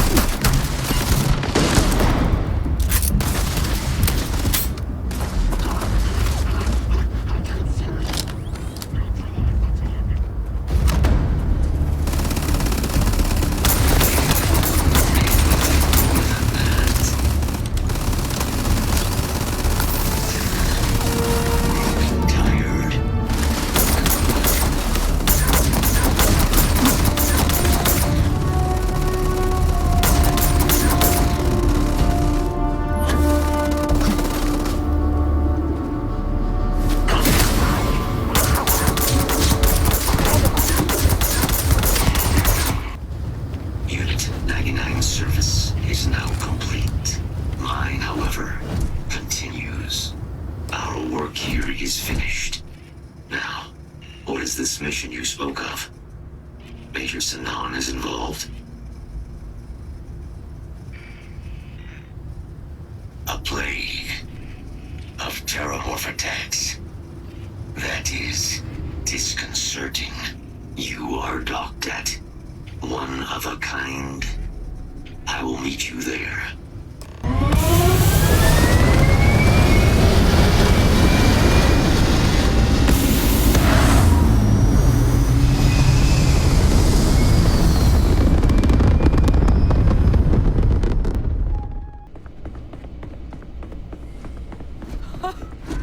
I can't believe it. Major Sanan, Dr. Walker. You're in better shape than I expected, Kaiser. Shouldn't take us long to get you back up to full fighting capacity. This is good to hear. I was told there was a new threat on the horizon. I wish to learn more. Percival will give you the full story. Plus, get you dressed for the occasion. Occasion? Where are we going? Londinium.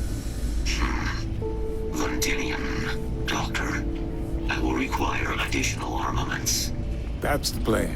Come on. Meaning us finding and disposing of them ourselves isn't an option. Oh, damn cold here. Going to need a hot cup of coffee after this. Come on.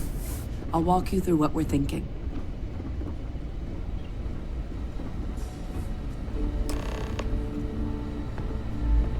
You remember that creature we talked about before you went to Nira?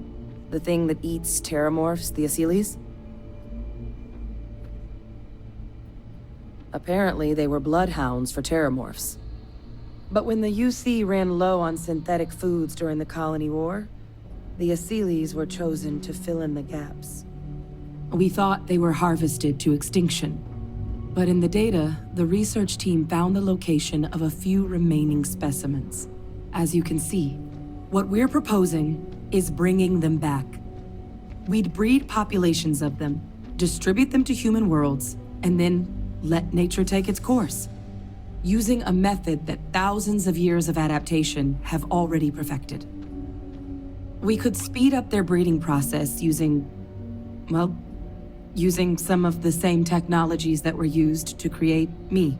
We even think that with some time and investigation, we could use the Asylees' hunting skills to track down the terramorph transmission method at long last. Find out how humanity spread them and put an end to the terramorph problem definitively.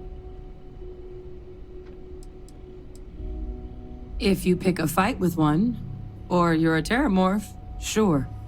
But Asylees were already spread across the galaxy once before during the Colony War, as livestock. They're far less of a danger than the one we're proposing to clean up.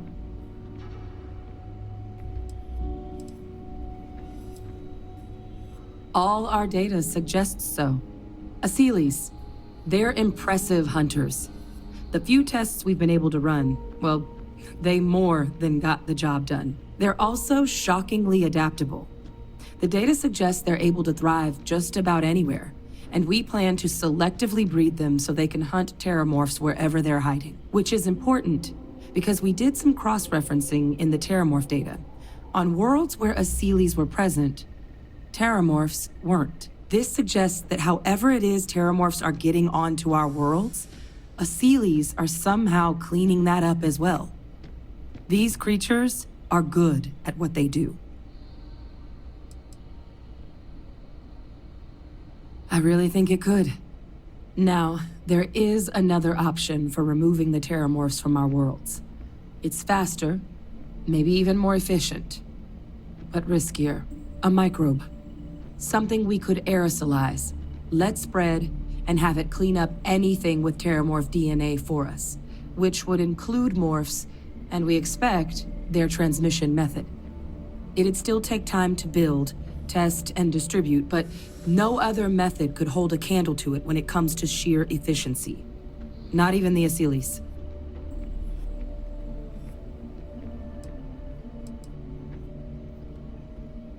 Percival assures me that they're minimal. He'll be able to encode safeguards against mutation in the agent's genetics, so that they stick to the task of cleaning up terramorphs. But the microscopic world has a tendency to behave in ways you can't always predict. So to say there's zero risk would be a lie.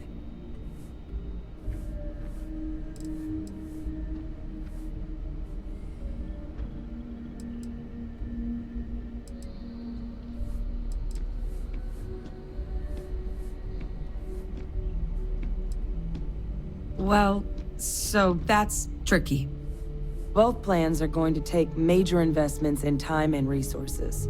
We're talking years of work, not to mention some highly specialized materials. Terramorph cell lines we can breed quickly and consistently to test on. Asylees gene samples we can use to rebuild their bloodlines, or sharpen our microbes' tracking skills. Not the sort of things any labs just got lying around. But we think we found a lead. One place in the known galaxy where we know we should be able to find all the materials we need. All paths lead to Londinian.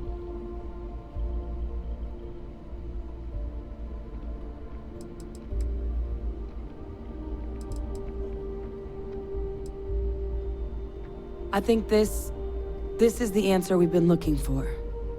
Now, the UC has a small operating base on Londinian's outskirts. We're cleared for access, but we'll need to check in with the base commander, Sarah Hatum, when we touch down. I'm gonna help Percival and Kaiser prep, but once that's done, we'll rendezvous with you there. But you need to know, Londinian, it belongs to the Terramorphs.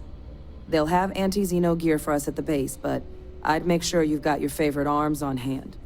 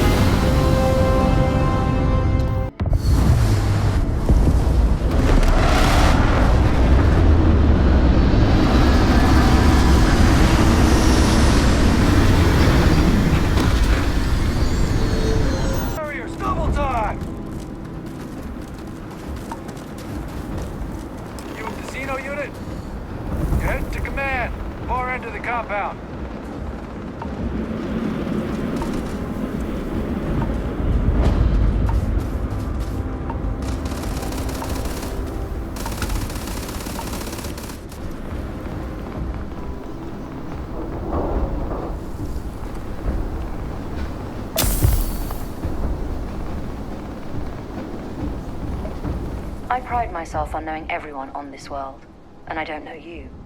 You're with the collection team then, I presume. Either that, or you're one deeply unlucky trespasser. Vanguard, eh? Brief said you were an eclectic group. You must have really shined out on the fringe to get assigned a task like this. Ah, then this must be the rest of your outfit. Commander Hatum, No need for introductions, Major Simon. Dr. Walker, your reputations precede you, as does the urgency of your mission, so I'll get to it. Now, Londinian is one of the most dangerous places in the Milky Way. It's with good reason my soldiers and I do everything we can to avoid entering the city. Terramorphs are omnipresent, and the structural damage left behind when Major Sinon's father bombed its spaceport has turned large swathes of the metropolis into a decaying labyrinth. As such, we'll be providing you all with gear, information, and uploading municipal unlock codes to your robot. Every tool you could need to succeed out there, except one. Once you're on the other side of those barriers, you will be on your own. If you get into trouble, my people will not be coming. Do we understand each other?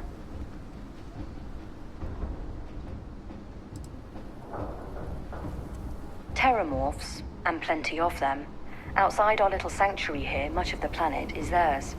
For that reason, we keep our trips into the city to a minimum. That also means our intel becomes largely historical once you go much beyond the defenses. It's also why I want to make sure I'm being crystal clear. Out there, you're on your own. Precisely. I'll leave you to your preparations then. You can find your equipment in our armory, base of the tower just outside. And I do believe there's someone waiting for you there, Captain. Now, once you're outside the base, it's my personal suggestion you make a beeline to the nearby Aciles plant. It contains one of our field caches, though I can't guarantee it won't contain anything else. I hope you all find what you're looking for out there. Robot, you're coming with me. Yes, ma'am. Thank you, Commander. Percival, you all set to hook into their comms tower? Should only take a few minutes. Let's get this done and get the hell out of here. Percival will be scanning the city for our samples from here. When he finds one, he'll transmit the coordinates to us out in the field.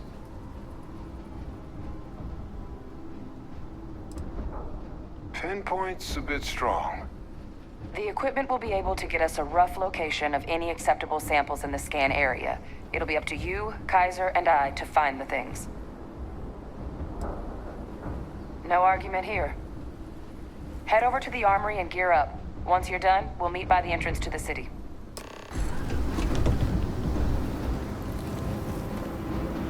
All set on your gear?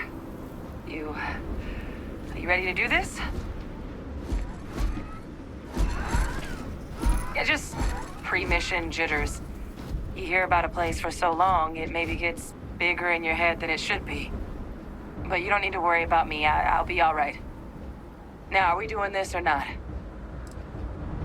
Then let's get this show on the road. Kaiser? Percival, everything green on your ends? I am ready. Personal comm should be routed through Kaiser now. You copy that? Roger, loud and clear. Perhaps too loud. Oh, you're a riot robot.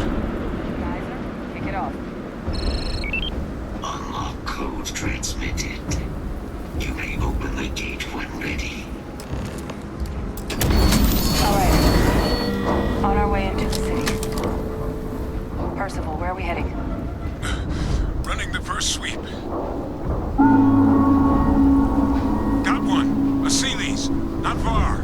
Old shipping yard just past the processing plant. Gene samples are probably in one of the containers.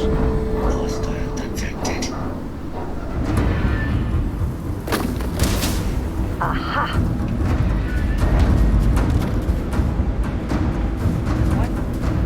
That creature. It's dominated. Must be a morph nearby, keeping it under its sway. Let's put it down. Morph them. Clean them up.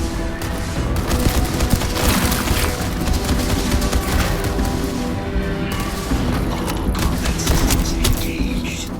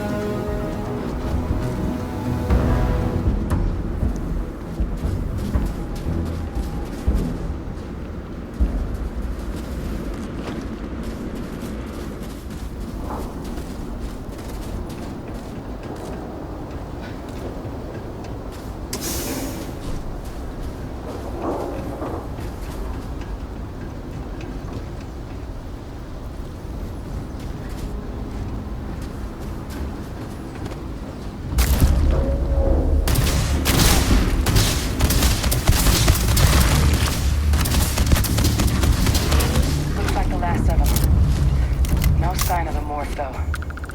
Your shipping yard's just beyond the processing plant. Cache with some goodies is towards the rear of the facility. Kaiser, close enough for you to dial in the location of those samples from here? Yes, they're faint, but I'm detecting multiple valid signatures. I have restored power to the containers. Jackpot! Get down there and collect as many as you can.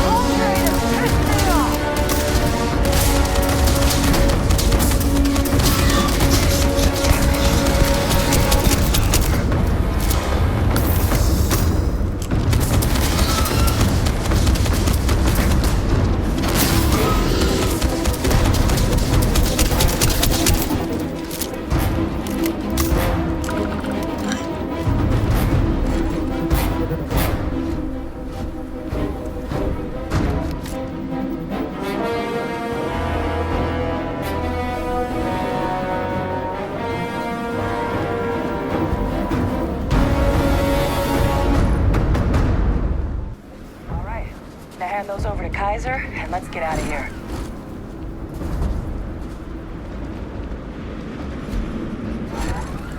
Samples secure. Nice work. Now, earlier scan picked up a valid Terramorph sample, but, well, it's in the spaceport. And the quick route there looks like it got blasted when the port did. There are steam tunnels under the city, which will allow us to access the spaceport. What do you... That's right. Kaiser, how did you know that? I'm not sure. Percival, you see any better option? Not from where I'm standing. We've got our answer. Access unlocked. We may proceed.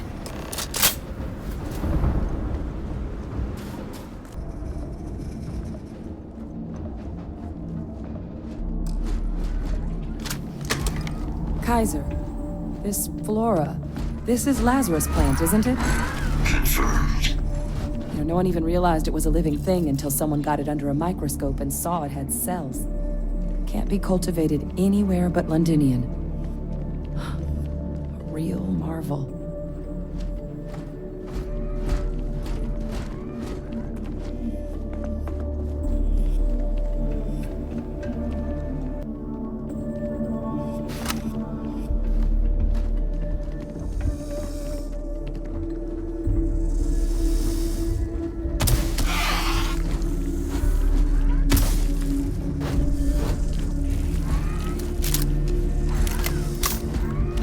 Leeches.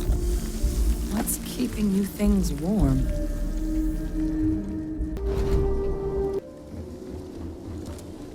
What's that? My God, look at it. A Lazarus in bloom. You know, we might be some of the only... What's happening? Seen this?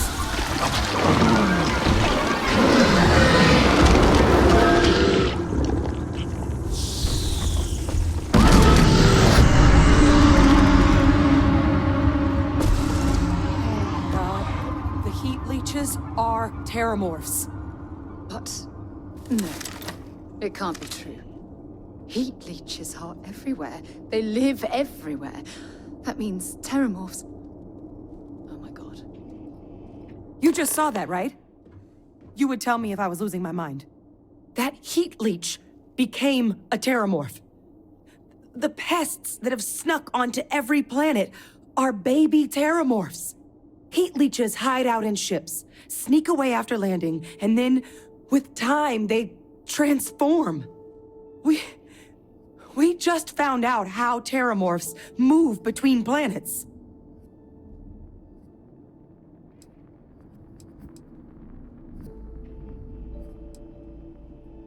That I don't have an answer for right now. But if they share a genome, like most nymphs and adults do, the microbe should have no problem dealing with heat leeches and Terramorphs. The Asylees we'll have to look into. But given what we know about the creatures, I wouldn't be shocked to find that they've got an appetite for both. Pretty major is right. But if what we just saw, if that's possible, the Lazarus plant, it's clearly an accelerant for the Terramorph, a heat leech transformation process. Make one into the other in an instant. But that means if anyone knew about this, they could trigger a Terramorph spawning. You could sneak a leech into a city, or even multiple leeches, into a place like New Atlantis. Good God. The attack on New Atlantis, could someone have set that up? But first, you'd have to know the truth about all this. Well, we're never gonna know if you don't catch that thing. Get after it! We may proceed. Go!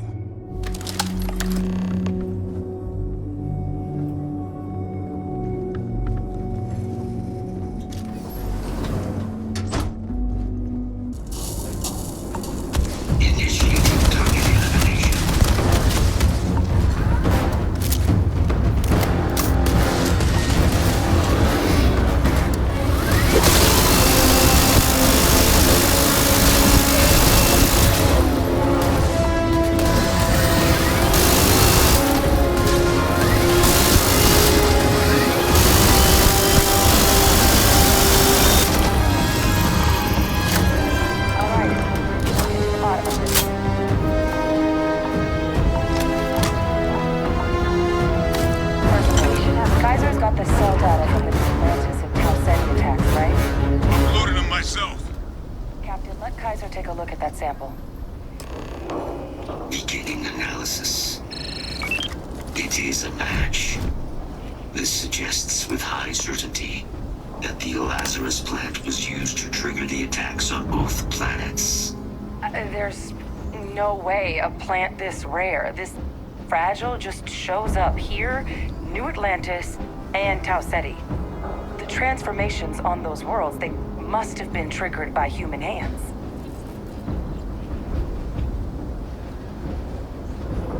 Captain, do you understand what it is we just stumbled on here?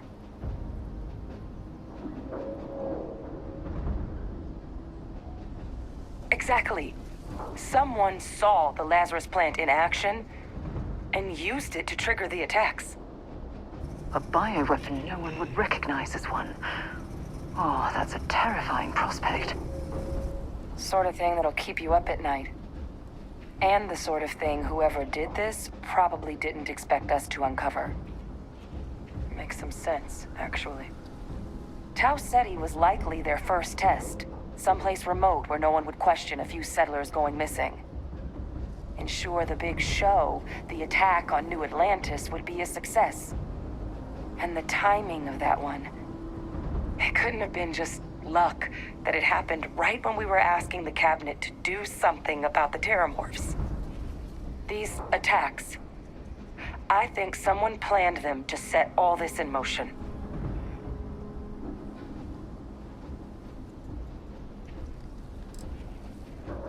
I can't.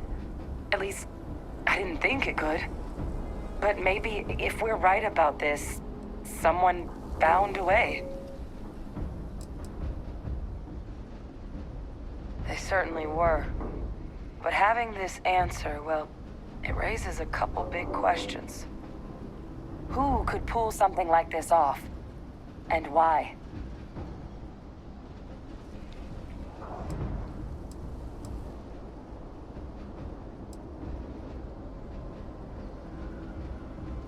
Let's save the discussion for when you all aren't standing in the universe's closest equivalent to hell frozen over.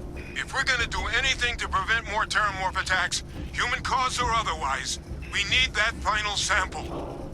Roger that. Kaiser, get us into the spaceport? The entrance is this way. I am unable to provide sufficient power to the lock mechanism. Anyone got ideas where we could get some extra juice? Local power looks like it was controlled in the security office. Upper floor. Captain and I can scout it out. Kaiser, see if you can't find another way to get it open. Roger that. I have restored power to the office entrance. You may proceed.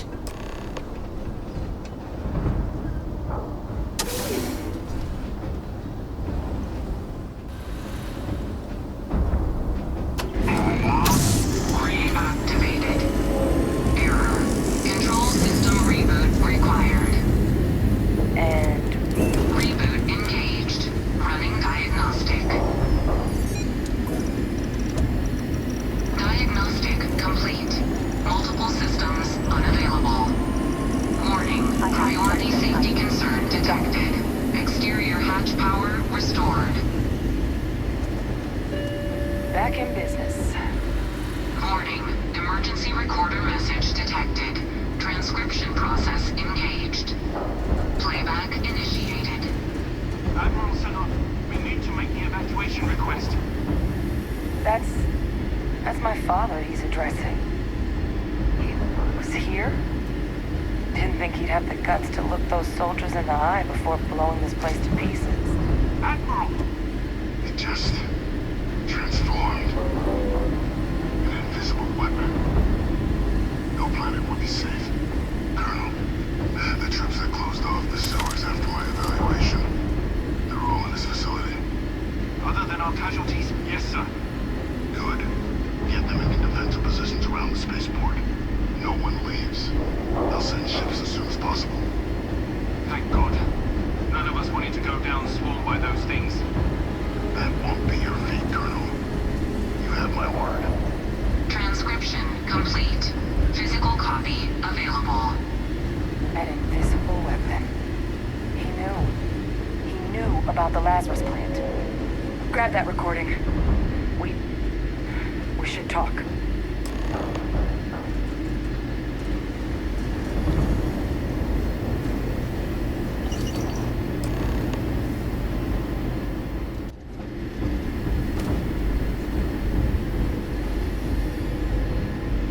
Hey, Victus. He destroyed this place. Killed these people to keep what he knew about the Lazarus plant and the Terramorphs and all this a secret. Didn't he?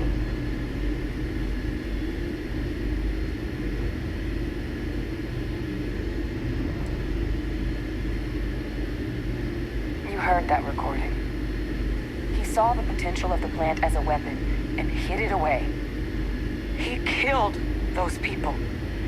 Condemned this city to keep them from sharing what they might have seen. He was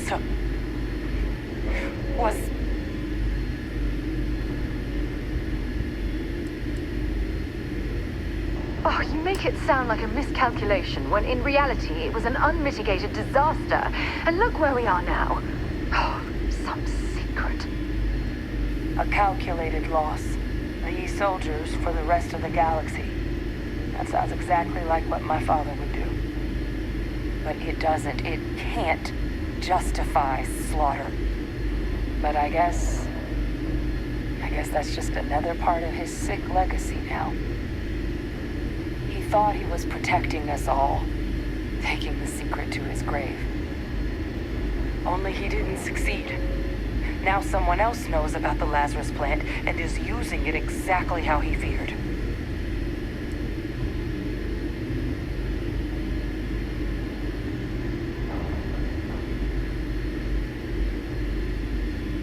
Now's not the time to joke like that, all right?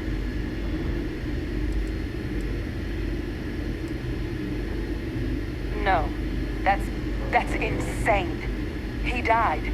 They executed him. They faked his death? My entire unit, they threw us all to the wolves, but kept him? And now he's what, an advisor? Commanding the fleet in secret? What was so important that they had to keep him alive?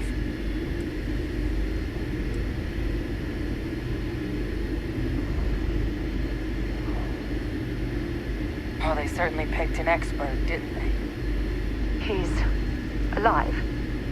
Victus is still alive. I don't care if they're using him to solve world hunger. The man is a criminal. How could the UC do something so foolish? I guess it makes sense, though, doesn't it? The UC of that era only created me because they were afraid of a world without Victus in command. Why would they get rid of him? As long as I live, I'll never understand the loyalty that old bastard elicited. But wait, if my father's alive and knew about the Lazarus plant, what do you think the chances are he was involved in the attacks?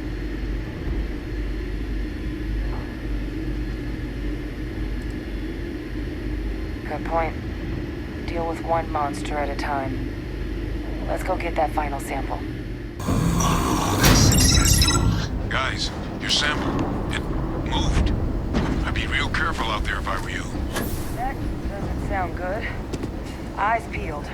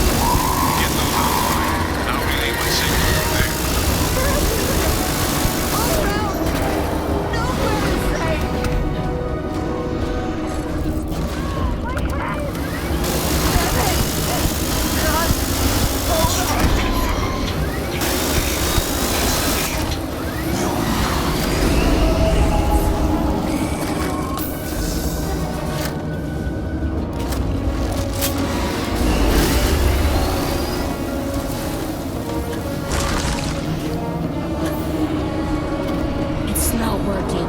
It's never going to work.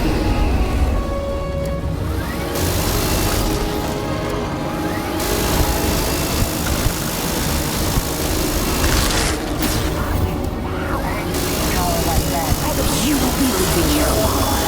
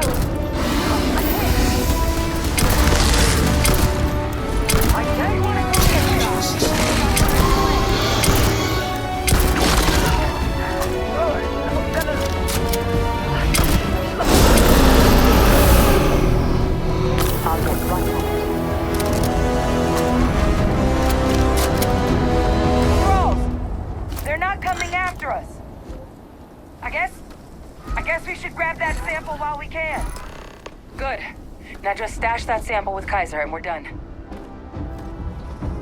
Final sample secure. All wrapped up. Time to get the hell out of here. Percival, you should unplug and find somewhere we can talk. Privately. On it. See you soon.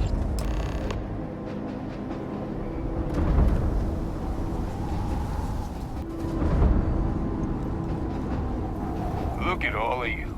Back from the underworld. Got pretty frantic on the comms towards the end there, but it sounded like this was a success. Got everything we need to put this plan in motion.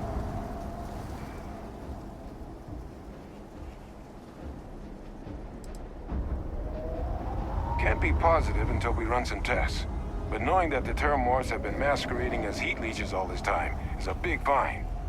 Arguably makes things more feasible, now that we know what we're dealing with, not less. Agreed. Plus, I don't think you're gonna have to push real hard to get folks on board with cleaning up one of the galaxy's greatest pests if this is what they're capable of. But none of that's getting done without the samples. You do have them, right? Ah, best place for them. Now, my connection might have gotten a bit fuzzy there, but do I have it right that Ve Victus knew about this damn plant? That's what it sounded like. Guess the old Admiral must have told someone what he learned. Even he's not clever enough to pull off an attack like that from the great beyond. It's a bit more complicated than that.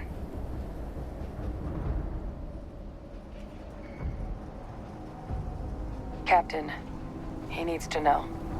Ve Victus is alive, which means he could have been involved in the attacks. Alive? He's... Ve Victus? That can't be true, right? Unfortunately for us all, yes, it's true. So that means we have a suspect. I believe that's exactly what that means. Look, Captain, Percival and we need to get these samples back to the lab. Ensure we'll be able to handle cleaning up the leeches as well as the Terramorphs. But Ve Victus is the only solid lead we've got on the attacks. Since you're the only one who knows where he is, can you speak to him? See if you can get him to cough up anything he might know.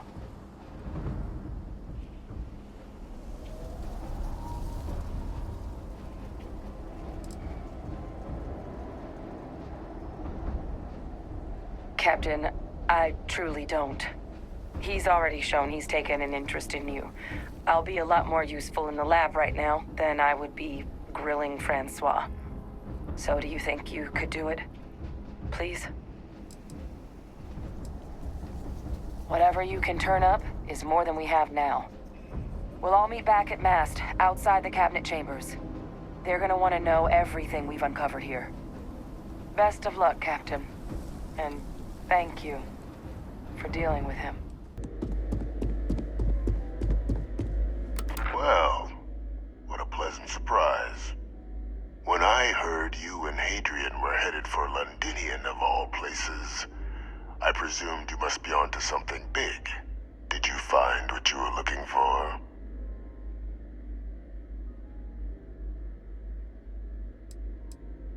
I haven't been to Londinian in many years. Why? Is there some way I could be of assistance? Were you able to recover what you were looking for? Good news, then. So, what exactly are you doing here? Plenty still to be done in defeating the Terramorphs, no?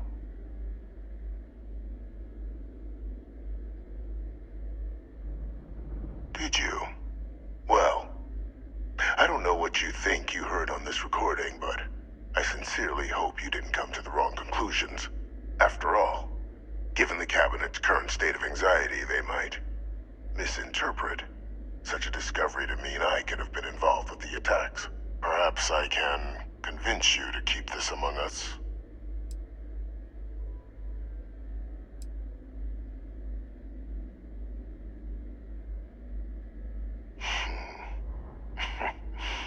You know, you're far more clever than I expected.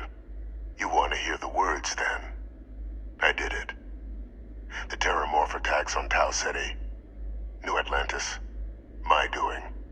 Years of coordination between my associate and I, figuring out how to deploy the Lazarus plant's pollen outside of Londinian, learning to synthesize it, use it as a weapon.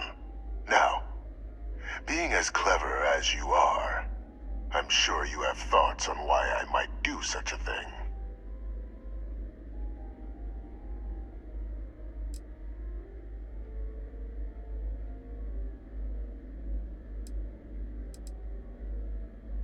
All in due time. First, I want to see if you're truly as astute as you appear. So why would someone like me go through all this trouble? You couldn't be more right. The attacks were a correction. When I discovered the plant, I did consider handing over what I'd found, but we were at war. And I couldn't risk information that dangerous falling into the wrong hands. So I ordered the bombing of the Londinian spaceport, fixing two problems at once. Halting the spread of the city's Terramorph outbreak, and sealing away knowledge of the plant's potential.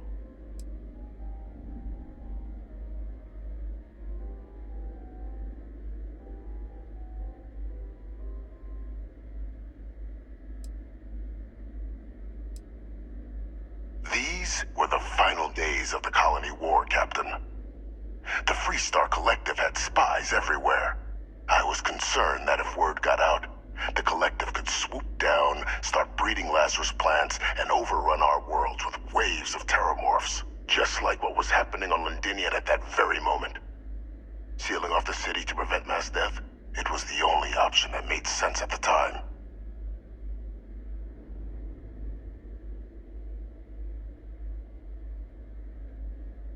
It's easy to judge now. In that moment, I wasn't about to add another dangerous variable to an already catastrophic war. But then, as the war ended, my trial, my execution, I made a decision. After all, I'd given everything for the colonies. My life as I knew it included. And what did I get in return? Was there any effort by the UC to protect my legacy? My daughter's legacy? No. We were sacrificed when all we did was serve. So I kept what I'd learned and arranged the attacks to set things right again. My daughter, she becomes a hero. I become a trusted advisor, having found Kaiser, the research team, and cement my new position of influence when I hand them the name of the person responsible for the attack on New Atlantis. The dear departed Dr. Reginald Orlays, the associate who aided me all these years, and whom I always slated to take the fall. What luck he was stopped dead before he could hurt anyone else. His decades on the run brought to an end by another unlikely hero. You.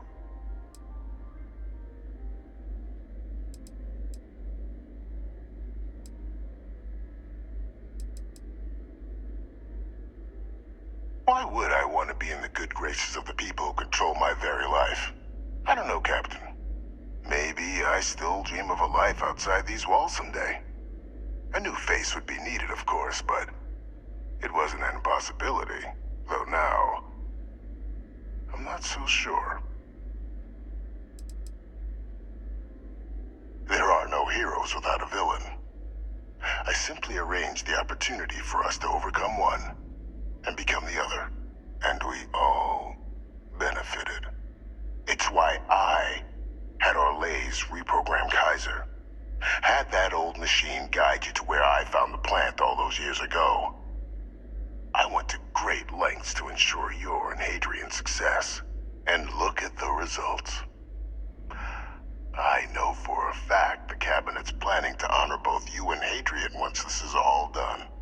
Isn't that preferable to languishing away in obscurity? Running jobs on the tail end of nowhere for the Vanguard?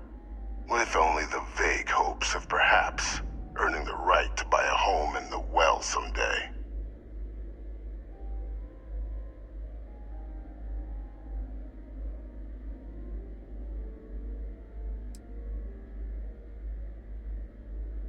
I'm simply looking for you to acknowledge the truth. And let's not forget the importance of our actual endgame. Eliminating the terramorphs. Securing knowledge of the Lazarus plant. What we've set in motion is going to protect thousands, maybe millions of lives. I'm simply requesting one more life be protected. Mine. I've already sent along the evidence of Orlays' role in the attacks to the Cabinet, leaving out my own involvement. All I ask is that you confirm as much to the Cabinet. Tell them that it was Orlays and Orlays alone. After all, I do still have a long list of threats to the UC. This needn't be the end of our good works together.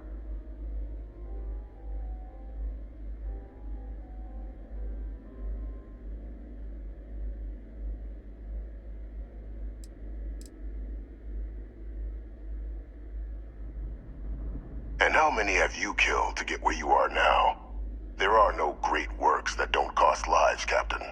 Whether it's winning a war, or digging a tram tunnel. So we sacrificed a few dozen in the attacks to possibly protect millions. That seems like a fair exchange to me.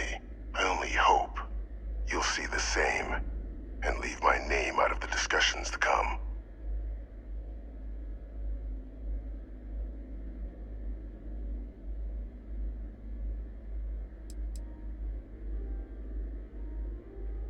That is a pity, Captain. But I'm in no position to negotiate. Though we needn't be enemies, you and I. Just think about the opportunity I've provided here. There are more on the horizon. If you do the right thing. Perfect timing. We just got in. So on our end, good news. The microbe and the Asylees are both as effective against heat leeches as they are against terramorphs. Means either plan should work for clearing those critters off our worlds. Considering what the Lazarus plant is capable of, I don't think we can deal with those things fast enough. I already sent along info to the Cabinet to get them up to speed. So what about your end? Did you find anything? Did my father tell you what he knew about the Lazarus plant?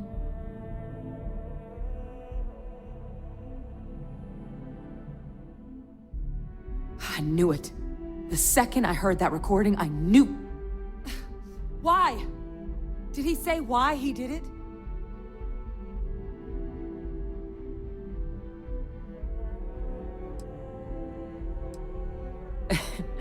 It takes some deeply twisted logic to think anything did more harm to the Sanan name than him. So you're telling us that the attack on New Atlantis was Vey Victus's responsibility, just like the dooming of Londinian? Oh, that's insane. All that, just to help restore the family name. How did he ever think that was going to work? Well, once we inform the cabinet, they can ensure he won't be able to do anything like this ever again.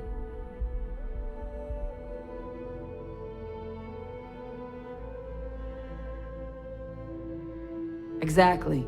Bring justice to everyone he's hurt. So I guess that gives us our final answer.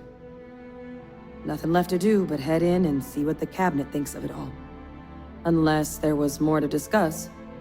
This might be our last opportunity to talk things through before the cabinet weighs in on a decision regarding the terramorphs.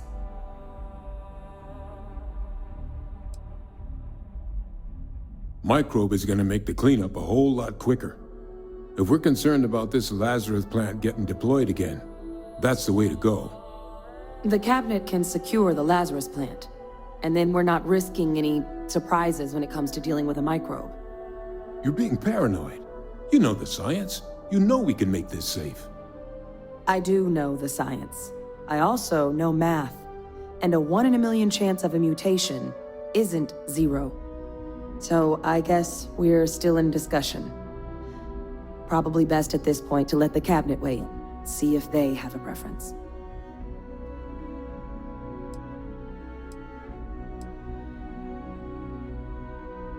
Asylees aren't hostile to humans, but they are megafauna.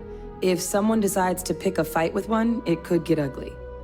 But they've already been spread far and wide once before when the UC was raising them as livestock, so the risk of introducing them to new worlds is minimal.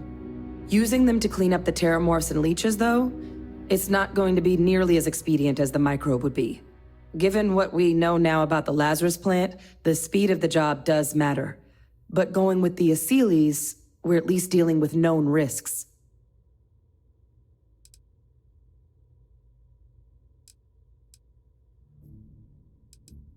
They are. Microbe needed minimal adjustment to account for heat leech anatomy. And the Asylees seem like they're even better at tracking leeches than morphs. Hell of a sight to watch, though, when they catch them. Like an open airlock guzzling angry spaghetti. And here we go.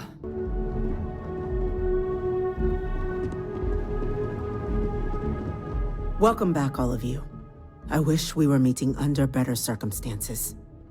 But according to Hadrian's report, and the second one I just received, it seems the terramorph attack on New Atlantis was no random occurrence, but a planned strike.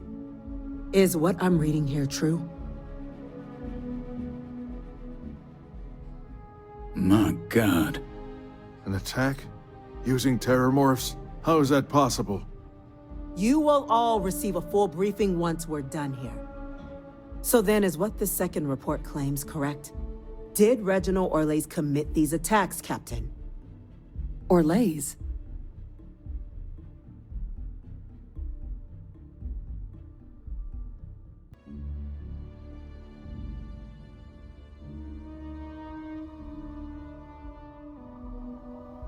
It's true, ma'am. I heard the recording myself. My father figured out how to use terramorphs as weapons. He did what? That's impossible. He doesn't have the kind of access to... Clearly, he made his own access, Chief Sarkin. Madam President, I have been saying for years that not dealing with that man was gonna end in tragedy. Enough! I hope everyone here understands that what has just been shared is a state secret of the highest order. This information does not leave this room. Now, that's quite the accusation you're leveling, considering Francois Sanan has not left containment for the better part of 2 decades. You have evidence to back this up? It just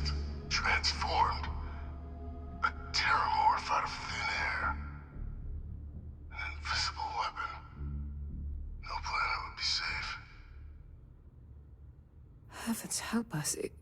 Is that actually him? I'd know that voice anywhere. That's Francois.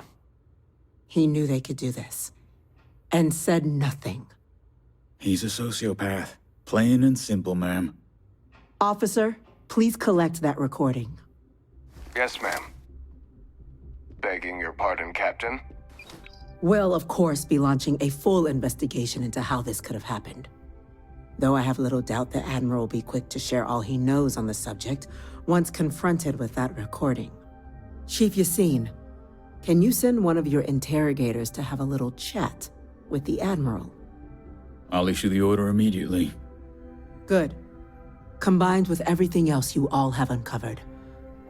Well, I don't think the United Colonies can thank you enough. We failed the people of the colonies by not dealing with Vavictus sooner. I intend to rectify that mistake immediately.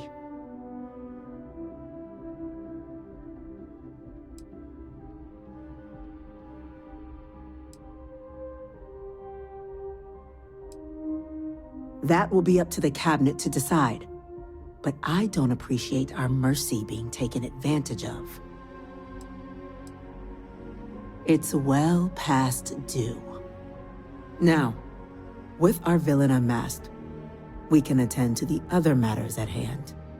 With the threads you've brought together here, the Lazarus plant, the attacks, the heat leeches, the three of you have likely spared thousands of lives. But it now falls to the cabinet to ensure this can never happen again. As such, the cabinet will be securing the Lazarus plant on Londinian. All materials related to the plant will be classified to ensure no one else learns its true nature. A sound decision, Madam President.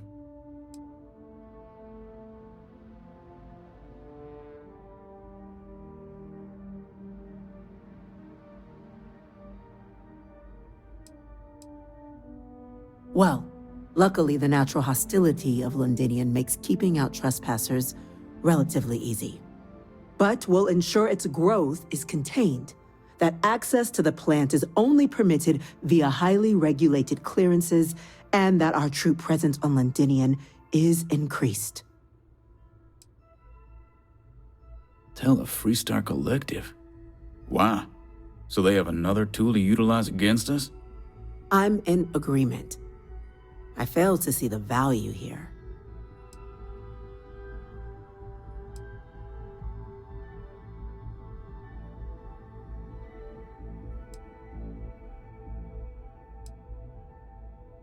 Indeed. Open relations at this point would be critical towards maintaining peace. Huh. That is an interesting idea. A grand gesture to further display this cabinet doesn't think like those of the past. The observers on Mars have proven such a gesture can bear fruit. So, you want us to make nice with the Collective by sharing our state secrets? No, I want us to display plainly the UC's actual intentions, that the plant will never be used as a weapon again. That does sound worthwhile, Chief Kulkarni. Very well. We'll get the Collective involved in the management. Thank you for the suggestion, Captain. So then, to our final topic. The Cabinet has agreed to implement a plan that will deal with the Terramorph, and now also Heat Leech presence on human worlds. In fact, we've already begun enacting measures to check all UC ports and settlements for undiscovered nests. But we all understand this is only a partial solution. The project we're embarking on will be a long and difficult one. So our first step must be deciding how exactly this all will be handled. Madam President, this microbe is clearly too much of a risk. The Aseles are the safer approach. To someone with limited knowledge of biology, perhaps? The technology behind the microbe is solved science, Madam President. It isn't dangerous. Using it to wipe out the Terramorphs would be the quickest path to protecting humanity. And fast results always lead to the best outcomes, don't they? As you can see, there remains debate among the Cabinet. We were hoping your group might issue a recommendation. Major? We've been having similar debates ourselves. But the captain has yet to weigh in. I see. Captain, I know this may not be your area of expertise, but we'd like to know your take on the matter.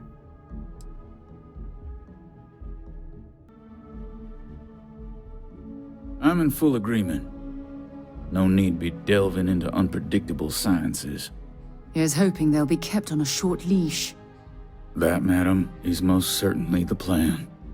Order, please. And Major Sinan? Dr. Walker, you'd find this acceptable? We trust the captain's judgment. Then the matter is settled. We'll begin the process immediately. Today marks day 1 for the United Colonies Terramorph Management Division, making you 3 the founding members of the TMD. As befits such a group, the Cabinet wanted to display its gratitude. Today, we will be adding 3 new Class 1 citizens to our ranks. Class 1? For the 3 of us? Are you joking? What he means to say is, thank you, ma'am. Oh, yeah. Thank you, ma'am. You all have earned it. Now, there's much to be done. Major Sinan, Dr. Walker, I hope you two are willing to continue your efforts spearheading the TMD's research on Mars. We'd be honored, ma'am. As for you, Captain, the Vanguard will be providing much of the on-the-ground support for the TMD. As a member of both the Vanguard and the TMD, I believe you'll have your pick of duties. Speak to your commander, Tuala, if I recall correctly. He should be able to provide you with assignments going forward, plus help you collect the benefits that come with being named Class 1. On behalf of the whole of the United Colonies, you have our sincerest gratitude. This meeting is adjourned.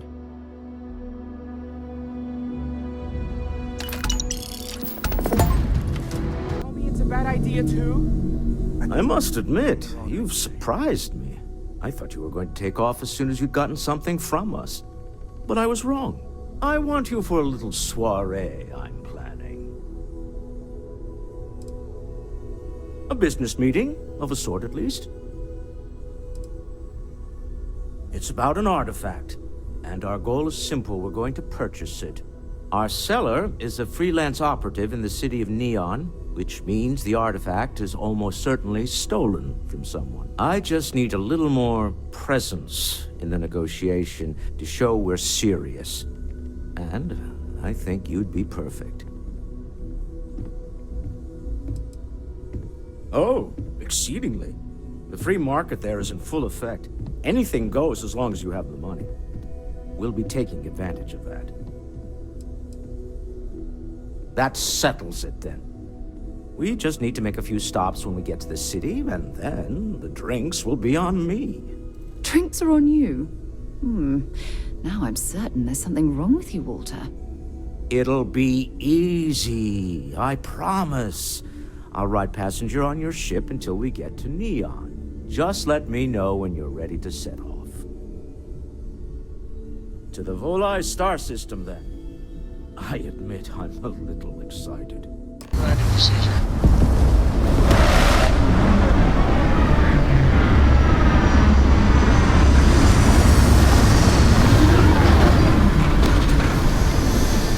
Ever since we talked about the Battle of Cassiopeia, I can't get what happened out of my mind.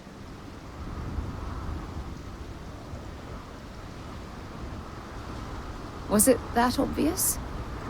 I thought I could handle these memories, but until I return to Cassiopeia, I'll never be able to put this to rest.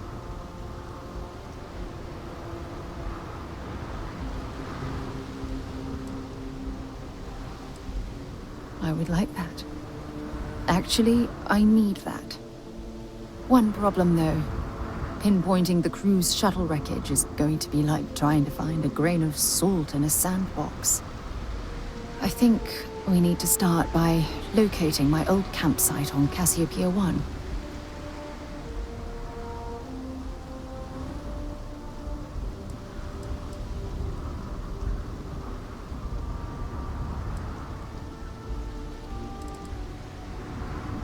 was there to tell? I survived. My crew didn't.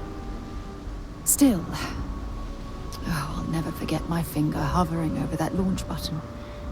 Would I launch safely or explode into a fireball? It turned out that my shuttle had just enough power to allow an emergency landing on the planet's surface.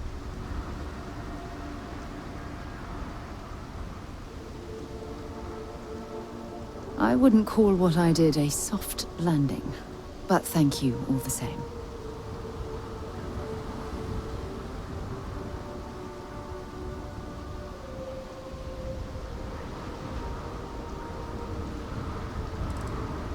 My shuttle should have the telemetry tracking data for the other shuttle aboard. It should give us an idea where it went down.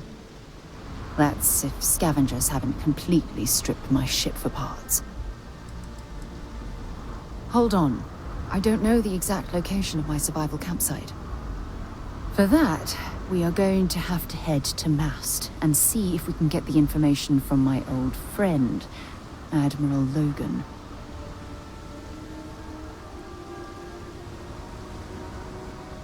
Your instincts are right on target. Logan and I butted heads more than once during my time with the Navigator Corps. We've never seen eye to eye. Look, I hope this isn't asking too much. Last thing I want to do is drag you into some kind of personal crusade. That's why I'm desperate for your help. Truth is, I'm scared. When I set foot on Cassiopeia, I don't know if I'll be able to handle what I find. If I begin to fall apart, I need someone I can trust to hold me together.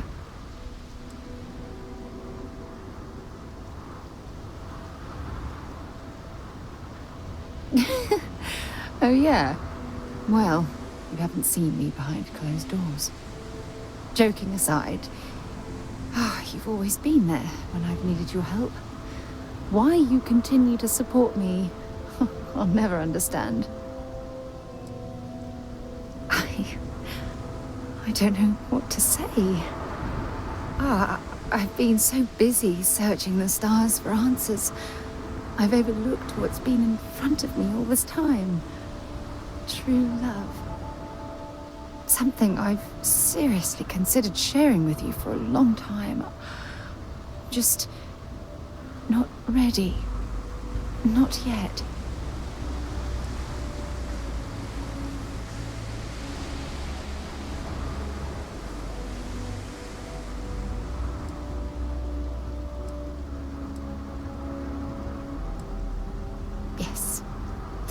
Yes, you're absolutely right. Hey, anyway, I've taken up enough of your time. I know you have a lot to do. I really appreciate your offer to visit Cassiopeia. Hopefully, it'll bring me the closure that I've needed for far too long. Sorry to pull you aside like this, but I wanted to take a moment to congratulate you. Taking those steps to eradicate the terramorph threat is essential to the safety of every living thing in the settled systems. You should be proud.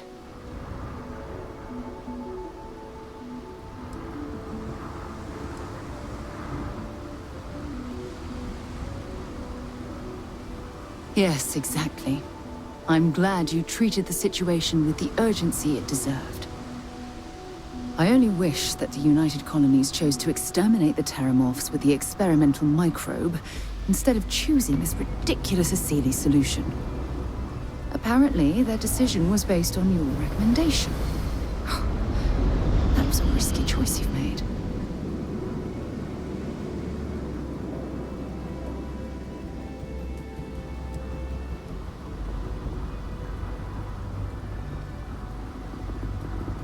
Minimal risk. Are you sure? The Asili solution might take years, perhaps even decades. Meanwhile, the clock is ticking for humankind. That sounds far too risky to me.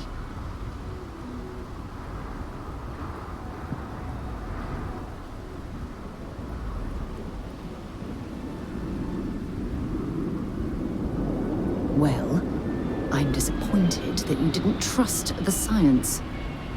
Unfortunately, locking away the Lazarus plant instead of eliminating it adds to the risk. Anything that accelerates the Terramorph life cycle should have been completely removed from the equation. Why take the chance? You haven't let me down. You've simply given me cause for concern. I'll tell you what. Let's put this past us, shall we? I'm sure everything will work out in the end. See that shroud covering Neon? Smell that? Believe it or not, Incense. you're looking at the Industrial only chemicals city in the of every settled kind. systems that But they powers still can't itself get from rid of the lightning. odor of chasm mass. A native species of fish. I often wonder what would have happened if they'd never found out about the psychotropic effects. I mean, on paper, a rich protein source is far more practical value than a recreational drug. But theory loses out once again to practice. Something to do with chasm bass's natural oils, apparently. If you're curious, the name is Aurora. We need to stop by the Stroud-Ekman offices. There are certain authorization procedures when large funds are being transferred, even for something like this.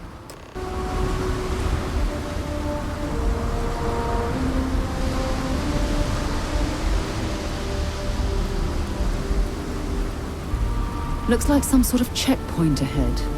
It's probably designed to suck the credit stuff. See that shroud covering Neon? Believe it or not, you're looking at the only city in the settled systems that powers itself from lightning.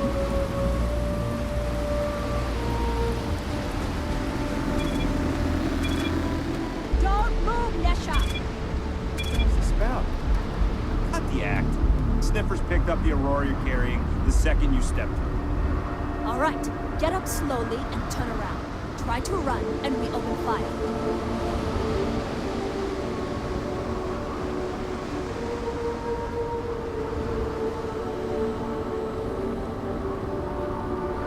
So, what was the plan, Nesha? Smuggle the Aurora into Aquila City or New Atlantis?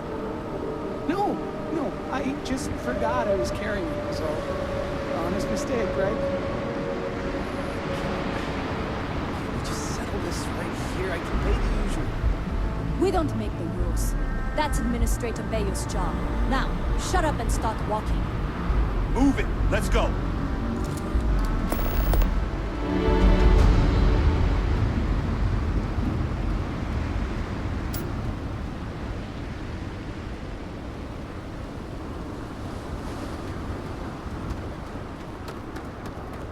Security's got its eyes.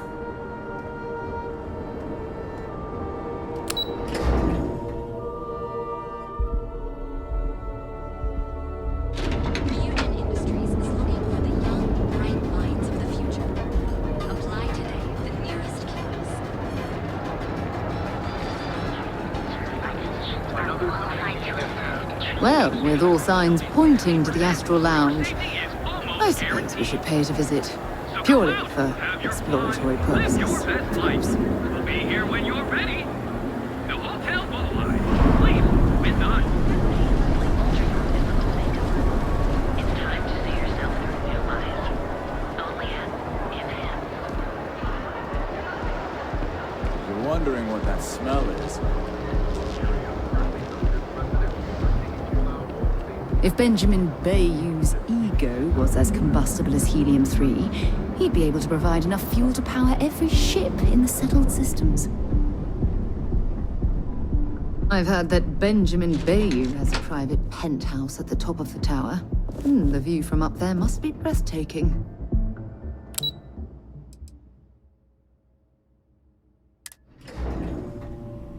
Stroud-Ekman makes some of the finest ships in the settled systems. I'd love to get a look at their operations. It's all right. I just need to have a short chat with my counterpart. Is she in today? Yes, allow me to bust you in, sir.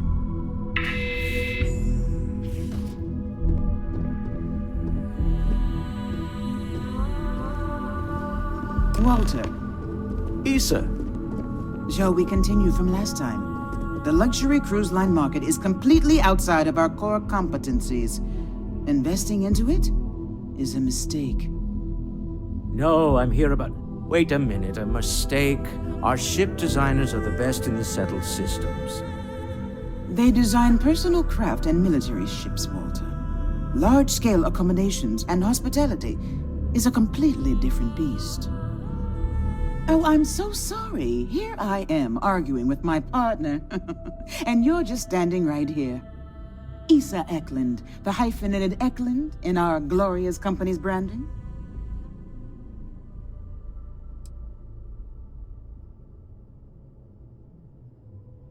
Oh, aren't you lovely? Walter, wherever did you meet your new friend? I'm jealous. A colleague from Constellation. Ah, yes, the daring explorers my partner is so infatuated with. You should hear him reciting that speech. There's no need to go into that. Oh, my heart skips a beat when he does it. Really, it does. Such passion.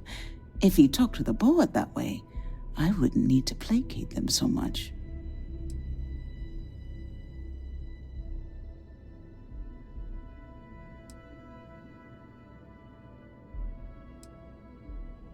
I know. It's my favorite hobby. Now, why are you here, my dear? The board meeting isn't for a while, and our vacations aren't coming up either. It's the discretionary fund, Issa. I need all of it. Ugh. This wouldn't have anything to do with that meeting you've set up at the Astro Lounge, would it?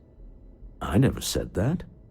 Did you have an agent hack into my files again? Only after you had one hack into mine. Tell me, can mutual distrust lead to a point where it's actually the same as mutual trust?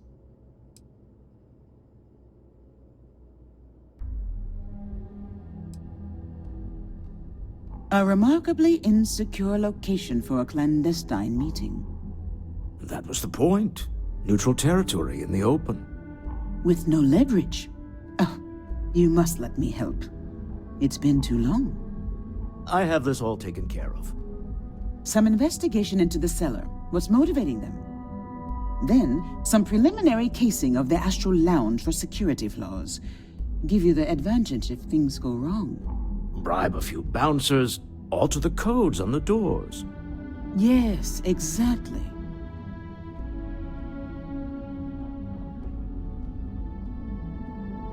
I hate being selfish, but I would like some time with my husband. We need to go through the fund authorizations anyway. James Newell is the broker who knows our cellar. He'll be able to help you find out more about them. And it shouldn't be hard to find the Astral Lounge. Here, let me at least give you some operation funds since I won't be joining you. Meet me back here. Yeah, I'm going to be present for the negotiation. I'm not leaving you to the Neon Sharks, I promise.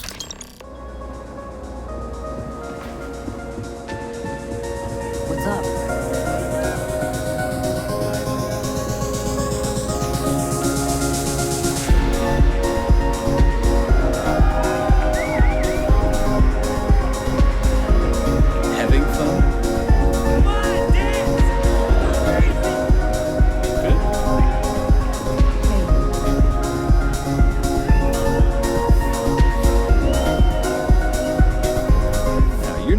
Aren't you? Name's Boone Morgan, your new best friend on Neon. If you're here for a drink or listen to the music, I've got you covered. But if you're here for something a little more exciting, we have plenty of Aurora for sale.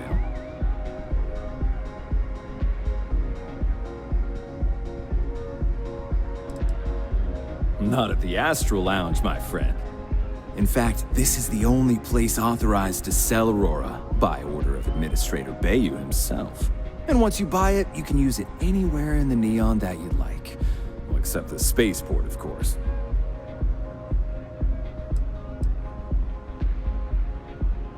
Oh, we have plenty of that. But why not try something different? New planet, new city, new experiences. It's what life's all about. Here, take a look at the menu. Now, I'm not going to lie. The Aurora is a bit expensive, but let's face it. Can you really put a price on pleasure?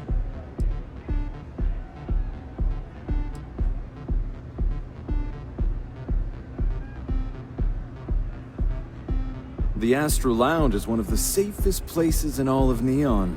Security is hand-picked from the finest officers in the city.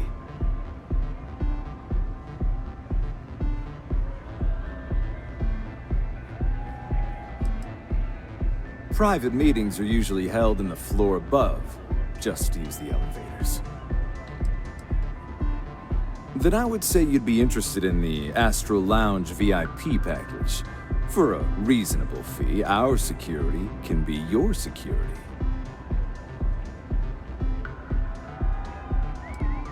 We do strive for setting the most reasonable rate.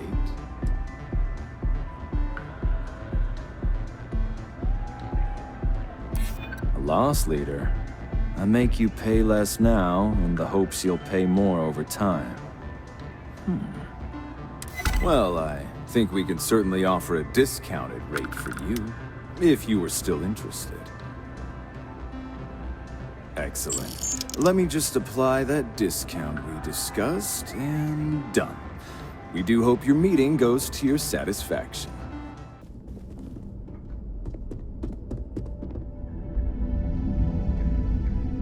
How are the preparations coming?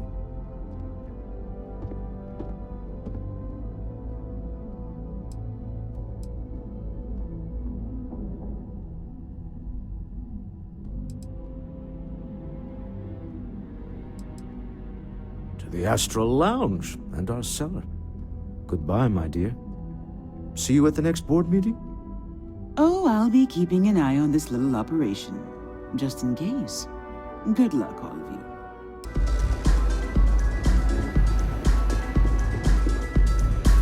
All right, we're here. Now, I don't know what the cellar looks like, but they'll have a security briefcase with them. Larger than normal. Big enough to hold the artifact. We should split up. The code phrase to identify yourself as the buyer is Ramsey and Travers.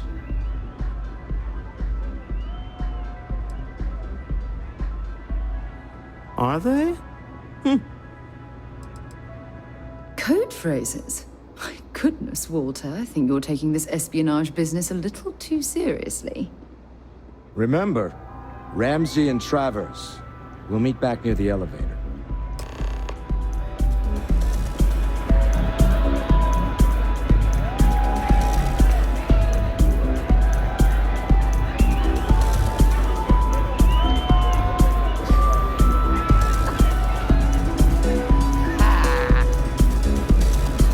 Take it easy. Yeah?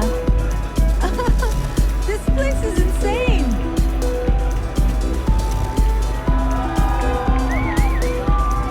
This Aurora stuff is blowing my mind. I'm flying right now. What a great night! This is amazing. The music's so good.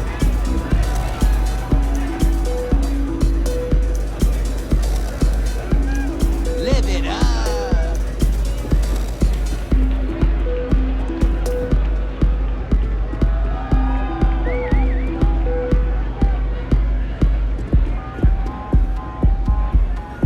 What is it? Can't you see I'm busy drinking?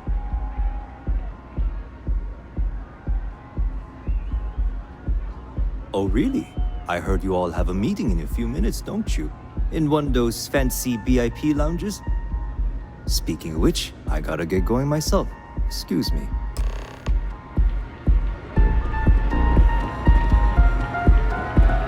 Music is amazing. I just saw our cellar walk by. Good job.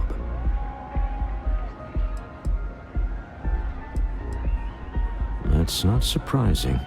This is a deal over stolen property, after all. Anything could go wrong.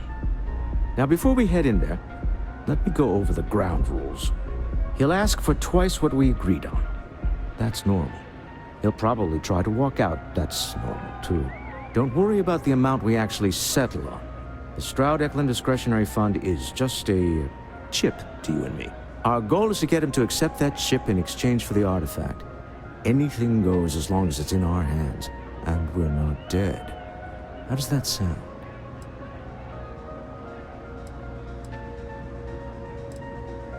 That's why you're here. Hopefully our combined countenance will be enough, but grabbing the artifact and running is an option. Just do me a favor and treat it as a last resort. I have a reputation.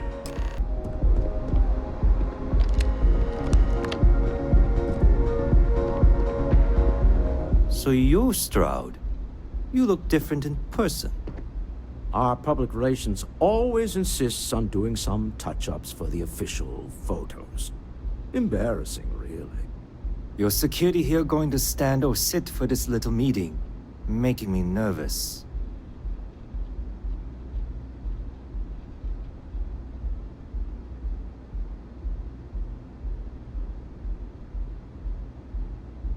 So polite. Almost makes me forget what planet I'm on.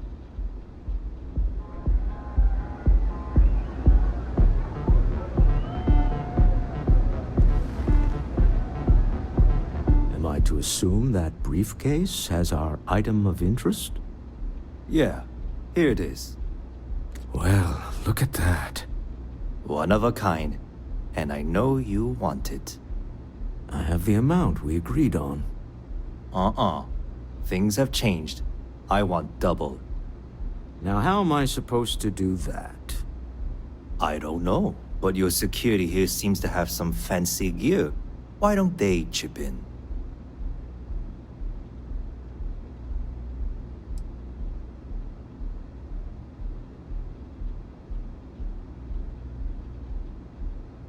Not my problem. It is if you leave empty-handed. We came here in good faith. Now honor our previous agreement. You either figure out a way to give me what I want, or I walk out of here right now.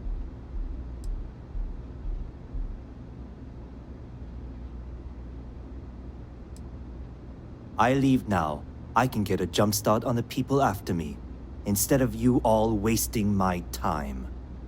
You'd be on your way already if you just take the money I'm offering you and shut up. What's it going to be? Take or walk?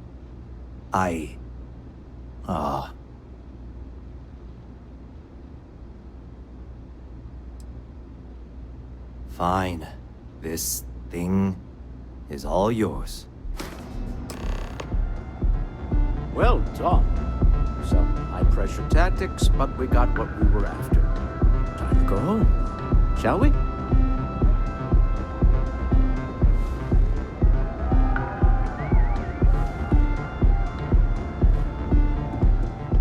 Stop right there. You're in possession of Slayton Aerospace property. Ah. Slayton must have been the original owner. We don't need to do this. All's fair on Neon. Am I right? Hand over Mr. Slayton's property. Now.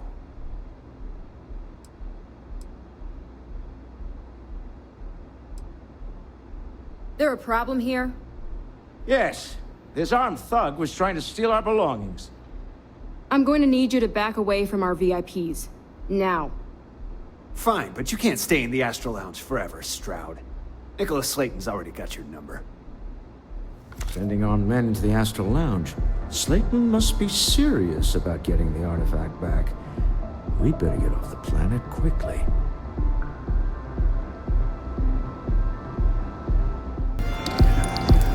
Easy. Something's gone wrong, hasn't it? Slayton has put a bounty on your heads. He's greased a few palms. Your ship's been impounded at the spaceport. There goes our way out.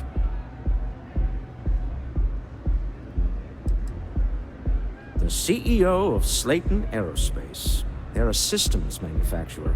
Engines, thrusters. Yes, I'm fully aware this has not gone according to plan. Slayton Aerospace has offices here in the trade tower.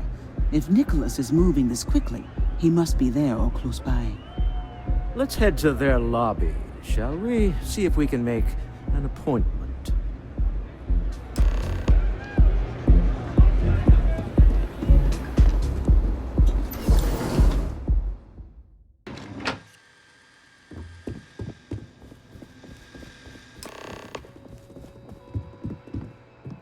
Welcome to Slayton Aerospace. Can I help you?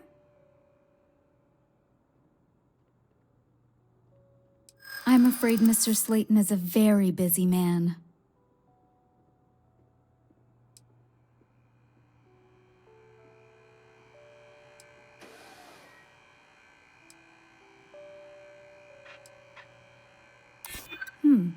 Maybe I can see if he has just a moment.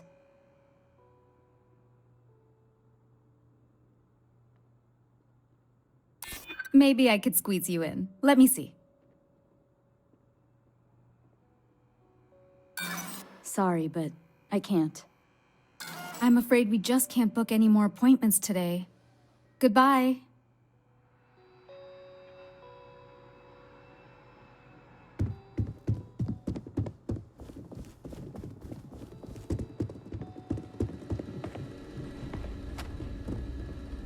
This place ain't for the likes of you. You have a question? You can chat with the receptionist all you want.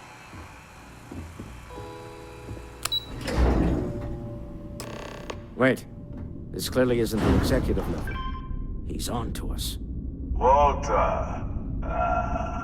Taking what's mine and then breaking into my office. A bold move, but one easily countered.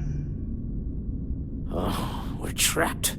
Hello, Walter, dear, are you there? Issa? Took longer than I'd like, but I managed to pay off one of Slayton's security consultants. They've patched me in. All right, we've got her out. Once the door's open, just follow her instructions, okay? I'm aware of the irony of me continuing to say it'll be easy. But it'll be easy. Doors will open in 3, 2, 1. Slayton's guards and employees are all over. Be careful. Okay. You'll want to use the vent system to slip around unnoticed. There's a cupboard just to the right of the elevator you came in on.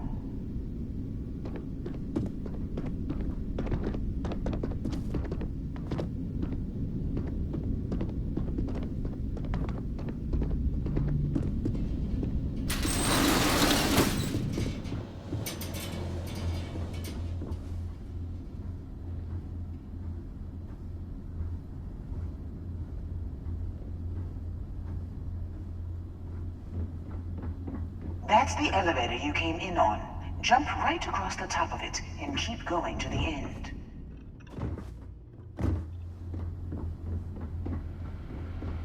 Drop down and follow the conduit all the way to the end, past the fork.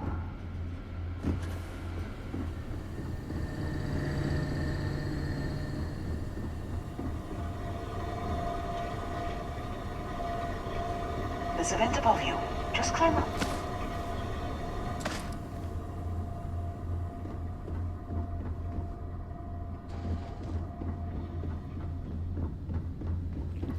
The room below you is clear. Drop down. Stop. One of the doors leads you right into the open. I'm unlocking a safe route. Opening the door on your right. Go now. Head left, but don't go through the door at the end yet. There's a robot stalking the hall. Wait. It's walking down the hall. Go now, straight across to the door. Keep going, all the way to the end.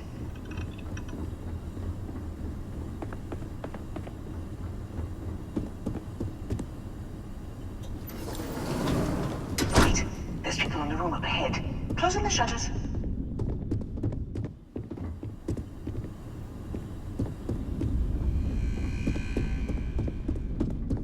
Another robot up ahead. Wait for it to pass, then head straight across to the maintenance door next to the security gate. Go now! Let me just get that for you. You know the routine. Up the vent. It's a short one, I promise.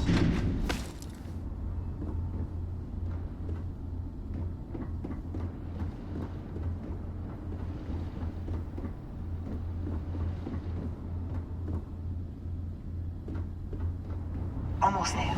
Door on the right.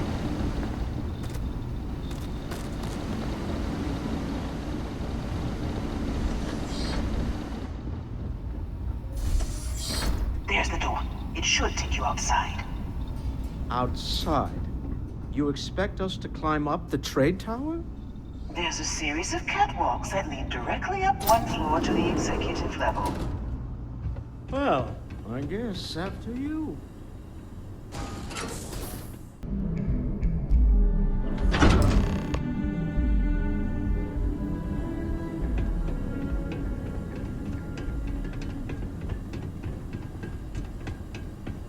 You're coming in just behind the executive elevators. I'll call the one on the far end, and you can walk right over the top.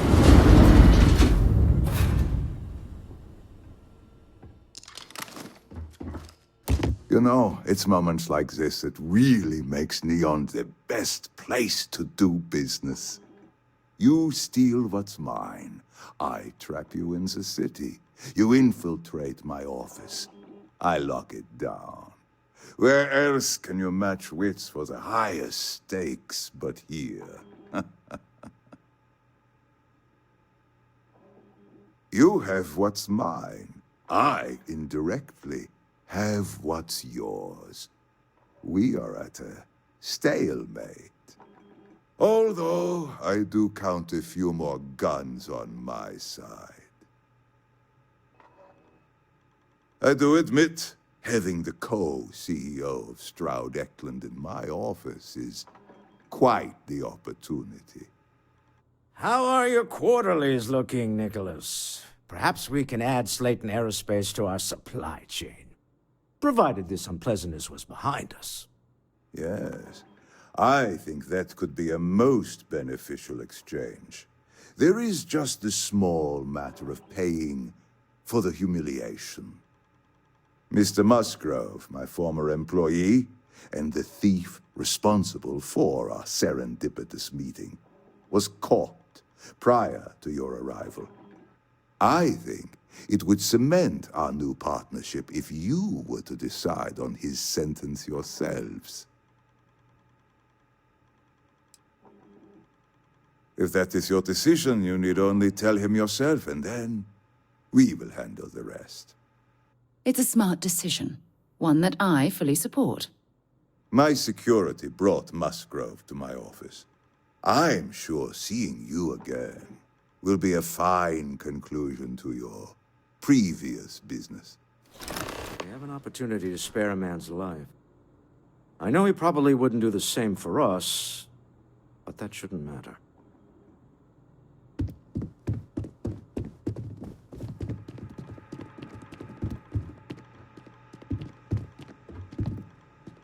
Oh no.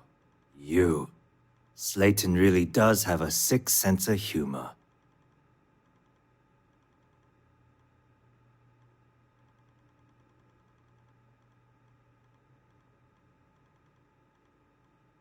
Please, I was just trying to sell a product, okay? Isn't that why we're all here? Be lenient. We were taking advantage of his initiative, after all, even if we have found ourselves working with the man he stole from.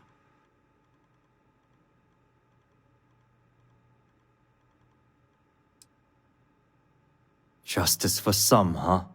Fine. Rather be caged than dead. A cage is too good for you, Musgrove. They should stick you on an asteroid somewhere and let you think about what you've done. I will make the arrangements for Neon Security to take him into custody. You're free to leave. Time to go. Let's talk more back at the ship.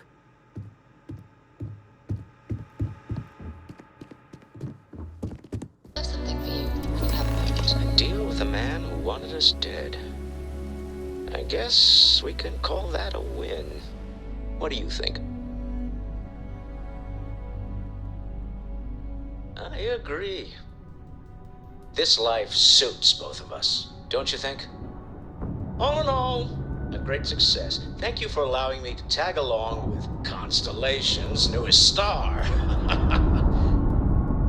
Yes, I used a pun. Forgive me.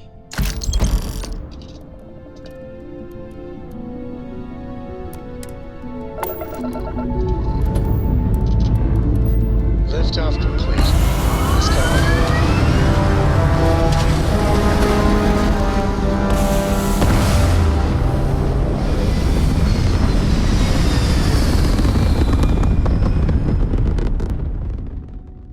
We're in orbit. What next? You hold something you have no right to. My people have killed for this. But I will offer you one chance to hand over the artifact and turn away from this path. Oh, that's not any type of ship I recognize. The fact that you do not know says much. We are the Starborn, and you are unworthy to possess the artifacts. Tell us, please. What are the artifacts? What are they for? Did you make them? What gives you more right to them than humanity? Answering your questions is exactly what we cannot allow. Abandon your thirst for knowledge, or drown in it.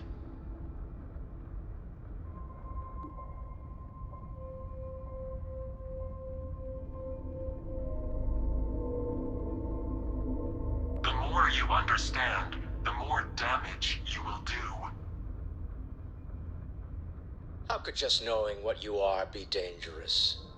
Our distance from you is the whole point. We interfere now because we must. I'm not liking what I'm seeing on the scans.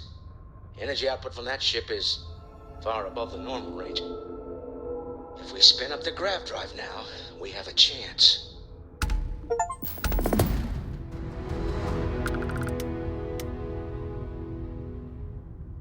We'll get through this. Hold on.